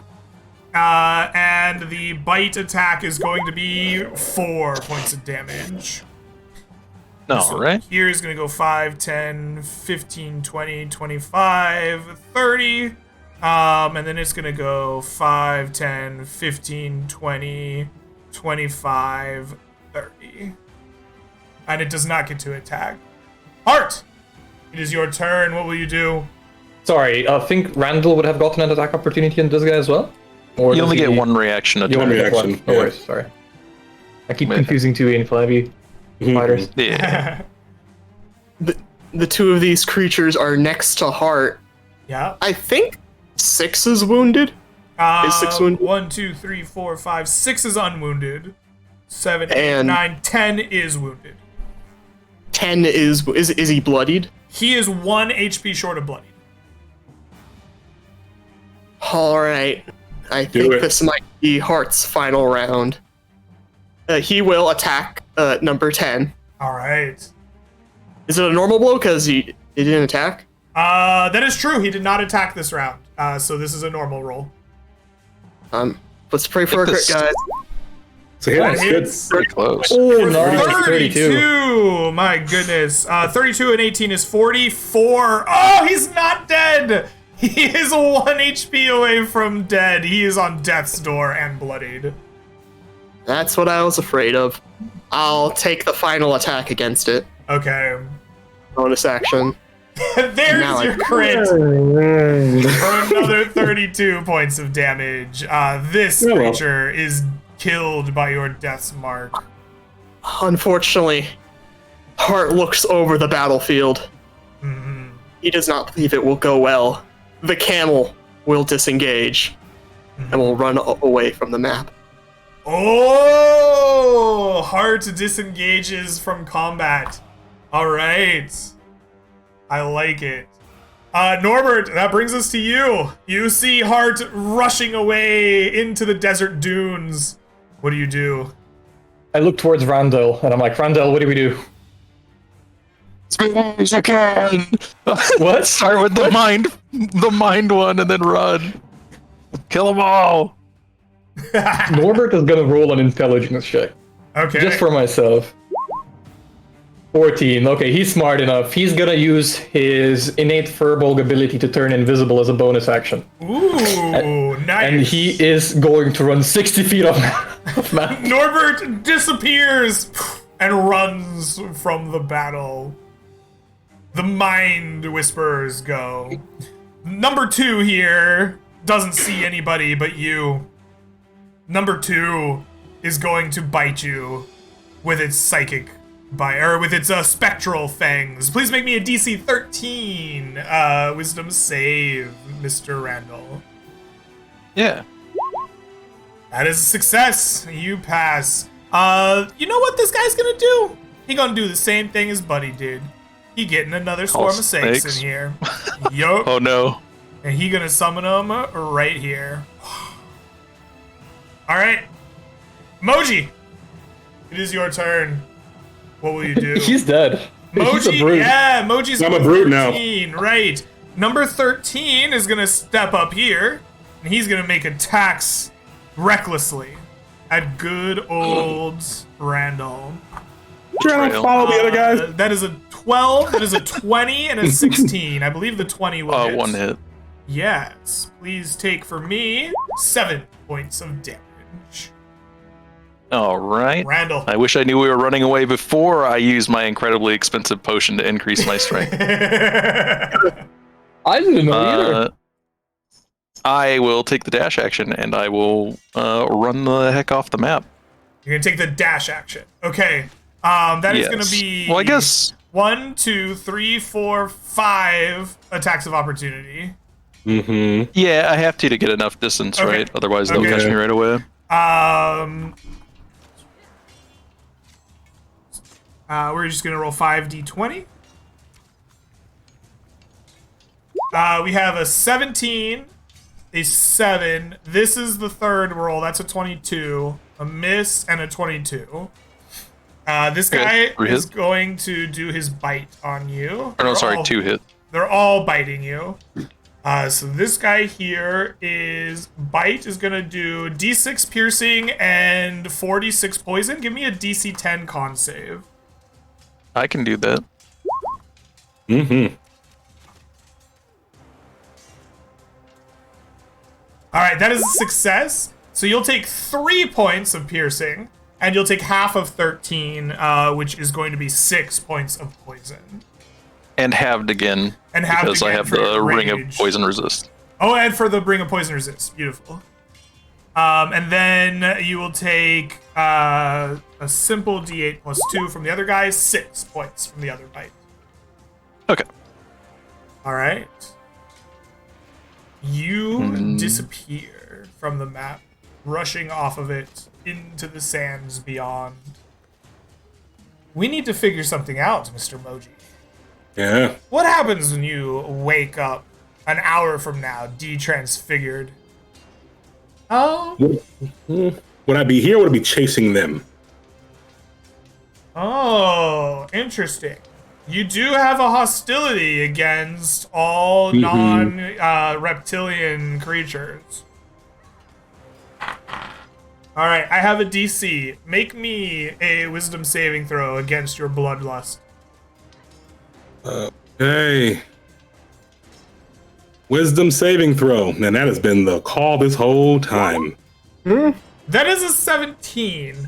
You are going to beat the DC I have for you. So success here will indicate that you are bloodthirsty.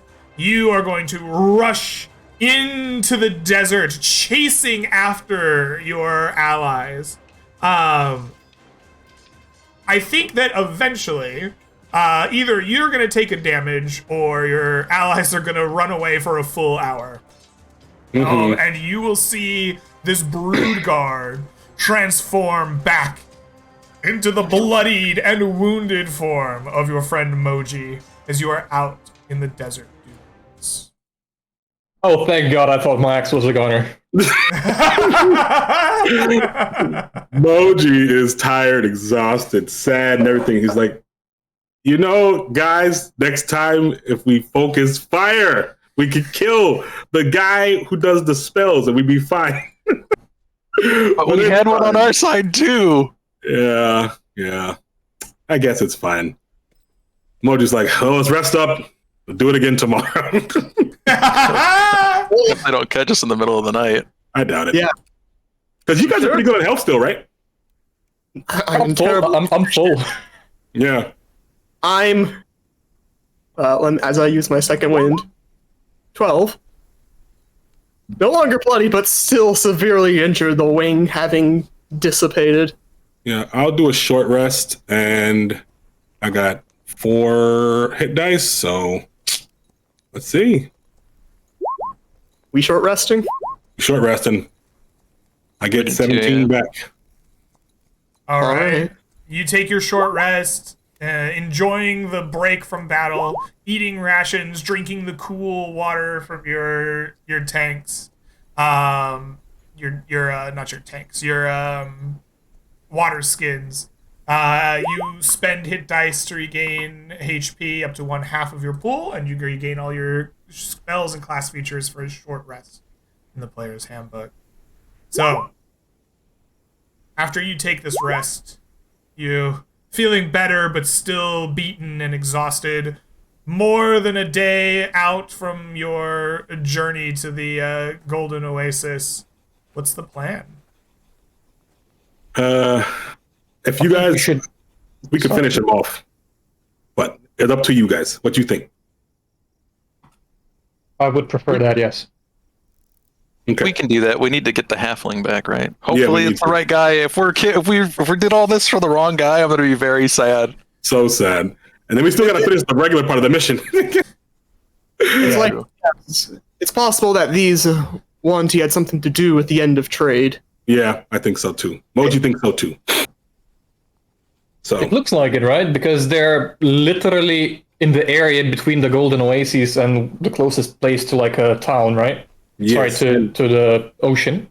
So it would make sense that they're the ones like gatekeeping everyone. Right. If you guys prefer, we can long rest in the desert again. Obviously, we're going through our supplies, but there's no other way. We got enough supplies for now. Yeah, but in the morning we can come back and maybe not face them head on and have 30 snakes just attack us. Maybe we can get a jump on them this time. Yeah. I don't think it's safe enough to have like a full-on long rest out here unless we're at the Golden Oasis. No, I mean No. a night's rest. A night's rest. A night's rest. Okay.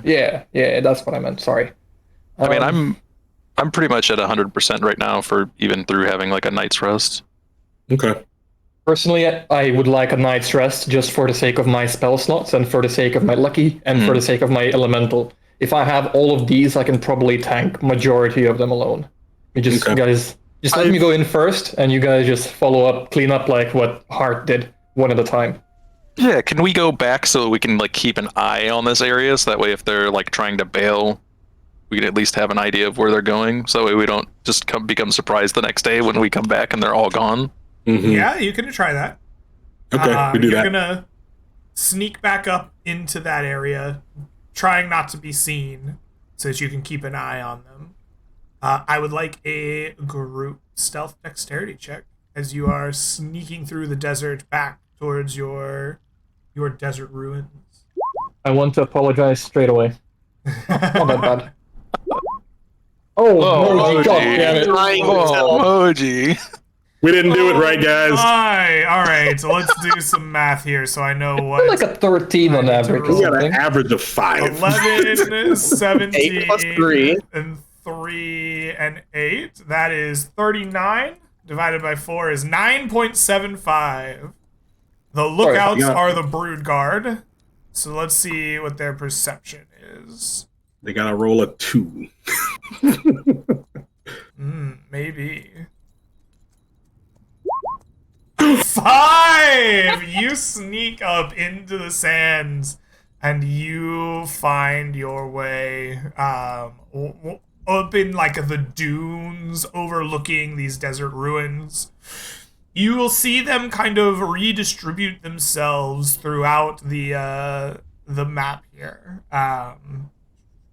As you look down into the kind of ruins, you will see that 2 of these creatures posted up kind of as guards here.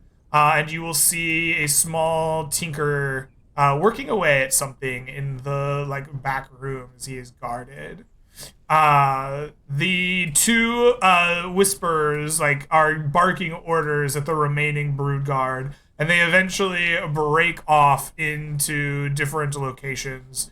One guarding this area up into the north, one taking up post in the northeast, and the other taking post down south, which you will see is down here. These guys are going to kind of continue having a discussion amongst themselves, and they kind of patrol around throughout the day, going to various different of the snake people. Sometimes they disappear back into the kind of recesses of the ruins back here, as if they're working on or doing something before returning and kind of checking on things. They definitely give you the vibes of leadership. Mm-hmm. Okay. Rest up. What are you going to do? What we do this time, boys? You want to go around, say this side, go in, steal Tinkerer, run away, or do you think we can actually rush? Go into steal. We'll have to take care of them. Personally, I would like to be on one flank, and you guys can come rushing from behind once all of the focus fire on me. Because otherwise, we're gonna get split again. I can go with you, Emoji, this time around. I can follow behind, try and clear any that get on you. I can only do so one at a time. It's okay. Moji will say this. We should probably get the ones that are the least able to be helped. So we'll start with this one up here and this one over here. And then we work our way in from there. So we'll attack 2-prong, 2 here, 2 here. And then we can rush down, take out the bosses. And after that, it should be good. And we took out most of them the first time. So, with less, it should be possible. Yeah. Okay. So that's the plan. We rest up. If nothing happens throughout the night, let's go and do it. Speaking of nothing happening, you spend your time resting, licking your wounds, spying on these people, drawing up your plans. Your lookout is Hart. Hart Fuller, go ahead and roll me a d6. You want to roll above a 1 or a 2? This is for reinforcements. Indeed. Roll me 2d10. Oh, no. That's why they didn't leave camp. 4. 4 additional creatures are spotted by you as they come from the northeast, and brood guards begin setting up once more. One sets up here, in the very north of the building. One, can I just copy? Yes. Yeah, perfect. One is going to set up here, at the kind of far post. One is going to set up down here, at the south, and an additional one seems to be getting instructions of some kind, from the two like head snake people. The 4 also brought with them another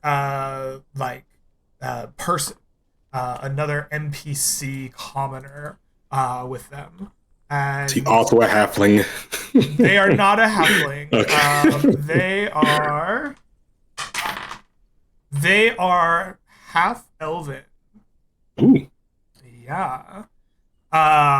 So this little half elf looks dressed almost like a barkeeper. And they are put in here kind of where the tinkerer is working, and are being guarded by the other 2. Can I ask you a question? Yeah. So you said we're camped out somewhere. Sorry, I'm just gonna draw a little bit here on like a dune, right? Like over a dune or something along those lines, right? So did I misunderstand? Yeah, essentially, right? You guys ran collectively eastward, so I assume that you are watching from the west. Yeah. With so many broods, guys, would you like to divide and conquer them? Maybe we provoke like 4 or 6 of them chases us, we kill them, and then we come back? Because I don't think we can take like 20 brood and 2 whisperers. I don't think they'll leave camp. They didn't pursue us. Yeah, we can take them if we just all fight in the same location, I think. We just need to make our goal killing the big guys in the back, their bosses. So they're ones that are causing the most damage to us. Okay. So we'll do it together then. What side do you want to go from? Here, or here? I would like to go from the south, the same place we came before, I guess, but because that's the closest to the whisperers. But it's your choice. We do from the south, and I'm going to be shooting stuff at these guys now. Mainly just these guys. Okay. So you're all approaching from the south again, is what you said? Mm-hmm. Okay. Absolutely. So we can fast forward then. You spent your night down here. And you are all approaching from the south. What time are you coming in? Just in the morning? As soon as the sun rises type of situation? First thing in the morning? Yeah. I think so. Beautiful. The butt crack of dawn. The butt crack of dawn, exactly. You will all end up down in the south here. There is Moji, there is Randall, there is Hart, and Hart is big, and we have Norbert. All right. Just double checking. Over the night, we could have rolled some extra hit dice as well, right? Yes. You took your short rest. You may take a night's rest in the mist, so you may roll any remaining hit dice in your pool to regain his HP. as well as any spells or features associated with a long rest in the player's handbook. You would then regain 1/2 of your total hit dice pool, rounded up, to be used in the next day.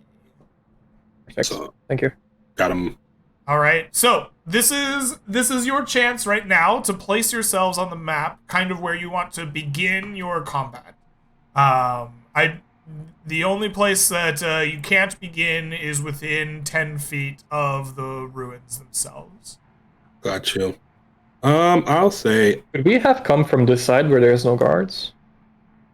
Yes. Oh, yeah, we Would you could. like to place your token there? Yeah. Okay. Yes, absolutely. All right, that is where you're starting. You are going to rush in from the west. You sneak up, and then you begin running as fast as you can. You're within 10 feet of the ruins there, so I'm going to pull you back one. Now, everyone, roll me initiative. Could I get a throw or something before the initiative happens, or no? Nah, these homies on high alert. Gotcha. It's good. It's fine. Always so low on initiative. It's not even funny. It is not fun. It's your greatest weakness. Roll high. I rolled like a 4, a 5, a 6, and a 7, or something along those lines. 14.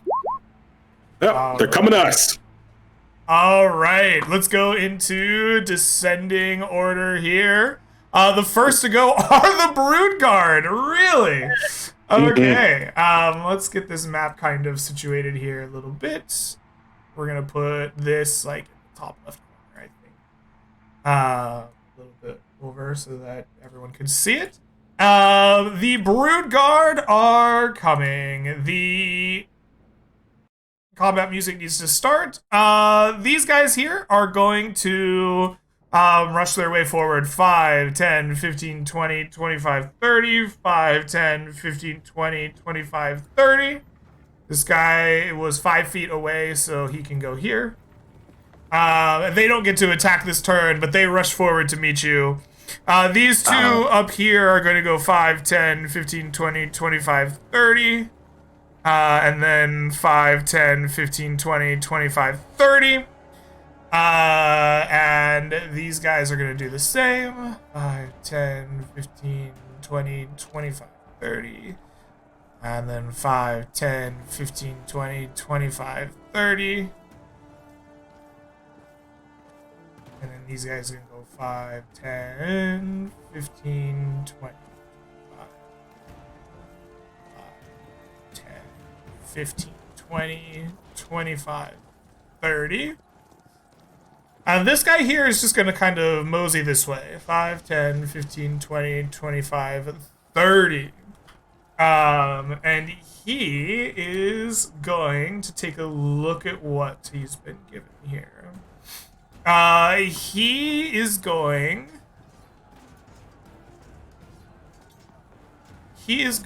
to kind of glare at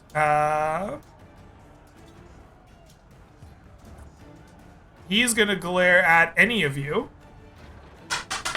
He's gonna glare at Norbert. Norbert, he incants a simple spell, and a firebolt comes racing after you. And you see upon his face a mask has been put over him, and as the firebolt rushes towards you, a second one comes rushing in the same direction. Are you firebolt or fireball? Firebolt. Or bolt. Bolt. Okay. Yes, almost as if the second one is cast from the mask itself. And they are going to both roll at you with d20 plus 7. That is an 18. That is a 21. I don't think either of those hit you. As the firebolts just kind of against your armor. Moji, is your turn. What do you do? Well, Moji knows that Norbert's gonna lead the way, so he's gonna come up. Oh, that's not me. He's gonna move up here and rage and attack, and gonna follow Norbert in this time. Okay. So let's go with Great Weapon Master, advantage, reckless.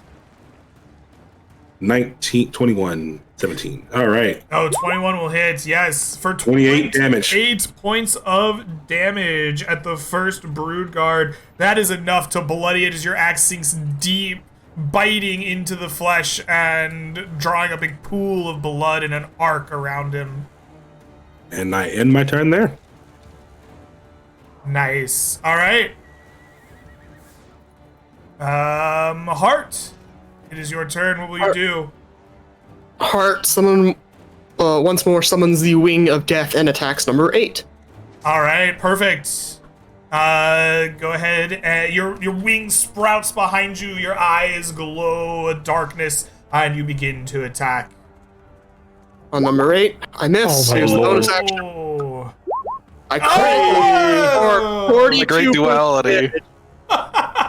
You crit him with your offhand, and you do 42 points of damage, enough to immediately place this on death's door.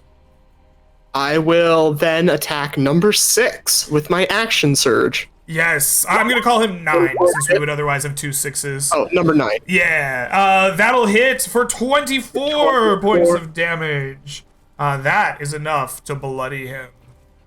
The camel will then pull back a bit as he exclaims, "Focus on the wounded ones." All right, that would provoke an attack of opportunity, yes?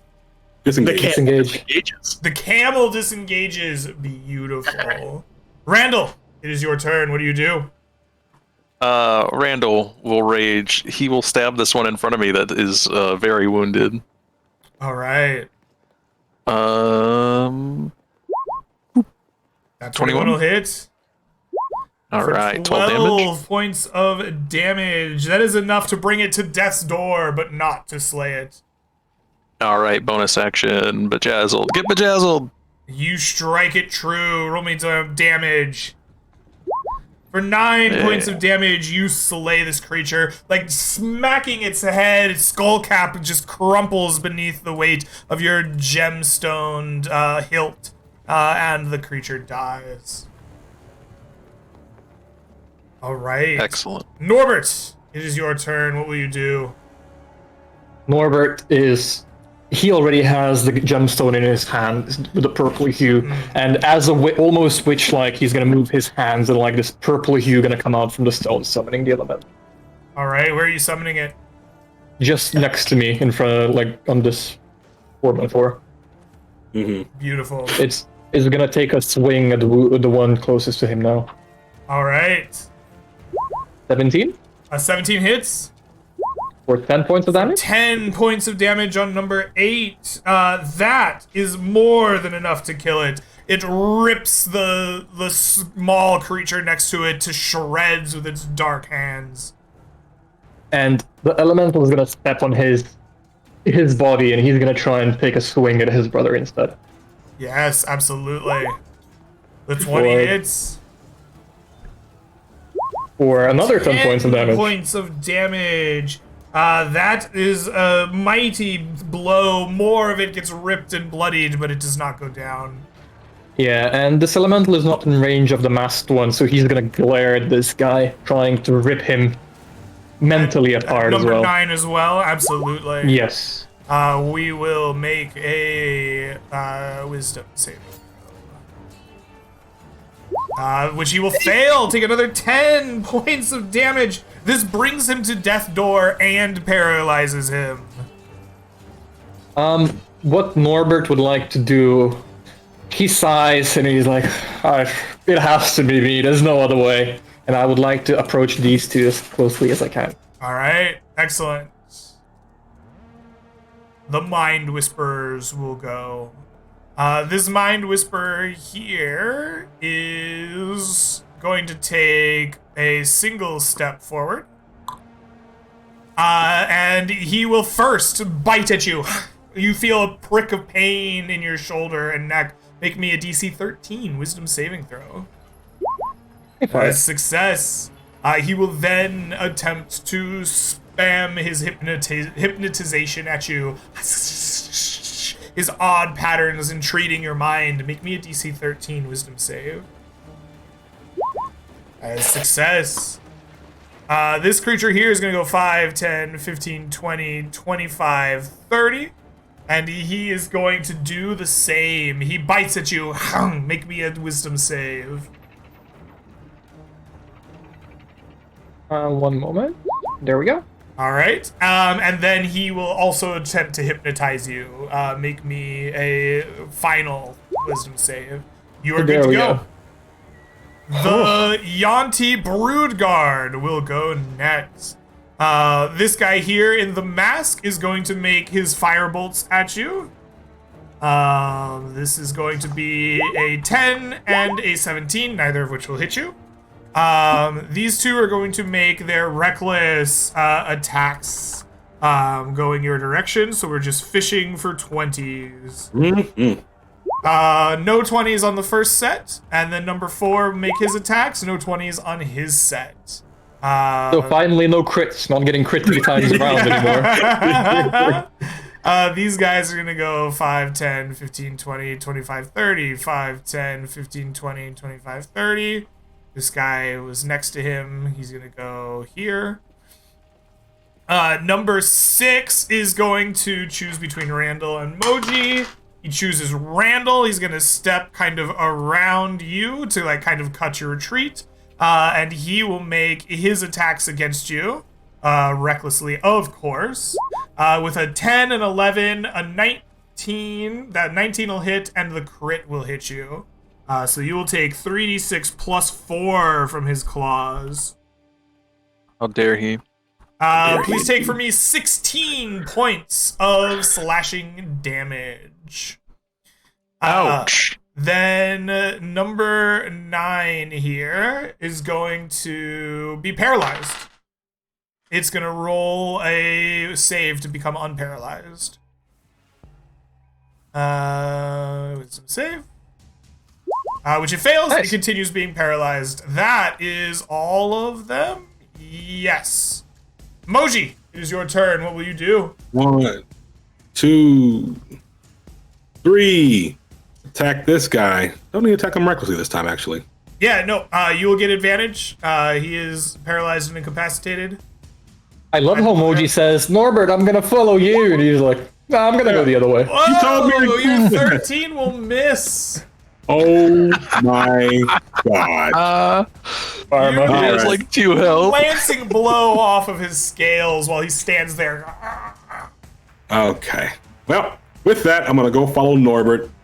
I'm hoping the guys can take care of that. 1, 2, 3. And yeah, in my turn there. All right. That's great. I Hart, missed. it is your turn. What will you do? The elemental has it taken care of. I'm gonna attack number 6 at Okay. advantage. You are within 10 feet of it right there, so you got this. The God Lance, 16 to hit for 14. For 14 That's on so number poor. 6. All right, and here's the bonus action Lance. A critical. Nice. Oh! For The great duality. 26 The great duality. that is 40 total. That is going to bring him to bloodied and to death's door. As your lances almost splinter in his back, they struck with such force and ferocity. Just gonna hold back a bit, and that's my turn. All right. Beautiful. Randall, it is your turn. What will you do? I'm prepared to be mocked as I somehow don't kill this guy at like 12 health. As I will try to stab it with the treasure hunter shovel. 17. 17 is a hit. 11 For damage. 11 damage on number 6. Next, that 40. is He 11. has to be dead. Yes, he is very dead. If I'm lucky, yeah. Very dead. Nice. Excellent. And then I'll take a step over here and I will bejazzle this one in the face. Oh my goodness. I don't bejazzle but you anything. do I not miss. bejazzle anything in the face. Norbert, Fortunate. it is your turn. Norbert is like, oh, Norbert, go in first. We're gonna follow you, and he's alone in here. Doing a lot. He's gonna walk around this guy, provoking one attack of opportunity from number 2. Not a crit.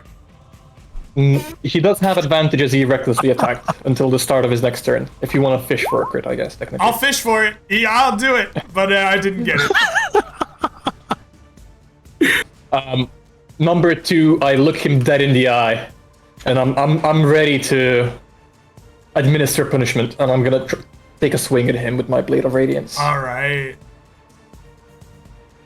For a normal, yes, 28 It's a hit.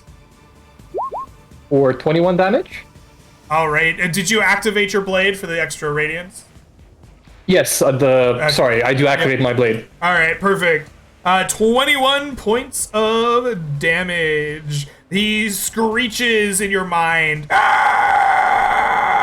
I would like to action surge and repeat the same thing, hopefully right. doing another 21 points of damage. Please do. That hits. This time Only only 14. for 14. All right. Yes, I would like for the elemental to move in and help the lovely barbarian with number 5 and 6. Okay. The elemental moves in here. This one's still alive, by the way. Yeah, but just Paralyzed for the moment. Yeah. So for a 16 to hit, That'll hit. or does no? It doesn't have advantage. Sorry. For 12 points of For damage, 12 points of damage. and a 12 to hit missing. But he is gonna use his gaze again at number 3 this time. And number 3. Yes. Let's make a save.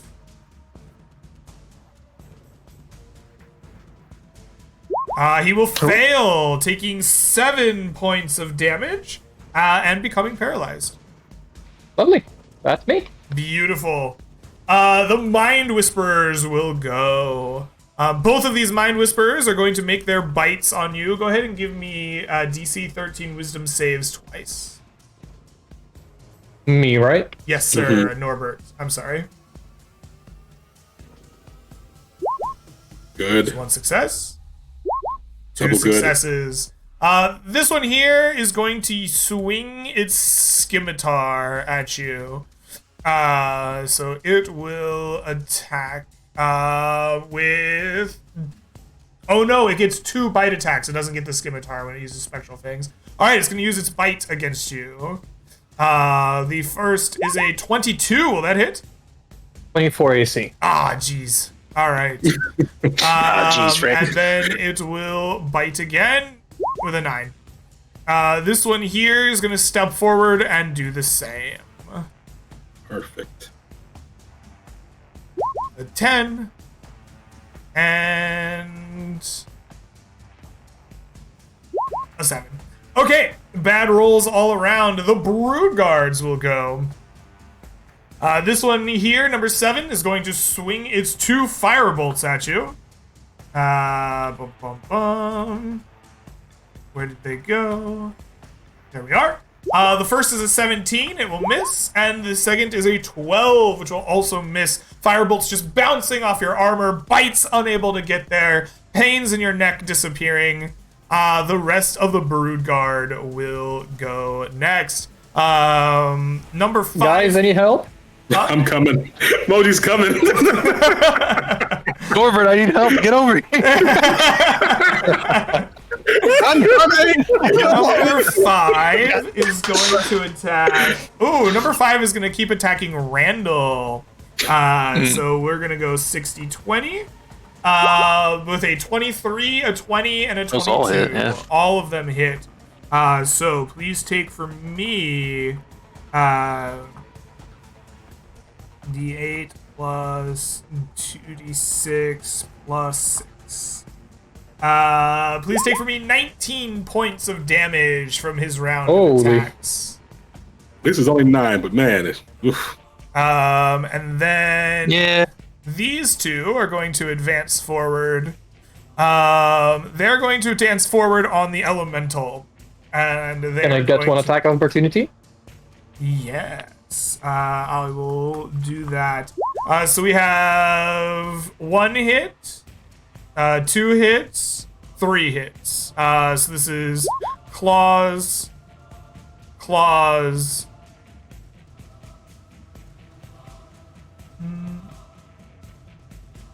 Wait, did I do this math right?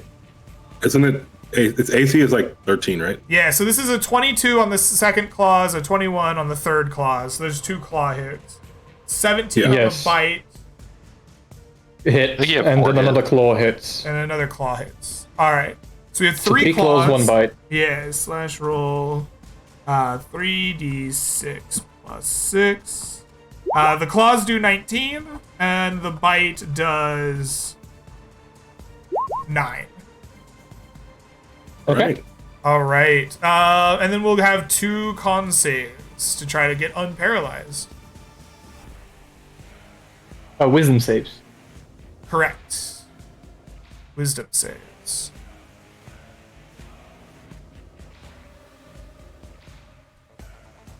We have a 6 and a 14, neither of which will succeed. 14 is a save. 14 is a save. I thought it was. I'm getting our 15's different for me. saves mixed up. Yeah. Mhm. All right. 15's for you.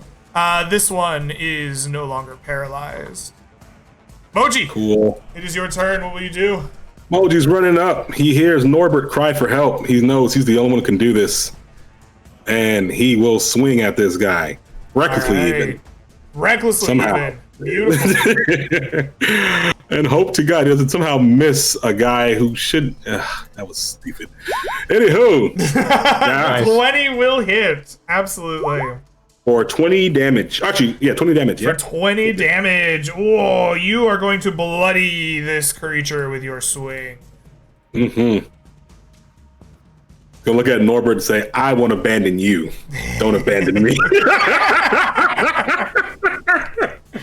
And then my turn there. All right. You don't know what happened. We didn't abandon you, kinda. A little bit. Copium. Hart, it is your turn. What will you do? The camel comes up riding. I'll action dash to do so, or the camel action dashes to do so. Correct. And he sees this paralyzed brute guard. He brings the lance up. This is an advantage, and if it hits, it's an auto crit. Yes, sir. That hits. Let me roll that extra d12. Oof. That's 18 points of damage. So 36 total. You will bloody and bring to death's door the paralyzed creature. Or it's not. That's 18 total. It's 18 after. Yeah. 18 after. You will Hurt him. bloody the creature only. And here's the bonus action lance. Oh, that's so bad. Oh, happening they here? both miss. Your bonus action lance just glances off his scales. Apparently, they're easier to miss when they stand still. It's so weird. We're expecting the movement, Well- the body movement, and it's like they're not Camel moving still got into it. movement, it just retreats back. That's my turn. That is your turn. Randall, comes to you. Randall sees a free opportunity of stealing a kill and is all about it. He's, Beautiful. don't worry, I've got this. I brought a shovel for exactly this purpose. 24. 24 hits. It crits. For 9 another and D6, right? Another D6. 9 and 14 points of damage. So 14 and 18 is 32, 39. You have brought it to death's door. One more for the road, right? Yeah, that is too. That is Another. enough to slay it. The creature goes down in a heap, rigid and paralyzed, and also completely dead. Excellent. Norbert, it's your turn. Yeah, let's do the Hulk first, standing Okay. next to Randall. Sorry. Swing. 1917 both hit. So let me do 4d8 plus 10 damage. So he takes 25 damage from the swings? Insta bloody. Oh my goodness, yes. Number 5, I assume? Yes. 25 and 12 is 37. That is enough to bring him to bloody, but not death's door. And the next thing I would like to do is I would like to have a peek at number 7. Can he reach 30 feet? No, he cannot. So he's gonna glare at number... let's do number 5. Why not? All right, and number 5 will make a wisdom save, which it will succeed on, and it will take 4 points of damage, which brings it to 41. It is on death's door, but it is not dead. Is number 1 from the Whisper... Sorry, number 2 from the Whisperers, is he, like, on death's door or just He is bloody? bloodied only. Okay, I will take a swing at him and hopefully leave the kill to Moji so he Okay. gets the bonus action attack again. Oh, we'll see. That is a Nope. crit. Doesn't matter. Never mind. That is a lot. Oh, that's so never bad! That's so Four. bad! You rolled a 1, a 1, and a 2. 14 rolled a one, points and a 2. of damage. It's 28, 48, 68, 69. That is enough to bring it to death's door. And I would like to stand, just squeeze by them, just stand there if possible. Okay. Yep, that's it. That's me. The Mind Whisperers will go. This one here has a new target. It sees Moji. I know what happened. And it is going to prick you with some spectral fangs. Please make me a DC 13 Wisdom saving throw. This was my fear. This is my fear. All right, wisdom, saving. I gotta get some more wisdom, I think, on that advantage. That's a Nice. success. All right. It will then bite at you twice. Cool. Let's take him.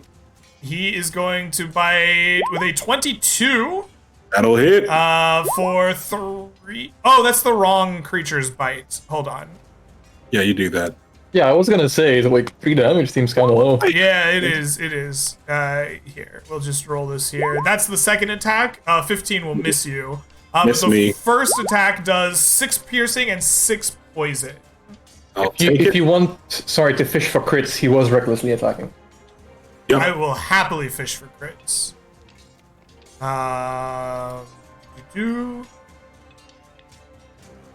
The second attack. Yeah, there you go. 19. That does not hit. Oh, that does hit It though. hits. Actually, right? It turns it into a hit. Oh yeah, it does. It does. All And right. he will- So please take 5 piercing and 7 poison again, and then he will make 2 saves. Mhm. Hopefully he fails both of those. Okay, He take fails 13. 1, misses, takes saves 8. the second.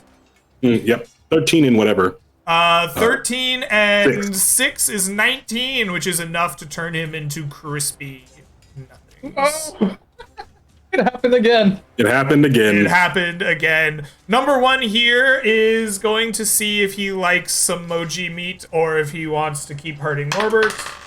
He wants to keep trying to hurt Norbert. Norbert, make me a DC 13 save as spectral fangs prick your neck again.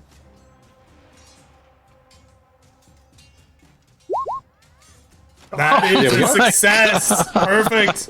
All the crits. He is then going to make 2 bites at you. He doesn't want to get electrocuted. That's for dang sure.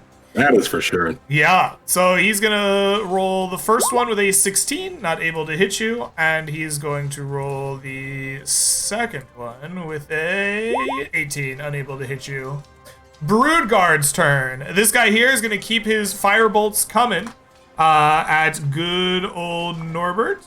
The first with a 14, the second with a 15. This guy not getting it done. We have one guy up here. He was attacking Mr. Randall. He will continue doing so. He is going to fish those 60-20 out. With 2 my crits and a 17 will miss. It's me now. How dare you? Good man.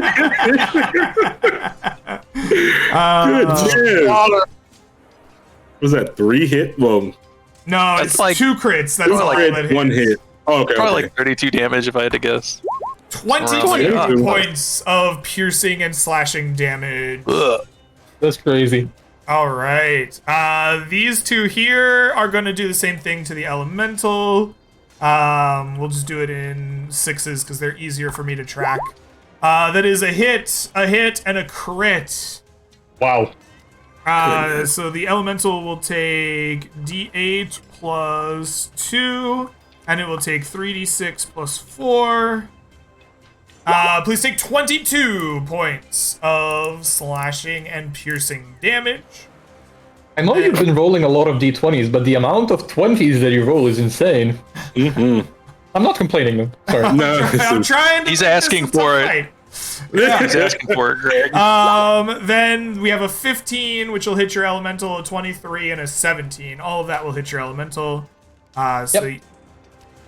you get 2d6 on this one instead of 3, for 18 more points of slashing and piercing damage. Number 9 is finally free of his paralyzation. He is going to go 5, 10, 15, 20, 25, 30. He can't reach Randall, but he will make his attacks on the elemental instead. With an 18, a 22, and a 22. So He hits. take from me 23 points of slashing and piercing damage. Elemental Moji. is definitely bloodied.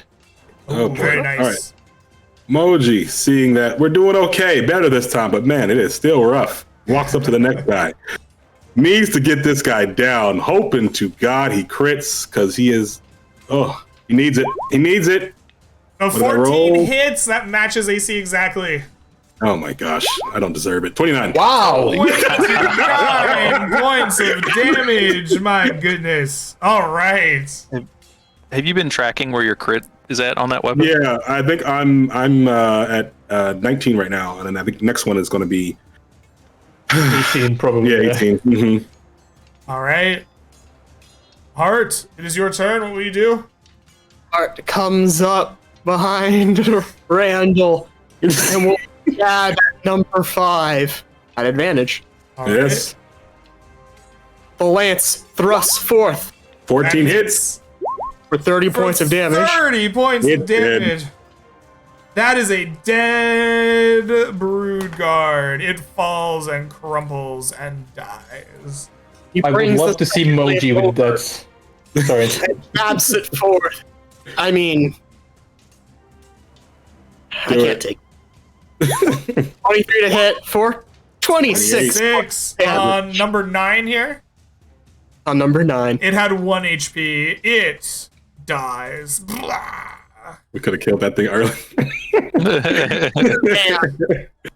the camel dashes towards the other entrance. Mhm. A flanking maneuver, potentially. Potentially. Potentially. Very nice. All right. This leaves us to Randall. It is your turn. What do you do? I cry in damage and will use second wind. Okay. Oh, it's And then I will move around the elemental and give a poke at this guy. We'll see how it's going. Okay. Oh wait, you know what? I have my full action. I'm just gonna.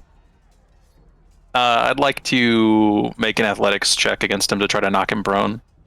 Ooh, very nice. Okay, go ahead and give me a contest of athletics here. Oh, No, right, you well. try to knock him prone, and he's just too slippery and slithery. And he breaks your grapple. they're just too good. They're too They're good. pretty good. Norbert, it comes to you. Honestly, Norbert, he scored what he was imagining to be like a devastating blow. And he sees Moji just take a swing and do like 3 times more damage. Then he looks at Hart like evaporating the monsters, and he's like, "Is being a tank really worth it? What if I just kill them all instead? Yeah. Yeah." And I'm just gonna take a swing at. You know what? Fuck number 1. Moji's got him. Number No. 7 has been pissing me off. All right. As you step out of his range, he will make a bite at you as an attack of opportunity. That is So a 23. Ah, Wow. close. One all. Your turn. Oh wait, this guy can crit me without sorry, Hit hit you a me without 19. critting. Yes, Mhm. he can. Wow. And I'm just gonna take a swing at him. All right. I am gonna turn invisible for half a second just to get advantage and hopefully fish for a crit. All right. I don't think he's expecting you to vanish and then like blade of radiance him. 27 hits for 16 damage. 16 points of damage. All right. Is either number 2 or number 4 wounded from the brood? 2 is not. 4 is not. 4 is no wait. 4 took a glare, right? No, that was 5. Never mind. So it's a 26 to hit and a 13 to hit. Both of those hit? No, 13 is a 26 hit. hits, 13 misses. I'm sorry, 13 misses. No worries. I am attacking number 2 to help out Randall, possibly. Okay. Roll me that damage. So 14 bludgeoning, and I'm gonna 14. gaze him lovingly into his eyes and The try to do some of the lovingly elemental. paralytic gaze that does damage. Yes, absolutely. The gaze attack is successful, dealing 11 more damage and paralyzing him while also bloodying him. Nice. Yes. All right. That's me. That's you. The Mind Whisperer will go. The Mind Whisperer is going to go after Moji. You left him alone with Moji. That's what he's going to do. Moji, you feel a pinprick of fangs in your neck again. Go ahead and make me a DC 13 Wisdom saving throw. He sees that he's left again. Once again. He's left. All Standing right. next to you. All right. That is a failed save. Please take for me 20 Oh, no. points of psychic damage. Okay. He will then make Oh. 2 bites. I forget. Does he get the attack on the plate for that one? No, Or he does not. Okay. Mhm. That's what we rolled previously. Yeah. Yes. Right. So the bites are going to come your way. Did you attack recklessly against him? Yep. I thought you might have. The first bite is a 20. That is a hit. That will deal 16 points of piercing and poison damage. All right. I'll take 8 of that, and he'll take 1 of these. All right, I'll roll for his saves afterwards. Yeah, no problem. That's for 4. And then he will bite again. Oh, is that 3? But he gets advantage. My bad. Yep. Nope. Nat 20? This is the moment. Oh, jinx. No, No, he does okay. not hit you with Lucky. the second one. Moji's fine. Moji is fine. He will make a Constitution save at advantage. 18. He will take 2 points of thunder damage. All Ooh, right. these dudes are tough.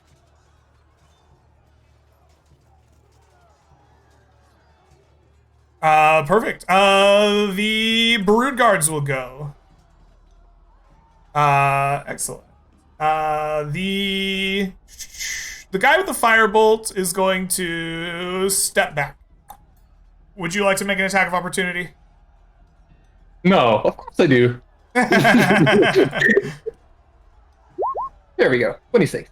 26. That hits for 18 points of damage on him, which is enough to bloody him.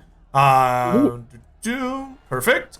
And then he will make his 2 firebolts against you. Oh my goodness. What have I done here?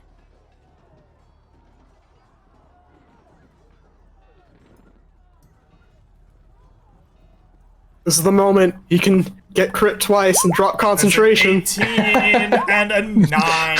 Both of those will fail. All right. Then we have 2, which is paralyzed. Does he make a successful save? He does not. Number 4. Number 4 is going to attack the elemental. That's what we're going to do. There's no reason for it to, like, move away here. That is a miss, a hit, and a miss. Please Is take it a +4 to hit? Plus or 4. how much? plus Okay, 4. that is a miss, yeah. D6 plus 2 is 5 points of damage to your elemental. Moji, Yep. it's your turn. Moji. Getting exhausted. Getting tired. His head's been hurting a lot because for whatever reason, this thing keeps hitting it in the head. He doesn't know how. And he's going to do it. Advantage. Let's go. 23 hits. That That's a is crit. a crit. That's a critical hit. Oh, and it crits from So, the bite. The I get savage 2. bite like glows with anger, and you rend him for even more damage. For 2d12 more. Jesus Yeah. Christ, man. 35 total points of damage You bloody him. You send him directly to death's door. Do not pass go. Do not collect $200. Because I crit, I get to attack again with Great Weapon Mastery. Yes, you do. Do you? That is insane of tease. The bonus action, yeah. Yep, Oh bonus action. Oh, he crit again. He won't Wow. stop. He just can't do it. He's upset One more D12. beyond compare. It doesn't matter. 20, That was that 29, is 31? 25, 29, another 31. You cleave this thing into ribbons. Just, it falls apart like an onion in front of you. Mm-hmm. And with that, Moji understands that he is not in the best predicament, but he doesn't give a flying fudge. He's going to walk up to here, and he's going to say, hello, I'm here to kill you, and wait right there. Is it me Hello? you're looking for? I knew you were gonna do it. Hearts, party with the Mind Whisperer dead. There's only a handful of very wounded and dying brood guards. You easily sweep them aside, killing every last one of them. Thank goodness. And the combat will come to a conclusion. The silence of the sand dunes once more sweeping across the kind of plains is all that accompanies you, along with the like tink tink tink tink tink tink tink of somebody working in the back of the ruins here. What will you do? Moji is going to stumble to the back, leaning against every wall he can. You Sayori? Sayora? Sayonara? Yes. I am Sayora. It's a pleasure to Good. meet you. You I heard come quite with a us. pitched battle back there. Did you win? We won. You come with us. We go to Golden Oasis and fix problems. We're tired. I've been rescued. How wonderful. Yes. He like kicks the like metal thing he's working on. Oh God, my foot. Oh, you young lady, I did not catch your name. Are you coming with us? She's like, uh-huh. I'm getting the hell out of here. Moji's like, come on. We go. Very tired. We need to save, I don't know, time, effort, lives, and love. Let's go. Moji, before you start ushering everybody out of the ruins, let's investigate. It's their home. You're right. Moji was just, he's tired. You take a look. Moji's going to sit down. Absolutely. Everybody, not everybody, amongst you, someone, make me an investigation check as you look through this entire region for whatever there might be. I got a +1. Anybody better than that? I got a lucky feat. I've got a -2 if you'd like for me to roll. Well, we're all helping you, so you roll that lucky. Got advantage? All right. Yeah. All right, I'll do it. Nice. A 20. Beautiful. Moji, roll me 4d12 plus 12. 4d12 plus 1, 2. 40. You find 40 GP worth of valuables and trinkets here. In the sands. We're rich. You will also find during your investigation some things. There is, of course, this strange mask that was given to the excuse me, that was given to the brood guard who was casting spells. It is a horrific shaped mask of fangs and like almost like flaming like snake skin, like rippling and curved like flames, but still gives you the overlapping look of scales. It seems to rest over the face. You can bring that free easily. You will also find more of the potions of Broodguard Transfiguration. There are, of course, 2 more from these corpses here, bringing your total back up to 3. Yep. We're doing this to the Arcane Council. Mhm. You will find a stave buried like kind of conspicuously in the dirt. This stave is a horrific looking thing made of interlocking grasped skeletal arms that terminates at the top with like a cornucopia of hands kind of like reaching up into the sky. Um, you will also manage to find secreted away behind some stones and rocks, almost like a personal cache, a fine looking dagger that is made out of some strange metal or stone that refracts the light in an odd and unusual way. It has almost a bluish coloration to the metal and like pock marks of almost like crystalline looking stones inserted into the blade itself. Okay.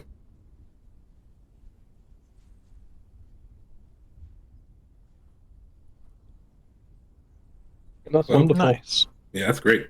If that's everything we find, we rest up for that little bit. Well, and then we head on out to Golden Oasis and hope to God that was the problem and we solved it. Because we don't have time to do another one. While we're traveling, can we investigate with well, not investigate, but like have a conversation with Sayora on what happened, why it stopped having a Trade. contract trade and stuff like that. Well, quite embarrassing mistake by myself, actually. You see, there was a gift given to me as part of the trading partners of the Oasis. They follow the old ways of the desert. I did not realize a gift could not be sold or otherwise exchanged. And I wasn't entirely certain that this wasn't some kind of other offering to be sold. Anyway, it turned out I found a buyer, quite a lucrative deal, and so I made the exchange. Unfortunately, this was found out, and I was blacklisted by everyone. I could not secure any of my old deals or make new ones. There was quite a kerfuffle. They told me to seek out the penitent man, and so I tried. And then I was caught by an illusion, and then these snake people, they grabbed me and bit at me, and I still can't find the scars, but I'm sure they did. And here I am. And I told them I need to, I can help them. I spare my life, please. And they gave me a thing to fix, and I've been tinkering with it ever since. But now, good riddance is gone. Thank the Lord. What did What thing was do? it you fixed? I don't know exactly. It was a mechanical hunk of junk with arms and legs and lenses galore. I don't know exactly what it was. Well, it seems like Whitewater will need a new representative. Take your place? Perhaps, I could visit the penitent man. I believe that, according to them, they say the old ways require it to seek out repentance. I don't know exactly what it entails, but I have wandered the desert searching for him. Where can we find this man? Do you know? I wish I knew. Let's go to the Oasis, get some information there, maybe to find Yes, this man. you do that. I am going to take a water skin, and I'm going to drink it thoroughly on the outside of town. Young miss, I suggest you go inside as well, unless, of course, you have been equally banished as I have. What does she say? She's like, I am getting back into my tavern as fast as possible. Last Okay, time I leave town. I'll ask her. Do you know penitent man? She says, yeah, it's something about the old ways of the desert. It's a weird thing. Mostly man scorpions and like Yanti and the Dragonborn or Dragonkin, whatever they call themselves these days. They're the ones that like really know about it. Apparently he like offers penitence to those that break the old way. I don't know how that works exactly, but apparently you just seek them out, and then like everything's kosher. Okay. Damn it. We need to find another UNT and ask him about the penance, man. We go to the Oasis and try to figure out some stuff, I guess.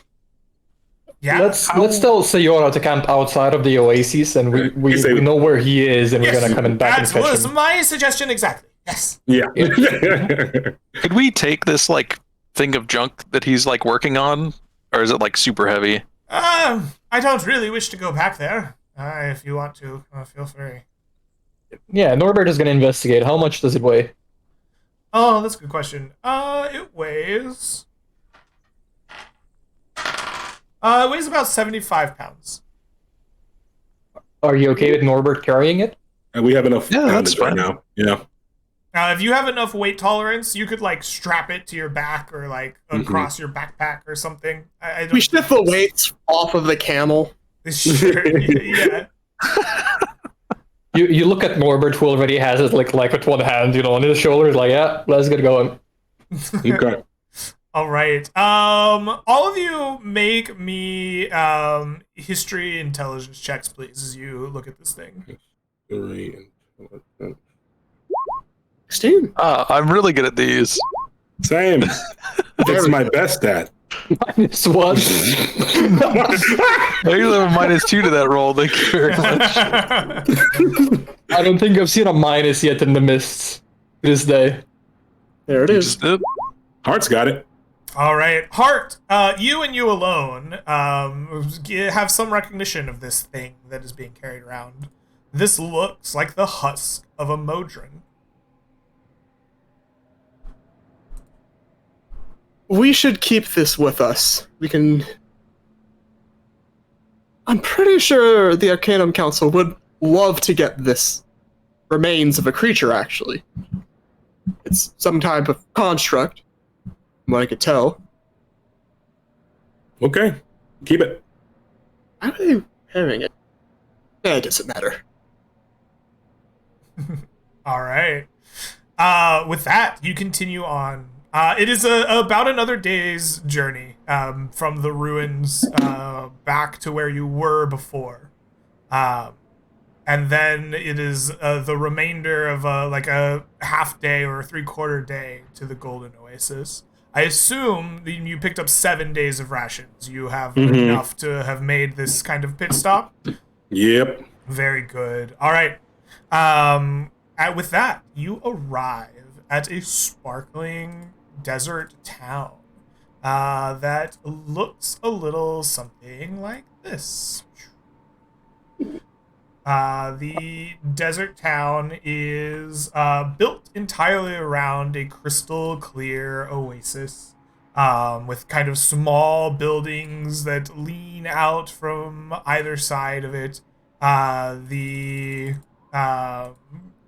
kind of town is bustling along kind of a central road upon which you can see stands set up kind of outside of the buildings, as if like built out of the home that the proprietor would live atop of. There are even some tents of people who have come here to set up their own kind of stand, but aren't permanent residents, as they trade amongst themselves in the bazaar. You see there are very few actual humanoids. You see the ones that you do see upon closer look have like snake eye slits up and features that give you a reminiscent of the Yuan-Ti that you were just fighting. This is primarily, though, home of dragonkin and man scorpions. These large humanoid like torsos atop the the bottom like thorax of a scorpion. I don't know if scorpions have thoraxes, but it's easier to say than to actually look it up. True. With their legs clicking and clattering away. There is some look to see you in, like coming back in. The half elf is greeted by a dragonkin and another half elf. As they are spotted, they rush up like, "Oh, you've been missing for like 2 days. We thought you must have been snagged by the Yuan-Ti. And they were like, we were. But these guys saved me, so pretty sick. They're like, oh, thank goodness. Well, if you need to stay here for any length of time, you must only find our small tavern, and we will put you up in our daughter's room. I'm sure there's enough space for you four. And like they just lead you on to a certain part of the tavern, giving you kind of a home base here in the sweltering sands. Nice. I'll ask the barkeep or the tender, or I mean, seems like one of these people or parents like runs the tavern. Oh, we're here to mend relations. Well, not mend relations. To wonder about the current going trade route with Whitewater. It seems the last representative made a mistake. Oh yes, Yeah, yes they- indeed.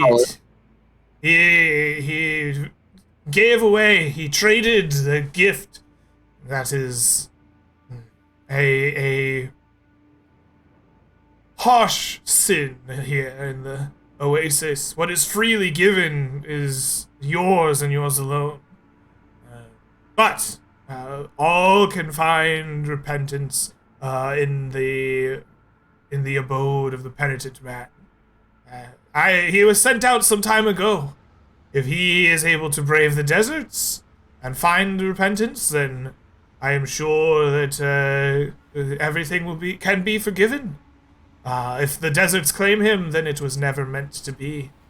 You, of course, could take this up for the Whitewater if you so desired. If you are their representatives, of course. We do. Oh, We want to. wonderful. Well, I suggest you seek out the penitent man. How do we find Penitent Man? That is part of the trial. He is in the desert. A temple of penitence, of repentance, that you must find. If you truly wish to know more about it, I suggest trying to find somebody who follows the old way more closely. Though, if you ask too outright about finding it yourselves, you may be stonewalled. No one likes a cheater, you know. Okay. Moji looks distressed. Like, gosh, we really gotta figure this out. All right. Use all of our one brain cells.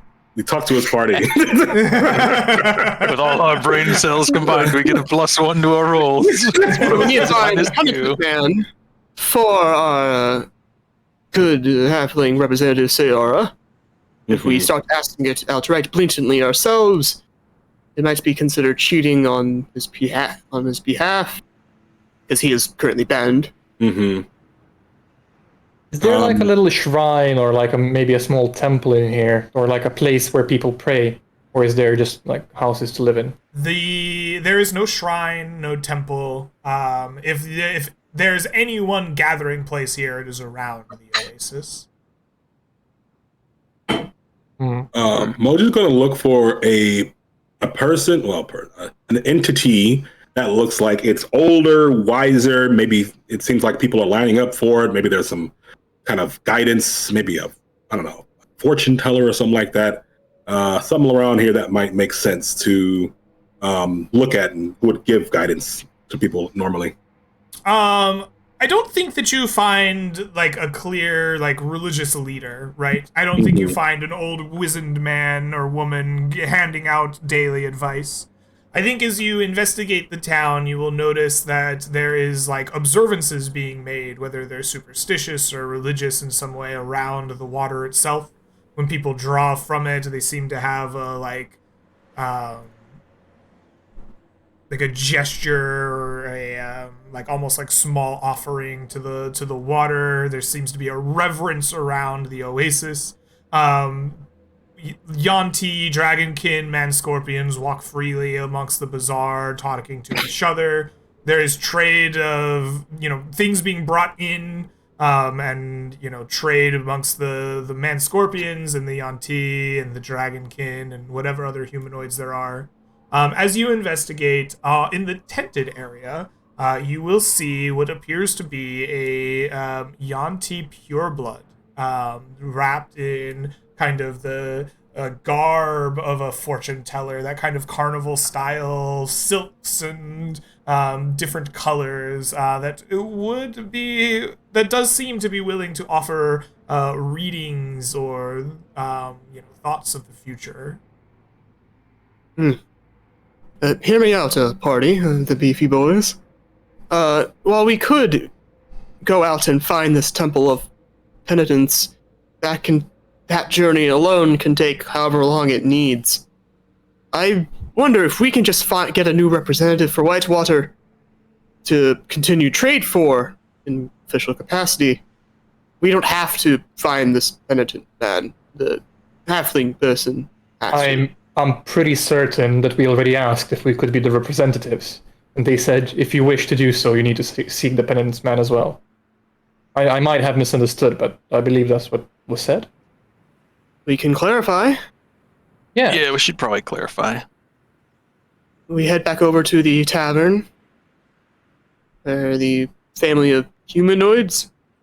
There is there's a half elf working there, and then a family consisting of a dragonkin and a half elf.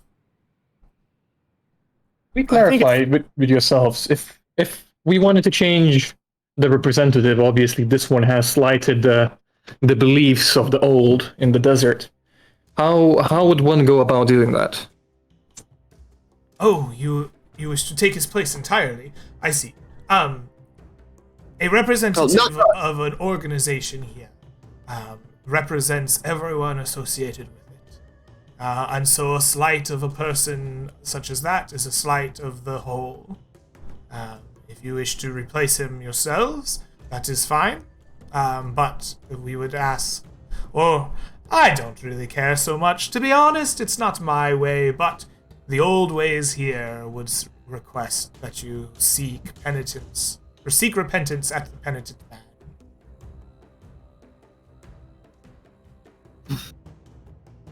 Is there a normal way to find penitent man? Must you do something in the sands? Must you walk a certain way? Is it, That's part of the trial, isn't it? Wander around until you find them. Part of the trial is to brave the deserts. I've never sought it myself, nor needed to. I am not a proprietor of the old way. Is there anyone in town who has actually done it before? Who has seeked the penitent man? There are a few, yes. Do you know any of them who would be willing to talk to us? Whether or not they're willing, I know not, but I can point you in the direction of a few. Please. I would suggest seeking out. I suggest you seek out Belrith, the man-scorpion bard. He is as personal as they come around these parts. Okay. Thank you very much. And then I'll give him a gold. Oh, wow! Thank you very much. Sorry. Let me pour you a drink. And he unstoppers a flask of wine and gives it to you in like a to-go cup. You get like a red Solo cup of wine. I'll What a ask you, by guy. the way. UNT, Man Scorpion, what are they interested in trade?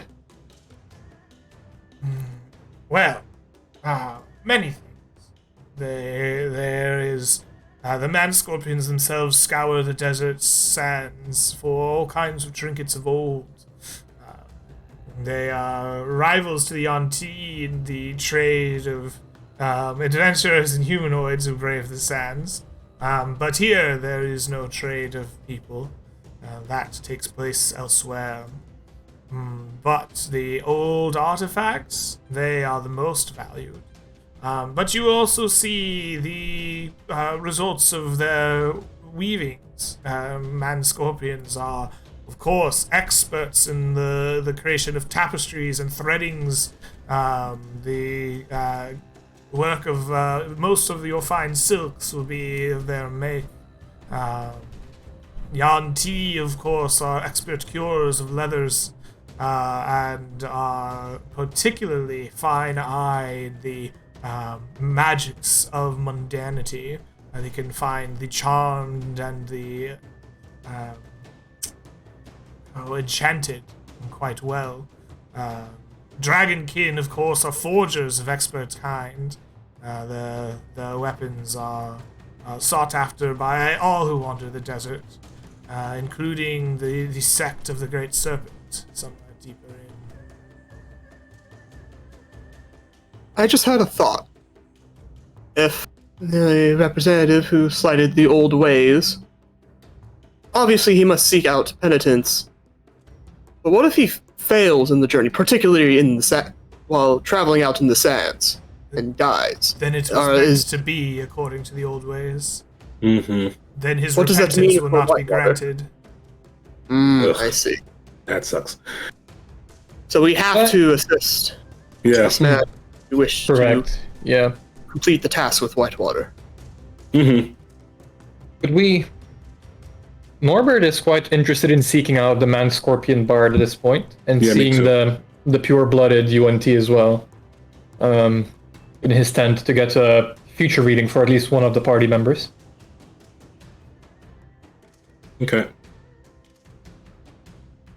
What would you guys like to do first, the Man-Scorpion or the... And Scorpion, I think. All right. You will seek him out. You will find the man scorpion bard resting up, writing with a large feathered pen in one of the other kind of establishments of the area, sipping on essentially a desert brewed liquor from one of the small cactus plants that grow out here. He takes up a large part of the bar with his scorpion torso and legs, and as he quills away, plucks a few strings of his instruments, speaks muttering words to himself as if trying to find the right lyrics. He seems lost in thought amongst the songs and the writing of them. So Moji will come up to him and be like, "Hello, I am Moji. I am from Rhymeview.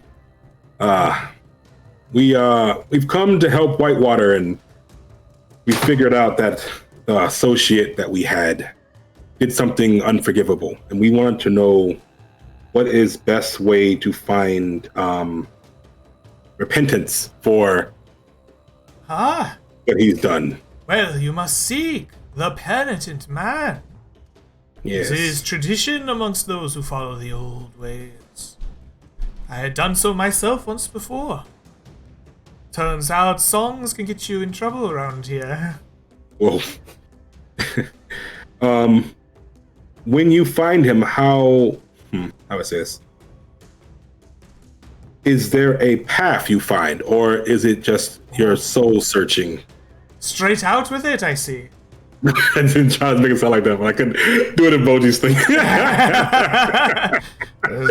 You're not supposed to be guided to the penitent man. Oh, Moji, sorry, he didn't know. He's new Roll here. me a persuasion check here, Moji. Anybody got advantage that got left over? So we need to get this done. If you're gonna let me, I would give him inspiration. Sure. You're allowed to trade your inspiration. Cool. You said persuasion? Yes, please. Oh, please, make it work. Uchi the diplomat. 13. He looks around and goes, "Alright, but don't tell anybody I helped you, alright? It won't look good. So, you're going to want to head south of the oasis until the sand starts to turn a little more cracked and hard. Here is the place of great floods. One of the dunes is of rock. When the flood comes, it will wash away the sands, and you will find an old temple. Amongst the rubble is an old monk. I swear, he's as old as anyone I've ever seen. That is the penitent man. He will ask you how you would like to take your repentance. There are those amongst the old way who are warriors and would fight him. This is the common and the tradition. I know not if that is the smart choice, but taking anything else is a cost just as dear. Now, get out of here. I've got go. songs to write, and you don't want Thank to be you. seen around me. Okay, thank you so much. And Moji will leave underhandedly give him 10 gold. His scorpion leg will grab it and tuck it away in a pouch underneath his scorpion thorax before setting back down on the table. All right. We don't know how long this. it'll be. Nope. Let's just buy more supplies for 6 days, 7 days. Can we see the UNT Pureblood first as well? Apparently there was a fortune teller, and Norbert is a gambling man, so... Hold on, if you do that, they might read your fortune and what we've just done. Yeah. They will know who we asked and what we did. We can read it on the way back, right? That might not... They're reading the future, not the past, right? They can do both. How do you know that? future of our actions based on the decisions of our past, I presume. Norbert squints and he's unhappy, but he's gonna do what the party wants. No need to do more. All right. Okay. We take rest here. We bring man with us, or no? We Yeah, have of to. course. That's the point. He must come with us. So we need to buy more rations for him as well. Right now we have 4 days of ration left, minus today because it's going to become 4 after this. What do you guys want to bring? Let's bring 4 more days worth, and then we good. We good? Just 4 more. We'll just make our way. 4 days worth of ration plus the guy who's coming with us. So, we'll do that. Okay. Can we take a? So how much gold is that for 5 so people for 4 days? It'll be 1 gold per person, so 5 gold 1, 2, 3, in 4, total. 5. Times 4 days is 20 more gold. 20 more gold, and then I'll just take it off mine. So we Okay. have to deal with this. 350, and we will, I guess, long rest here, and so we can get our health back and Yep. stuff. You spend a night's rest in a safe and secure location inside the Golden Oasis. You will regain all of your HP, as well as all of your remaining hit dice, spells, and class features. You will also be able to recover 1 wound or 1 level of exhaustion here in the night's Okay. rest. All right. First thing in the morning, Moji's like, let's kick it. Let's do it. We got a camel. We got a Norbert. I don't like the comparison. All right. Well, stop spitting at people. You won't have to worry about it. Mm-hmm. I would never, as I said before.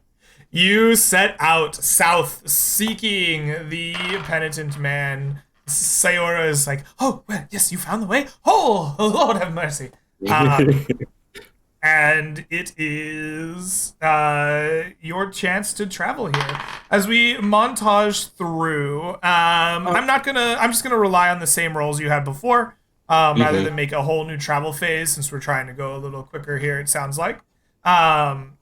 What I would like instead is for 2 of you to roll me a d6. You want to roll above a 1 or a 2. 4. All right, that is a 4. Your first day of travel has no encounters. Moji, you as well roll a 4. Your 2 days of travel have no encounters. Soon you find the cracked and crusted sands that clearly are the result of the flash floods and running water that was spoke of here. You begin to search around, trying to find the dune that is made of a rocky cliff. As you do, the side of one of these cliffs is still like covered in sand, but it seems a wash has come through close enough that you can make out the shapes of stonework, like a small temple built in the side of it.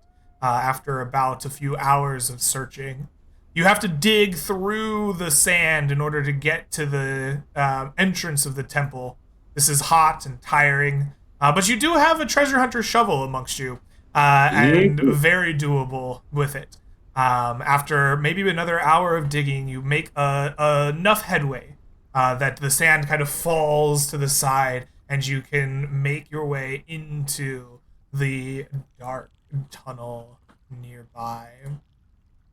As you do, you find yourselves stepping in to what is essentially an old tomb. Here in the center of the temple, you will find an old monk seated cross-legged in what appears to be meditation. In the center of the room, there's a glowing sunlight almost drifting down. As you look up to the top of the temple, you do not see an entrance or an exit. There is no place for this sunlight to be coming from, yet nonetheless a halo of sun spins around this monk. As you step into the room, it opens its eyes slowly, and this giant of a man looks to the five of you and says, you seek repentance. I am who you seek. Will you follow the old ways? Or will you ask repentance found another way? What are the other ways, if you don't mind us asking? That is on your soul to decide.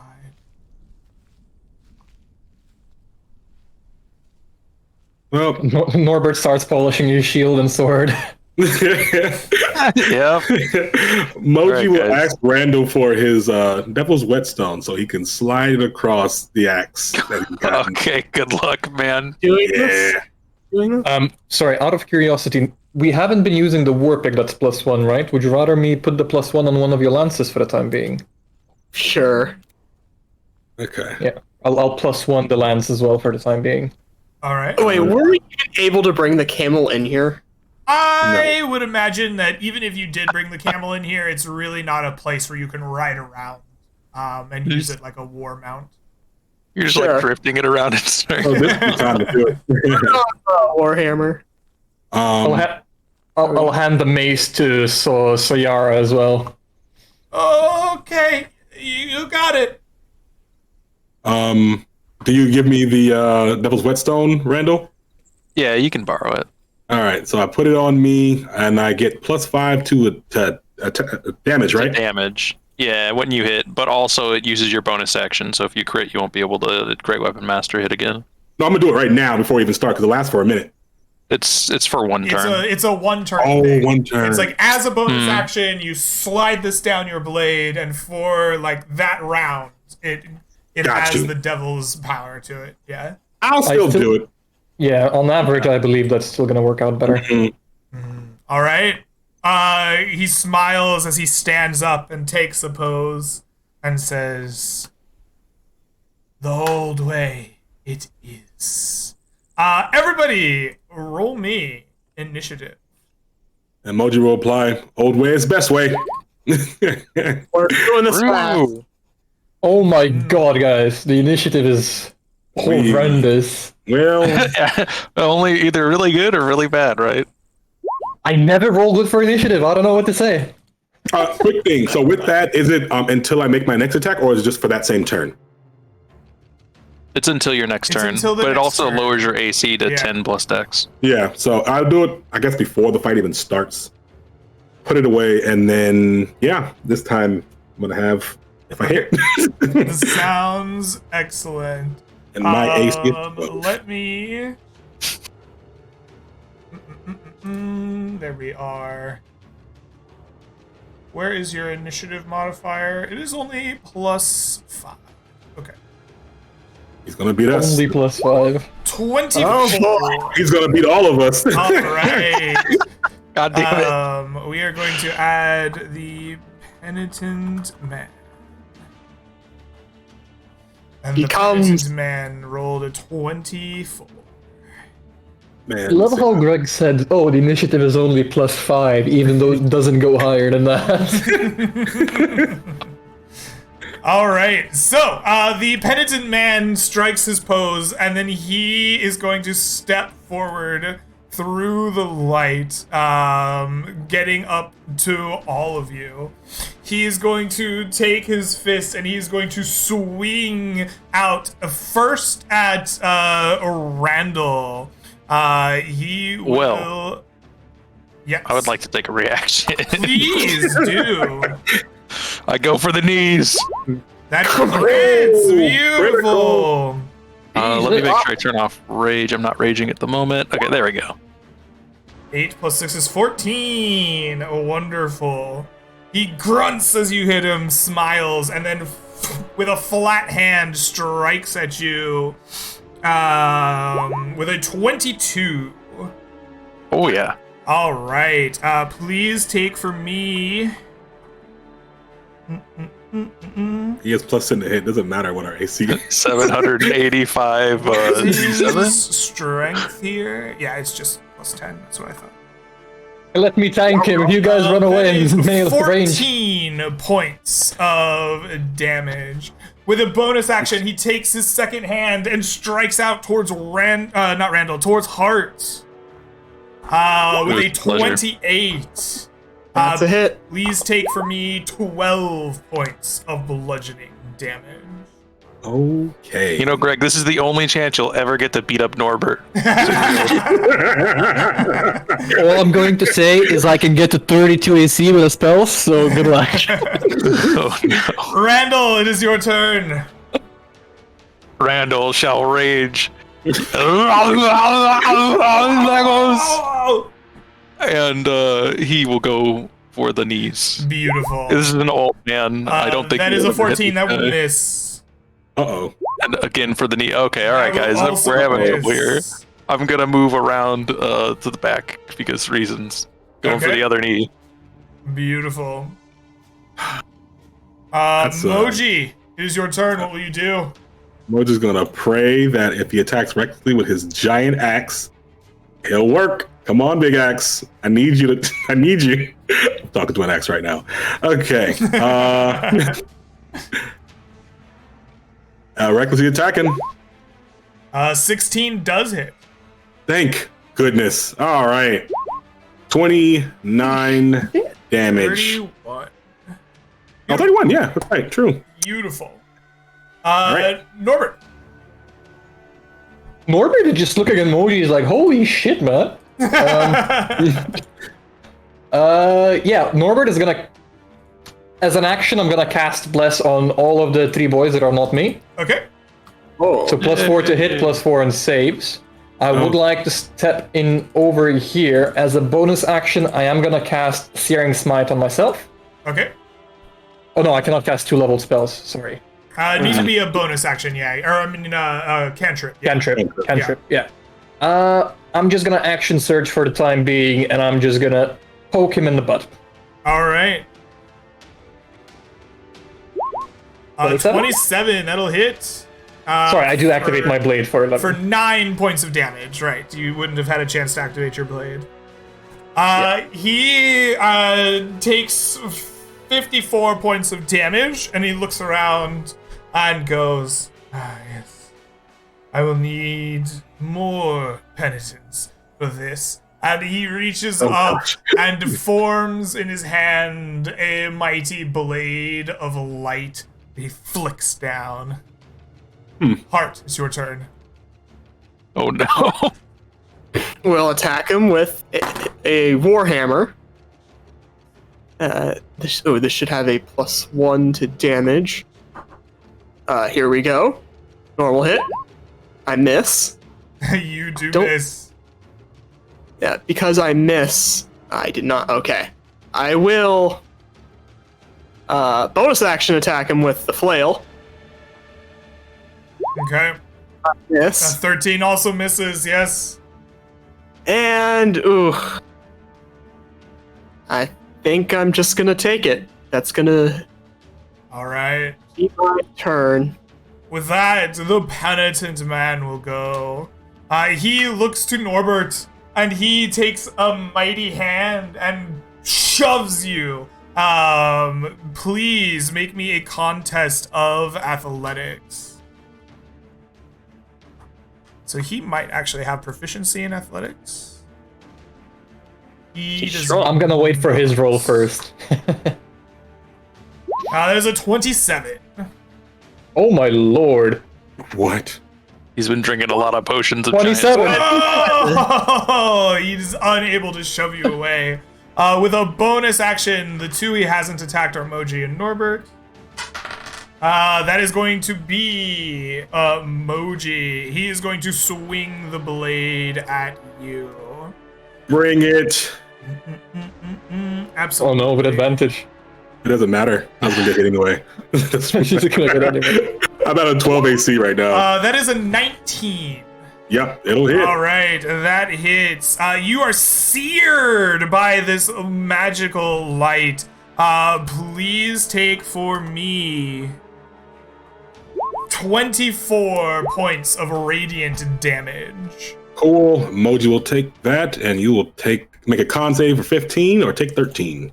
All right, he will make a Constitution save. His con save is only a +5. Only. That is an 11. He will fail, and he will take 13 points of damage from the crackle of your lightning armor. And he's not bloodied yet, you say? No? No. Oh, okay. No. Of course not. You're gonna need to deal 157 points of damage to bloody him. To bloody him. Yes. Only. We got it, it's fine. All right. We'll get there someday. Randall, it becomes your turn. What will you do? I'm gonna miss with my weapon some more. My All favorite right. pastime. Yeah, I'm still going for this old man's knees, like is some kind of sicko. Oh god. Oh, you missed please? entirely. His knees are just too quick. High steps and high Oh my steps. The 15 hits. Hey, take 10 He damage, takes you 10 old points man. of damage. Beautiful. Moji, it is your turn. Moji will strike his blade with the whetstone again. Mm-hmm. And he will attack recklessly at advantage. Please hit. At 22 22. hits. 22. No, it's not. It's not been 2 turns yet. All right. For 29 damage. 27 27. 27 is how that math works. Yeah. Yep. 37, 47, 50. He goes up, grabs with his second hand a ball of light, and it forms into almost like a shield in front of him. And Norbert, it is your turn. I'm just trying to think about the man Scorpion and how much of a badass he was to beat him alone. Leave him alone. Oh, I think he said he didn't take the old way, right? He did something different. Yeah. Oh, did he? Maybe. I must have missed that part. If you're gonna let me, I would like to temporarily turn invisible to get an advantage on my strike. You and I will strike. absolutely can turn invisible. As And you I will strike. return from invisibility to strike him, you will find that you do not have the advantage you expect, as he's looking right at you with a wry smile on his face. You see? Fair enough. Fair enough. Smash. Oh, roll 20. Hello, wake up. There we go. Okay. 25 is a 25. hit nonetheless. For 15 points of damage. more points of damage. Brilliant. Heart, it is your turn. Hold the positions! 20 feet of his movement to go here. Attack once with his flail. Okay. Come on. The plan. I We'll will never be able to mark this one. attack again Okay. with my offhand. A 15? 15 hits. No. All right. I lied to you. He drew his He has shield. a shield now. You no longer hit on 15. I will then. Gosh. I have to. I will provoke an attack of opportunity. Okay. He we haven't will blocked bring down his blade upon you. With a 14. That's a miss. All right. I will second wind, healing back 12. Back Very to full. nice. The penitent man turns to face Norbert, who he looks at, knowing he has yet to hit you, and he takes the blade and will plunge it towards you. With a 20, it is not enough to hit. He then is going to spend a key point and kick at you with a flurry of blows. Oh no. With a 27, that will hit. I would like to use. Yeah, I will use my lucky die. One of my lucky dice for this one to make him reroll an attack. That is a 19. He will miss that one. All right. And flurry gives him one more, I believe. Yeah. And that is an 11. Yay! Misses entirely. All right. You can't get this. The penitent man ends his turn. Randall. I think Randall is gonna recklessly start attacking. I can't hit this guy. He's too good. Okay. I'm still going for the only thing I can reach, which is this poor man's knees. 20. 20 does hit. Yes. All right. Wow. 8 points of Hey damage. man, every bit helps right now. This guy is tanky. Only minimum damage. We haven't even bloodied him yet. I can't. I missed Neither that of one. the buttons hit. Moji, Okay. it is your turn. Moji. Considering if he should even try to do this thing, but he has to because we need to whittle this guy down. I'm gonna attack it at strike it. Bonus action, strike the whetstone and attack. That is a And- 17 that hits. Oh, even better. Mhm. For 34 damage. 34 damage. Brilliant. Let's see here. 42, 52, 57, 77, 84, 94. Yeah, you are going to bring him to bloodied. Thank goodness. All right. And I think I am a turn. Yeah, that's it. Norbert. Norbert is gonna yell out, "Do you see how sorry we are?" And he's gonna strike him again Hey, for a 26 to hit. 26 to hit. That is another 23. Brilliant. He turns to you and he says, "You are not sorry yet." Heart. I'm a little sorry. I'm starting to feel sorry. pulls out from his back the 8-foot-long lance. Will jab at him. I will hit. Nice. I hit for 9 piercing damage, but he is marked. Beautiful. Oh yeah, right. And I back up. So he has to only attack you, huh? Well, he'll have disadvantage on everyone else. Actually, right now, Right. he's under no negative effect because I'm not next to him. Right, right. I see. With that, it becomes his turn. All of you feel an incredible force as he God puts dang it. himself down into a stance like Goku. You are each blown back 5 feet. You maintain your feet and your balance. But replacing him, we'll just put him over here. Replacing him is his true form. That of the Empyrean. The monk turns to good old Norbert here, and he is going to take a mighty blade of light and bring it slamming down upon you as he steps forward. Do I get an attack of opportunity or Sure, no? make your attack of opportunity. Heck yeah, baby.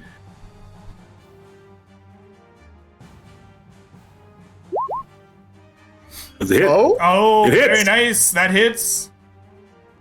Oh, it doesn't actually. The Empyrean in this form has armor class 22. Natural. Oh wait, I rolled D4. D4. Roll a d4. Yep. Yeah, he did it. That yes, 22 does hit. Okay, well, 24 damage. Oh, this is scary. That is very good. Is he looking bloodied or is he like Yeah, you bloodied him. invigorated? Yeah, you blood. Okay. Yeah, he's still bloodied. He just doesn't have the dot at the moment. He is going to slam down upon Norbert with a mighty maul attack. This is his blade of light. Critically hitting you. Lucky. Sorry, lucky. Good luck. What if Okay, roll another crit here, please, Greg. I need you to roll another crit. It's a 22. It's a miss. And Just out of curiosity, can you roll damage? Can you roll damage out of curiosity? Would that have killed you outright? Yes. No, it would not have Oh, gone really? right. Okay. Oh my Close. gosh. And would The it go down? Empyrean, you but will not find dead. out, is striking with non-lethal damage. Okay. With What a that, nice guy. he spins around, and he is going to reach into the light, and he will regain some HP here. I think it's 3 actions. Oh no. This one is a legendary action. I see. Cool. Yeah. This guy's tough, guys. He will regain 31 hit points. That is one whole attack that I did. Okay. That's like 8 of my attacks. Yeah. Same. It is your turn. Does this guy look like he's made out of stone? This guy is a titan. He is not a stone titan. This is a celestial. Okay. I'm gonna run up and recklessly attack him. Nothing Alright. bad could ever happen doing this. 21's not enough, right? 21 is not enough. Okay. Hey. There we go. The 24. Bejazzle Butt does hit. It does its thing. That's For pretty okay 10 damage. points of damage. Don't kill me. I'm so sorry. Moji, it comes to you. Moji has to walk up 1 hit, and he's thinking he really shouldn't be attacking with the -5 at this point. So, Please, Moji. but he's gonna do it anyway. Please hit advantage. D4. I don't think I do even with the D4. Oh, I can. You can. Oh, so close. 21. Okay. All right, that is a 21. That will miss. You strike at the guy, but his natural defenses are so strong that your axe cannot find purchase. All right, I'm just gonna have to quit with this one. How close is your axe to critting? It is. I have made 4 attacks that hit, so yeah, I can hit it on 18 now. Okay. Crit on 18, yeah. All right, Norbert, it is your turn. Norbert is looking at this guy, you know. Norbert hasn't even been really hit by the UNT or anything in a long while. He almost got evaporated in 1 hit now, and he's like, yeah, no, this is the battle I was here, you know, I'm ready for it. I'll take him on one-on-one. And I'm gonna take another swing with my sword. All right, I like it. The 13 will not hit even with a D4.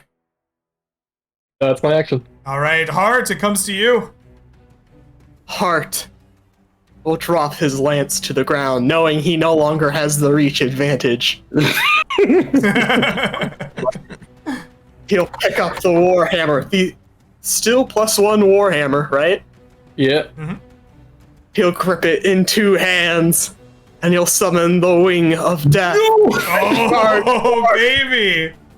There's only one way this is gonna go. Alright. 1d10. He will charge all the way and will attack. Okay. 7 to hit. Normally. 7 to hit. No, 14's not gonna do it.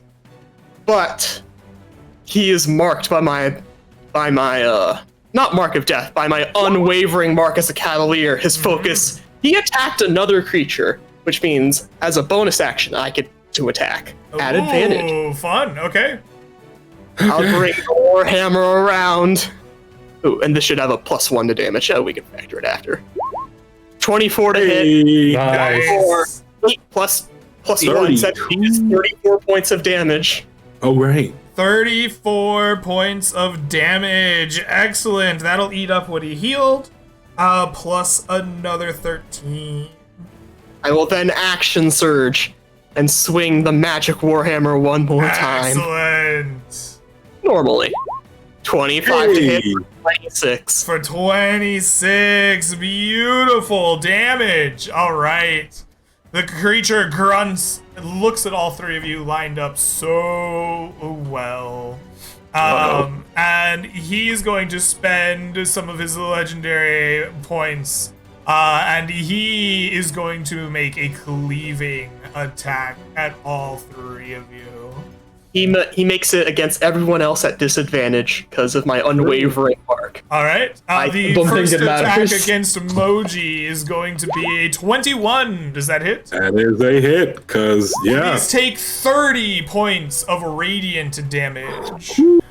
And he's going to do that to me. All right. He is going to make the attack at Heart normally. Yes. With a 25. Yep. He'll take the 13 damage. That's cool. Okay, cool. And You need it. then that attack will deal 22, not bludgeoning, but radiant damage, which gets doubled against your mark of death. And then he will make the attack against Randall. So sorry.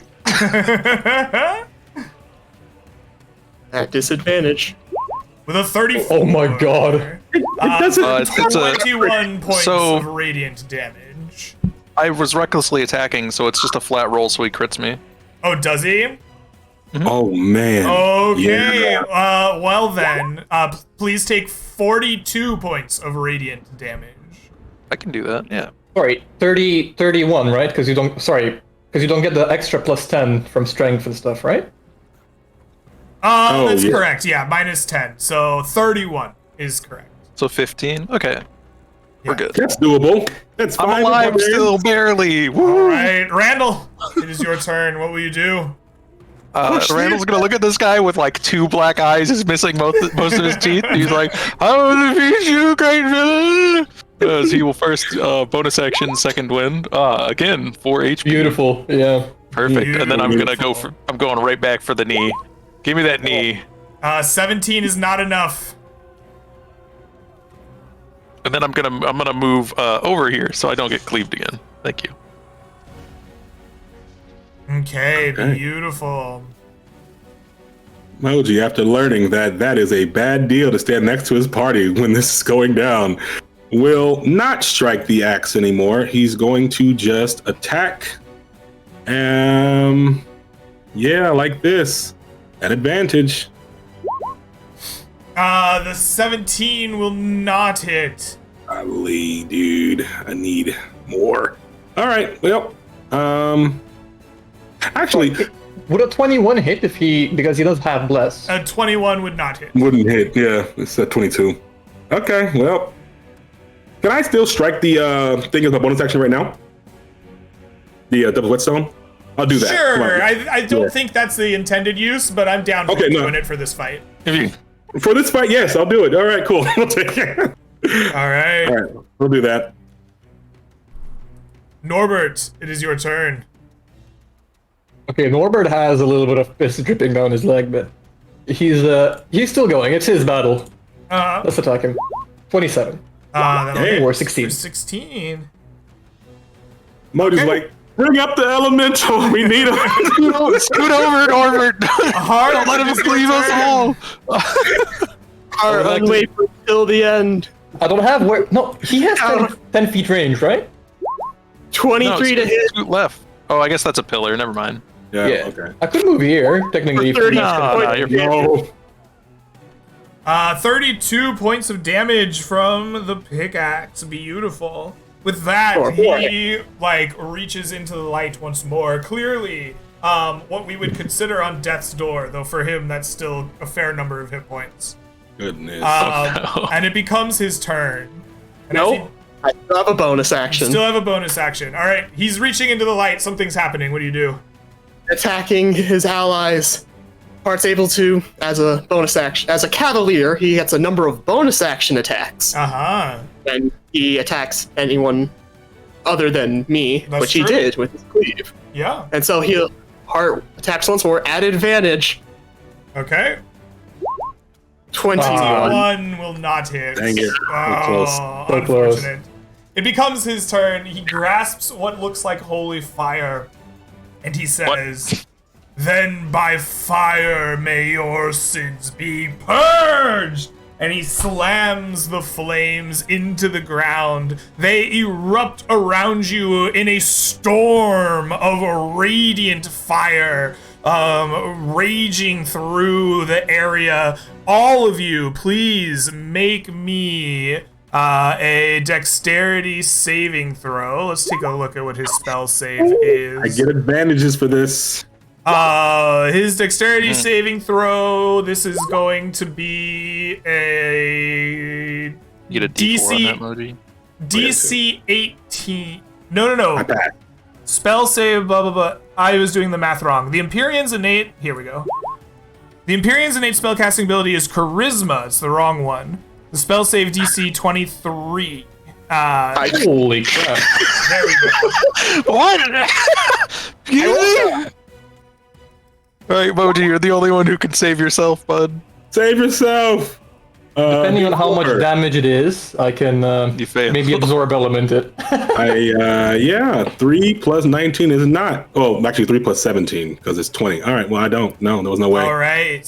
For each of you who fail your saves, please take for me. Is there a flat number to this, or is it all dice? Nope, all dice. Please One. take One. for me 29 points of radiant damage Oh, on a fail? on a fail. Oh, okay. And then quick question, sorry, it's radiant, not fire, so absorb elements wouldn't work in it, right? Correct. Oh right, Okay. I'm raging. I can do this. I'm alive. I'm still alive. Thank God. We're all barely alive, but now it's his turn. Good luck. All right, it is his turn. And he. Oh, Is, does he take? I don't know if this counts as an attack. Does it count as an attack? this is not an attack. No. Yeah. Good. You guys lose the bless, by the way. Bless Oh, no. evaporates. All right. With that, he is going to make his attack. His big attack is going to come down upon Norbert. He will make the attack with his sword with a 29. It would have This hit, is but advantage. Norbert cast shield very last second. Just deflecting the attack, luckily, with Very 30 AC. good. Then he That's my will last spell spend slot, I a think. key point, and he will make a flurry of blow attack at the two lowest health party members, which is going to be Moji. This is going to be a d20 plus 10. It hits. That is a 19. It hits. All right. You are going to be taken to unconsciousness as a reaction to I you will going- not Oh, because I will he's gonna pop rage back for up. it. Well, Yeah. you're still the lowest hit point, so he's going to make that flurry at you. Now I'm down. Now you're down. As a reaction to you going unconscious, the creature casts Spare the Dying. You Okay, are so he stable and unconscious. Oops. You are stable and unconscious, but you will get back up in D4 hours. And he will take 9 and 3 is 12 damage. You guys are doing a lot on his HP here. This is good. That's his turn. Randall. We need backup. we need an AC 130 or some kind of elemental. As I try to stab him in the knee and probably never hit. We'll see. Oh. Nope. No. Nope. No. Moji is unconscious. Norbert, it's your turn. I have one spell slot. I can either revive Moji or I can summon the elemental. Do the Not me. The elemental will help us more than We don't have Moji. bless anymore. It's the only way. I do summon the elemental in this square here, if possible, next to Moji. Okay. I will be right back. You summon the elemental as a reaction. He used his reaction. It doesn't happen. The elemental summons. Did the music end? It might. It says it's still playing. Alright, so the elemental doesn't summon, right? It's just looping. The elemental does summon. He does not have his reaction. Oh, perfect. So can I make 2 attacks on him with the elemental? You may indeed. 27? 27 is a hit. For 8 points of damage, and he's gonna gaze into his eyes lovingly. With apology, like, like with puppy eyes, like, I'm sorry. 8 points of damage. He'll save against the damage, but he is immune to paralyzation. That is a 15, which is a successful save, right? Yes. I'll do 6 points of damage. Okay.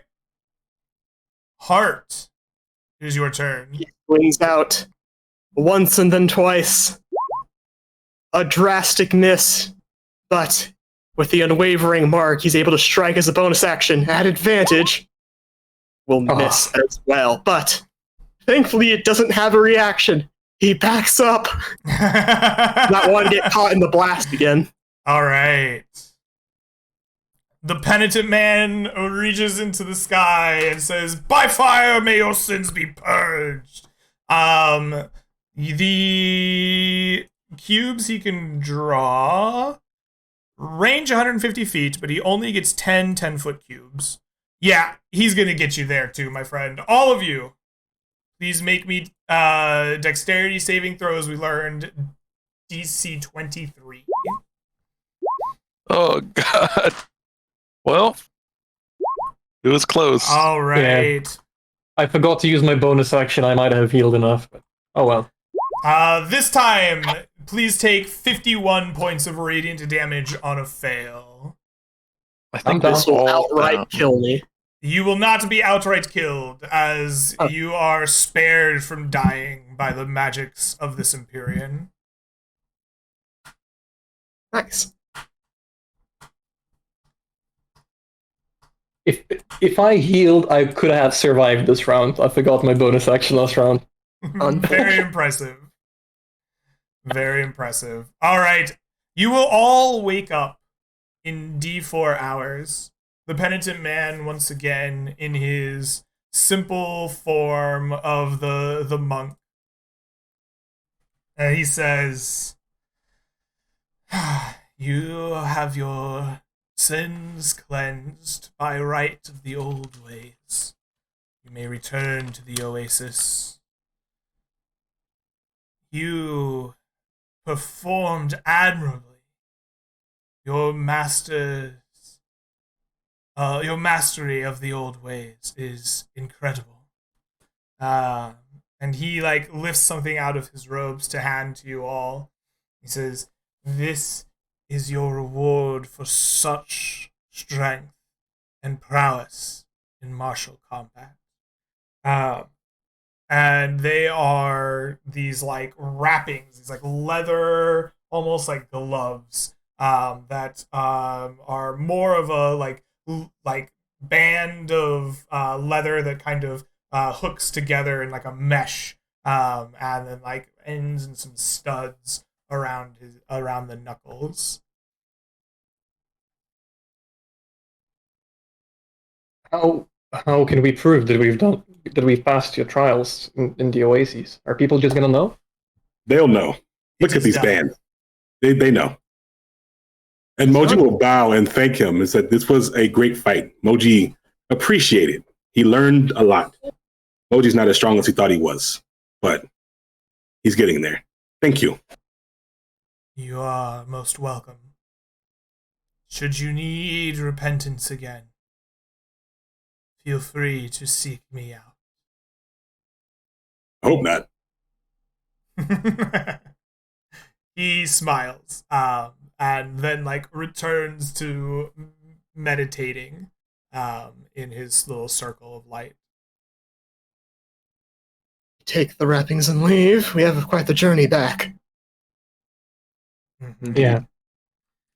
It is another 2-day journey back from here to the Golden Oasis. I want, since Moji and Hart rolled d6s last time, I want Randall and Norbert to roll. All right, so you do get an encounter. Roll me 2d10, please. I'm gonna roll some quick hit dice after he rolls 2d10. Okay. I would like to roll some hit dice as well.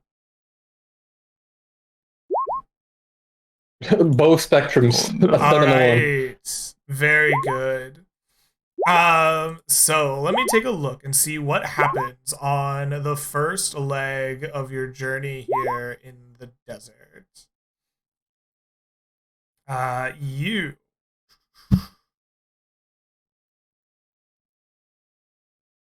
take a short rest before leaving. I assume you're getting your hit dice back there. So the first one, you find something sleeping in the desert that you would not normally find. This is a giant vulture.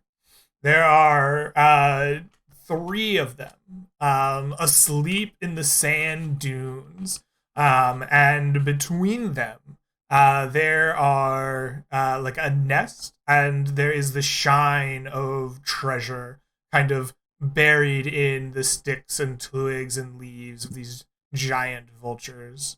They are asleep and resting in the heat of the day here in the cracked sunlight. Will you try to take what is there, or shall you leave them be? What is the plan as you happen upon these? Randall, can you sneak it? Wait. One time you already got burned thinking it was too easy. It's just 3 birds, oh, what's the worst that can happen? And boom, 20 UNT. Could I cast Detect Magic and see if this is a mirage and like easy loot just out for the pickings, or is like a mirage per se?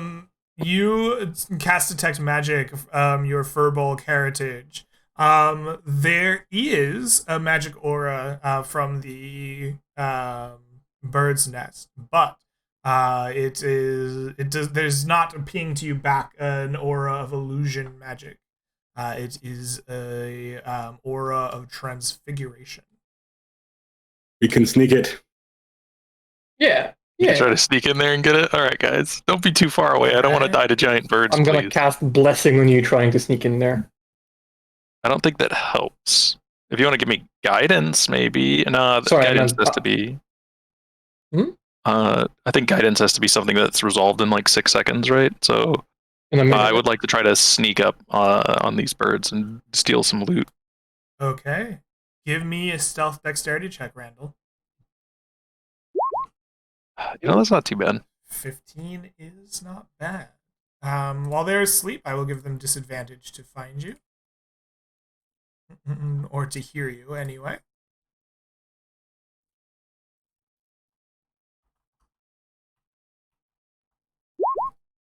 That is a fail. You sneak up into the nest itself. These giant vultures resting. You could feel the heat of their breath as they are dissipating their body heat out into the desert sun.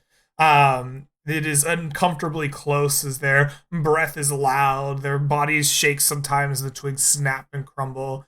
Inside the nest, you find 5 large eggs. But in and around them, buried in the twigs, there is treasure. There are valuables. There are pieces of golds and gems. There seems to be silks wrapped in here. But there also is a large scroll case that kind of gleams of like emeralds as you look through here, getting kind of directions from Norbert in the back, his Furbolg magic. It seems to be pointing you in the direction of the scroll case. Yeah, I'll take the scroll case, and then if it's like not super buried under there, I'll definitely take it. And then like giving it a quick glance around, I'll just grab like a couple gemstones or something that's like easy for me to get that I won't make too much noise, and then I'll get the hell out of there. All right, give me a sleight of hand check.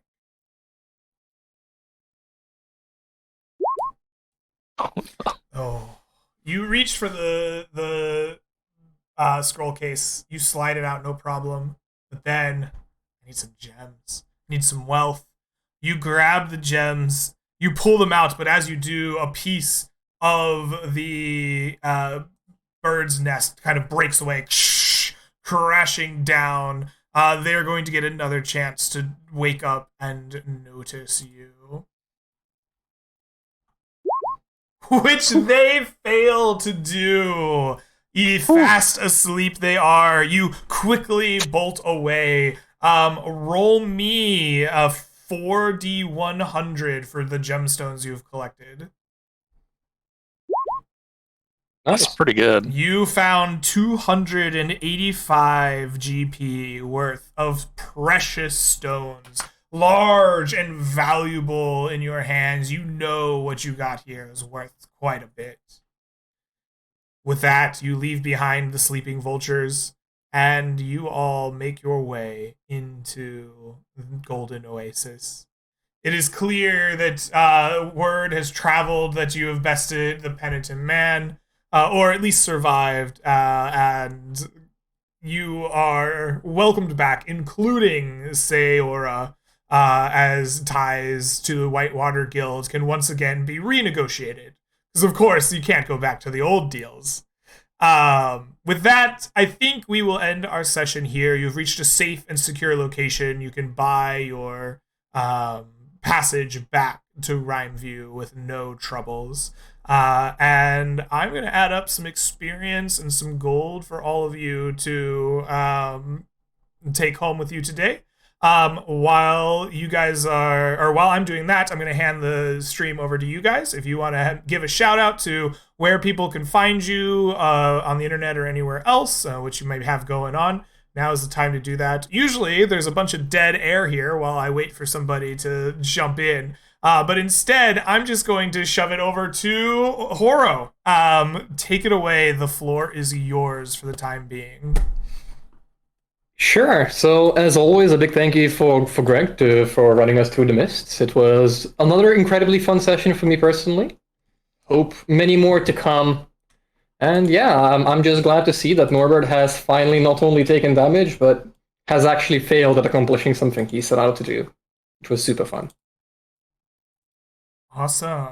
Well, thank you. I appreciate that. Let's send it over to Mr. Underground. I'm Mr. Underground. I'm the player of Heartfuller. You can find me in the Discord as always. I always love playing in another session by Greg Hansen and Land Beyond the Mist, Season 2. Ooh. I did enjoy Season 1. And yeah, amazing session. None of us died, although this is the second time where I fought an enemy that did not kill us. So it was definitely an experience. But nonetheless, we survived, we got through it, we completed all objectives. Time for some loot. Soon. Excellent. Let's throw it over to Vessel. Hey guys, I am Vessel43, also known as Moji. Had a great time, super fun, super scary. Like, this is the second time Moji's really felt like true defeat. Like, it's crazy, and he was getting really confident. So, like, that's good for my character to humble him a bit, thinking that he's like the master of the world. Like, no, you're just one guy. But it was cool. And I also want to give a shout out to you guys, the stream, everybody else in the Discord as well. Some of you may have heard or known that I had a baby recently, and just talking with you guys and being with you guys during that time when I'm waiting for my wife to give birth, it was really awesome to talk to you guys and get my mind off things. I was really happy about that. It just helped me get through the times that I was having. So you guys are great. Love you guys. I don't know if you guys consider me a friend, but I consider you all friends. You guys are all great. And, just keep doing what you're doing. We're all having fun here. I'm not even playing the most efficient build or whatever the heck else. It's my first time making a a 5e character, but no one makes me feel stupid or dumb or whatever. I'm just trying out random things. I don't really know what I'm doing, but yeah, I've been having a great time. So thank you all. And I'll be around. Can always hit me up. I'm doing stuff. But yeah, that's a 43. Awesome. Well, congratulations first and foremost. I'm sure we've said it to you before, but that's awesome. And I'm glad the community was a cool space for you. That's awesome to hear. And last but not least, let's go over to Randall. Hello, guys. It's me again, Soul Crusher 669, here to laugh as I constantly get destroyed by everything in the mist. Anything with like +6 and above will miss me at least 3 times in a fight. Anything with like +4 and below absolutely bodies me every single fight. I love it. I'm just here to be the meat shield, I guess, at this point. But I always enjoy playing around on here. This is where you'll catch me probably forever. I don't stream, so not on very many streams anymore. And I'm just here to hang out and have fun. I always enjoy playing around in the mist, fighting all of the things that I shouldn't be fighting. Standard D&D stuff. Very fun. Awesome. All right. Let's I guess I'll do a shout out real quick. I want to shout out the stream itself.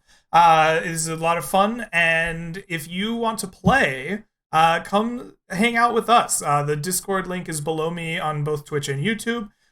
You can join us there, and if you want to play with us, please feel free to sign up. This is open to the entire community. I also, if this brings you joy to watch and enjoy, then I would encourage you to maybe think about signing up for the Patreon or for the Patreon. It is at twitch.tv/Greg Hansen. That is also below. And if you do that, your own ideas and things can help fill out the myths. You can see your own awesome stuff. I think working with people to make their own cool things has been a lot of fun, and I encourage it and look forward to it. Also help this be a more regular thing. Hopefully we can get to maybe 2 or 3 times a week if that goes well enough. So those are my shout outs, and without further ado, let us hand out some XP and gold and whatnot.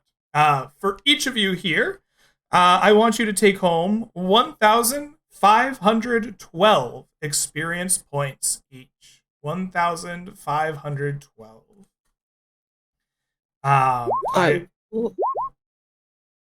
would also like for you to take home 127 gold pieces. 127 gold pieces each.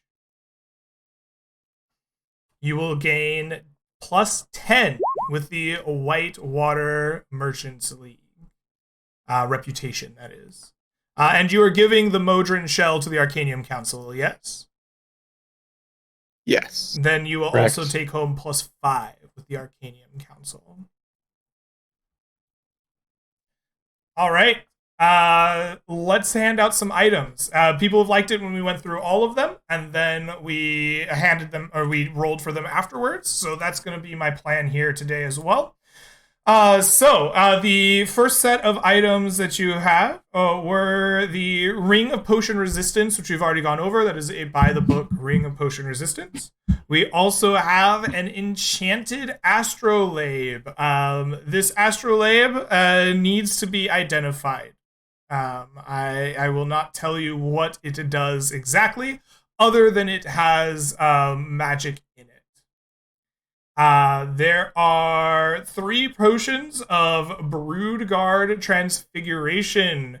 These cursed potions are interesting to say the least. You know what they do now.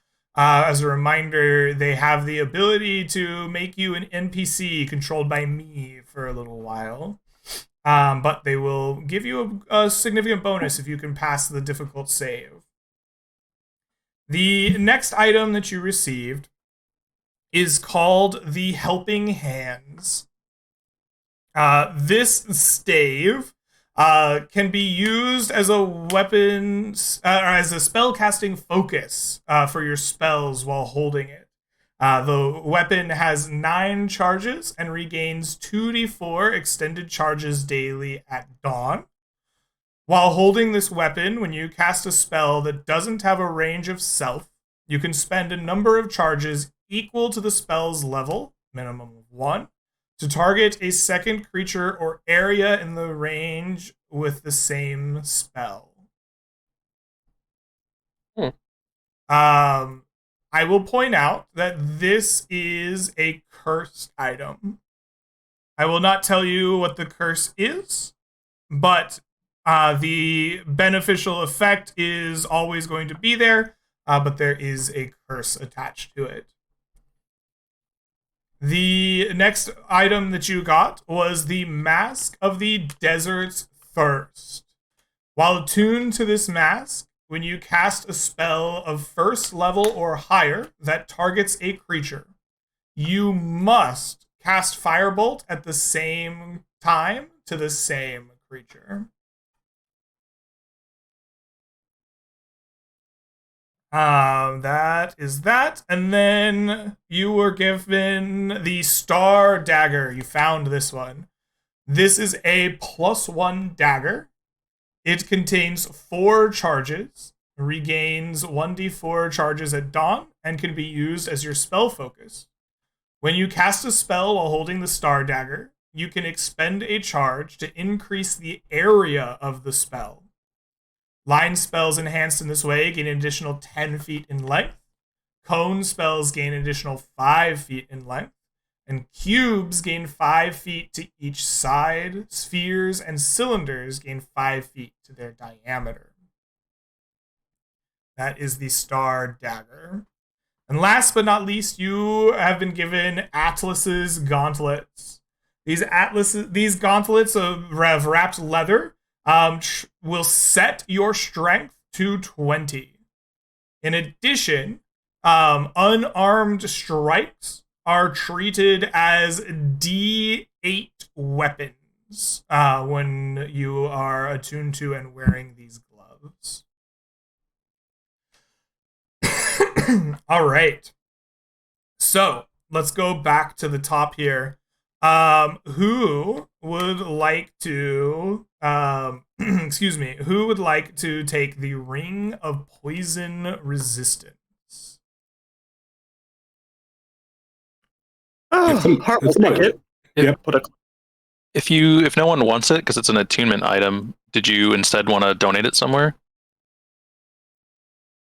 If you want it, then you can take it. Heart will put a claim to the poison resistance. I haven't opened Okay. Take it. Yeah. Sounds like it is yours unopposed, Heart. Please take the Ring of Poison Resistance. We have the Enchanted Astrolabe. This secretive astrolabe does have magic attached to it, but you do not know what it is as of yet. It must be identified. Who amongst you is interested in the astrolabe? Because I know we're getting to the end, I was wondering if I could just spend the gold to identify it at the Arcadium Council real quickly and can know what it does, or no? I'm gonna wait till later. I would like you to do it in session. Okay, no problem. Yeah. Then I'm down to give it away. Okay. Would you guys be okay with this being a party roll? All 4 of us rolling for it, because this seems like might be a key item or something fun per se. I think yeah. if you want it, because you can identify yourself, right? If you spend the cost, I think I'm fine with giving it to whoever wants to roll for it, right? I don't want this item. It's gonna kill me somehow. I already know it. I don't know what it does, but I'm like 80% sure it's either gonna kill me or possess me with a genie of some kind. I'll roll for it. Hard pass. You'll roll for it? Okay, let's have Hart and Norbert roll for it here. 61. 61. 48. All right, looks like that is going to Hart. We have the 3 potions of a Broodguard Transfiguration. Do any of you want these cursed potions? Arcanium Council, possibly? Arcadium, I think if it's cursed, you probably want to give it to the church to kill him. But I think it's something either for them to study or destroy. We can do whichever one you guys want more like rep with. I could care less, so up to you guys. Let's give it to the council. Okay. Arcanium Council. Okay. All right, you gift these to the Arcanium Council. Take an additional +5 reputation with them. Yay. All right. Then we have the Helping Hands. Would any of you like this cursed stave? Alright, so this is a spell focus that lets you cast spells on multiple, extra creatures, right? Correct. It's cursed. Do you guys want to give it away, or do you guys want to roll for it? If you want it, you can have it, man. You Thank you, already if you want reached it. Three of plus us 10 can't cast. reputation with the Arcanium Council. Giving it away will not increase that. Then we give it to the conclave. If you want to. You've obtained a plus 10 reputation giving away stuff, right? That's Oh, the okay. limitation. That's it. Oh, Roll okay, off. okay. And Does it we'll figure require it out. attunement? I can't cast spells. I don't yes. want it. It does. Okay. All right. I can cast spells. I guess I'll lay a claim on it. I don't know. Yours. It's yours. All right. Norbert, please take the helping hands. The next item will be the Mask of the Desert's Thirst. Would anyone like to lay claim to the Mask of the Desert's Thirst? I am the only one with a spell slot.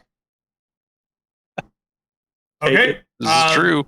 Then I guess that is yours. The Star Dagger. Does this interest anyone? That actually interests Moji. I'm One. Yeah, plus 1 dagger. But does it work on like potions as well? If I got like acid breath, would it extend the range a bit too? Ooh. I'm gonna say yes. Potions And that give you absolutely. spell effects, right? Yep. Yeah. I want it. Yeah. That's nice. I like that. Okay. So I'll take Anyone it. If else anybody have any wants claim to it? Sounds like it's just Moji's. All right, Cool. Moji, Star Dagger is yours. Star Dagger. Last but not least, Atlas's Gauntlets. Would anyone like Atlas's Gauntlets? I would like those, yes. Okay. You can keep it. Yeah? You need it. All right. Thank looks you. Looks like it is unclaimed by anyone else. Atlas's Gauntlets are yours. Thank you so much, everyone, for playing. I hope you enjoyed it. Twitch chat, I hope you had a lot of fun as well. We will see you next week, hopefully, for another one of these. And I will catch you next time. Peace, everybody. Peace.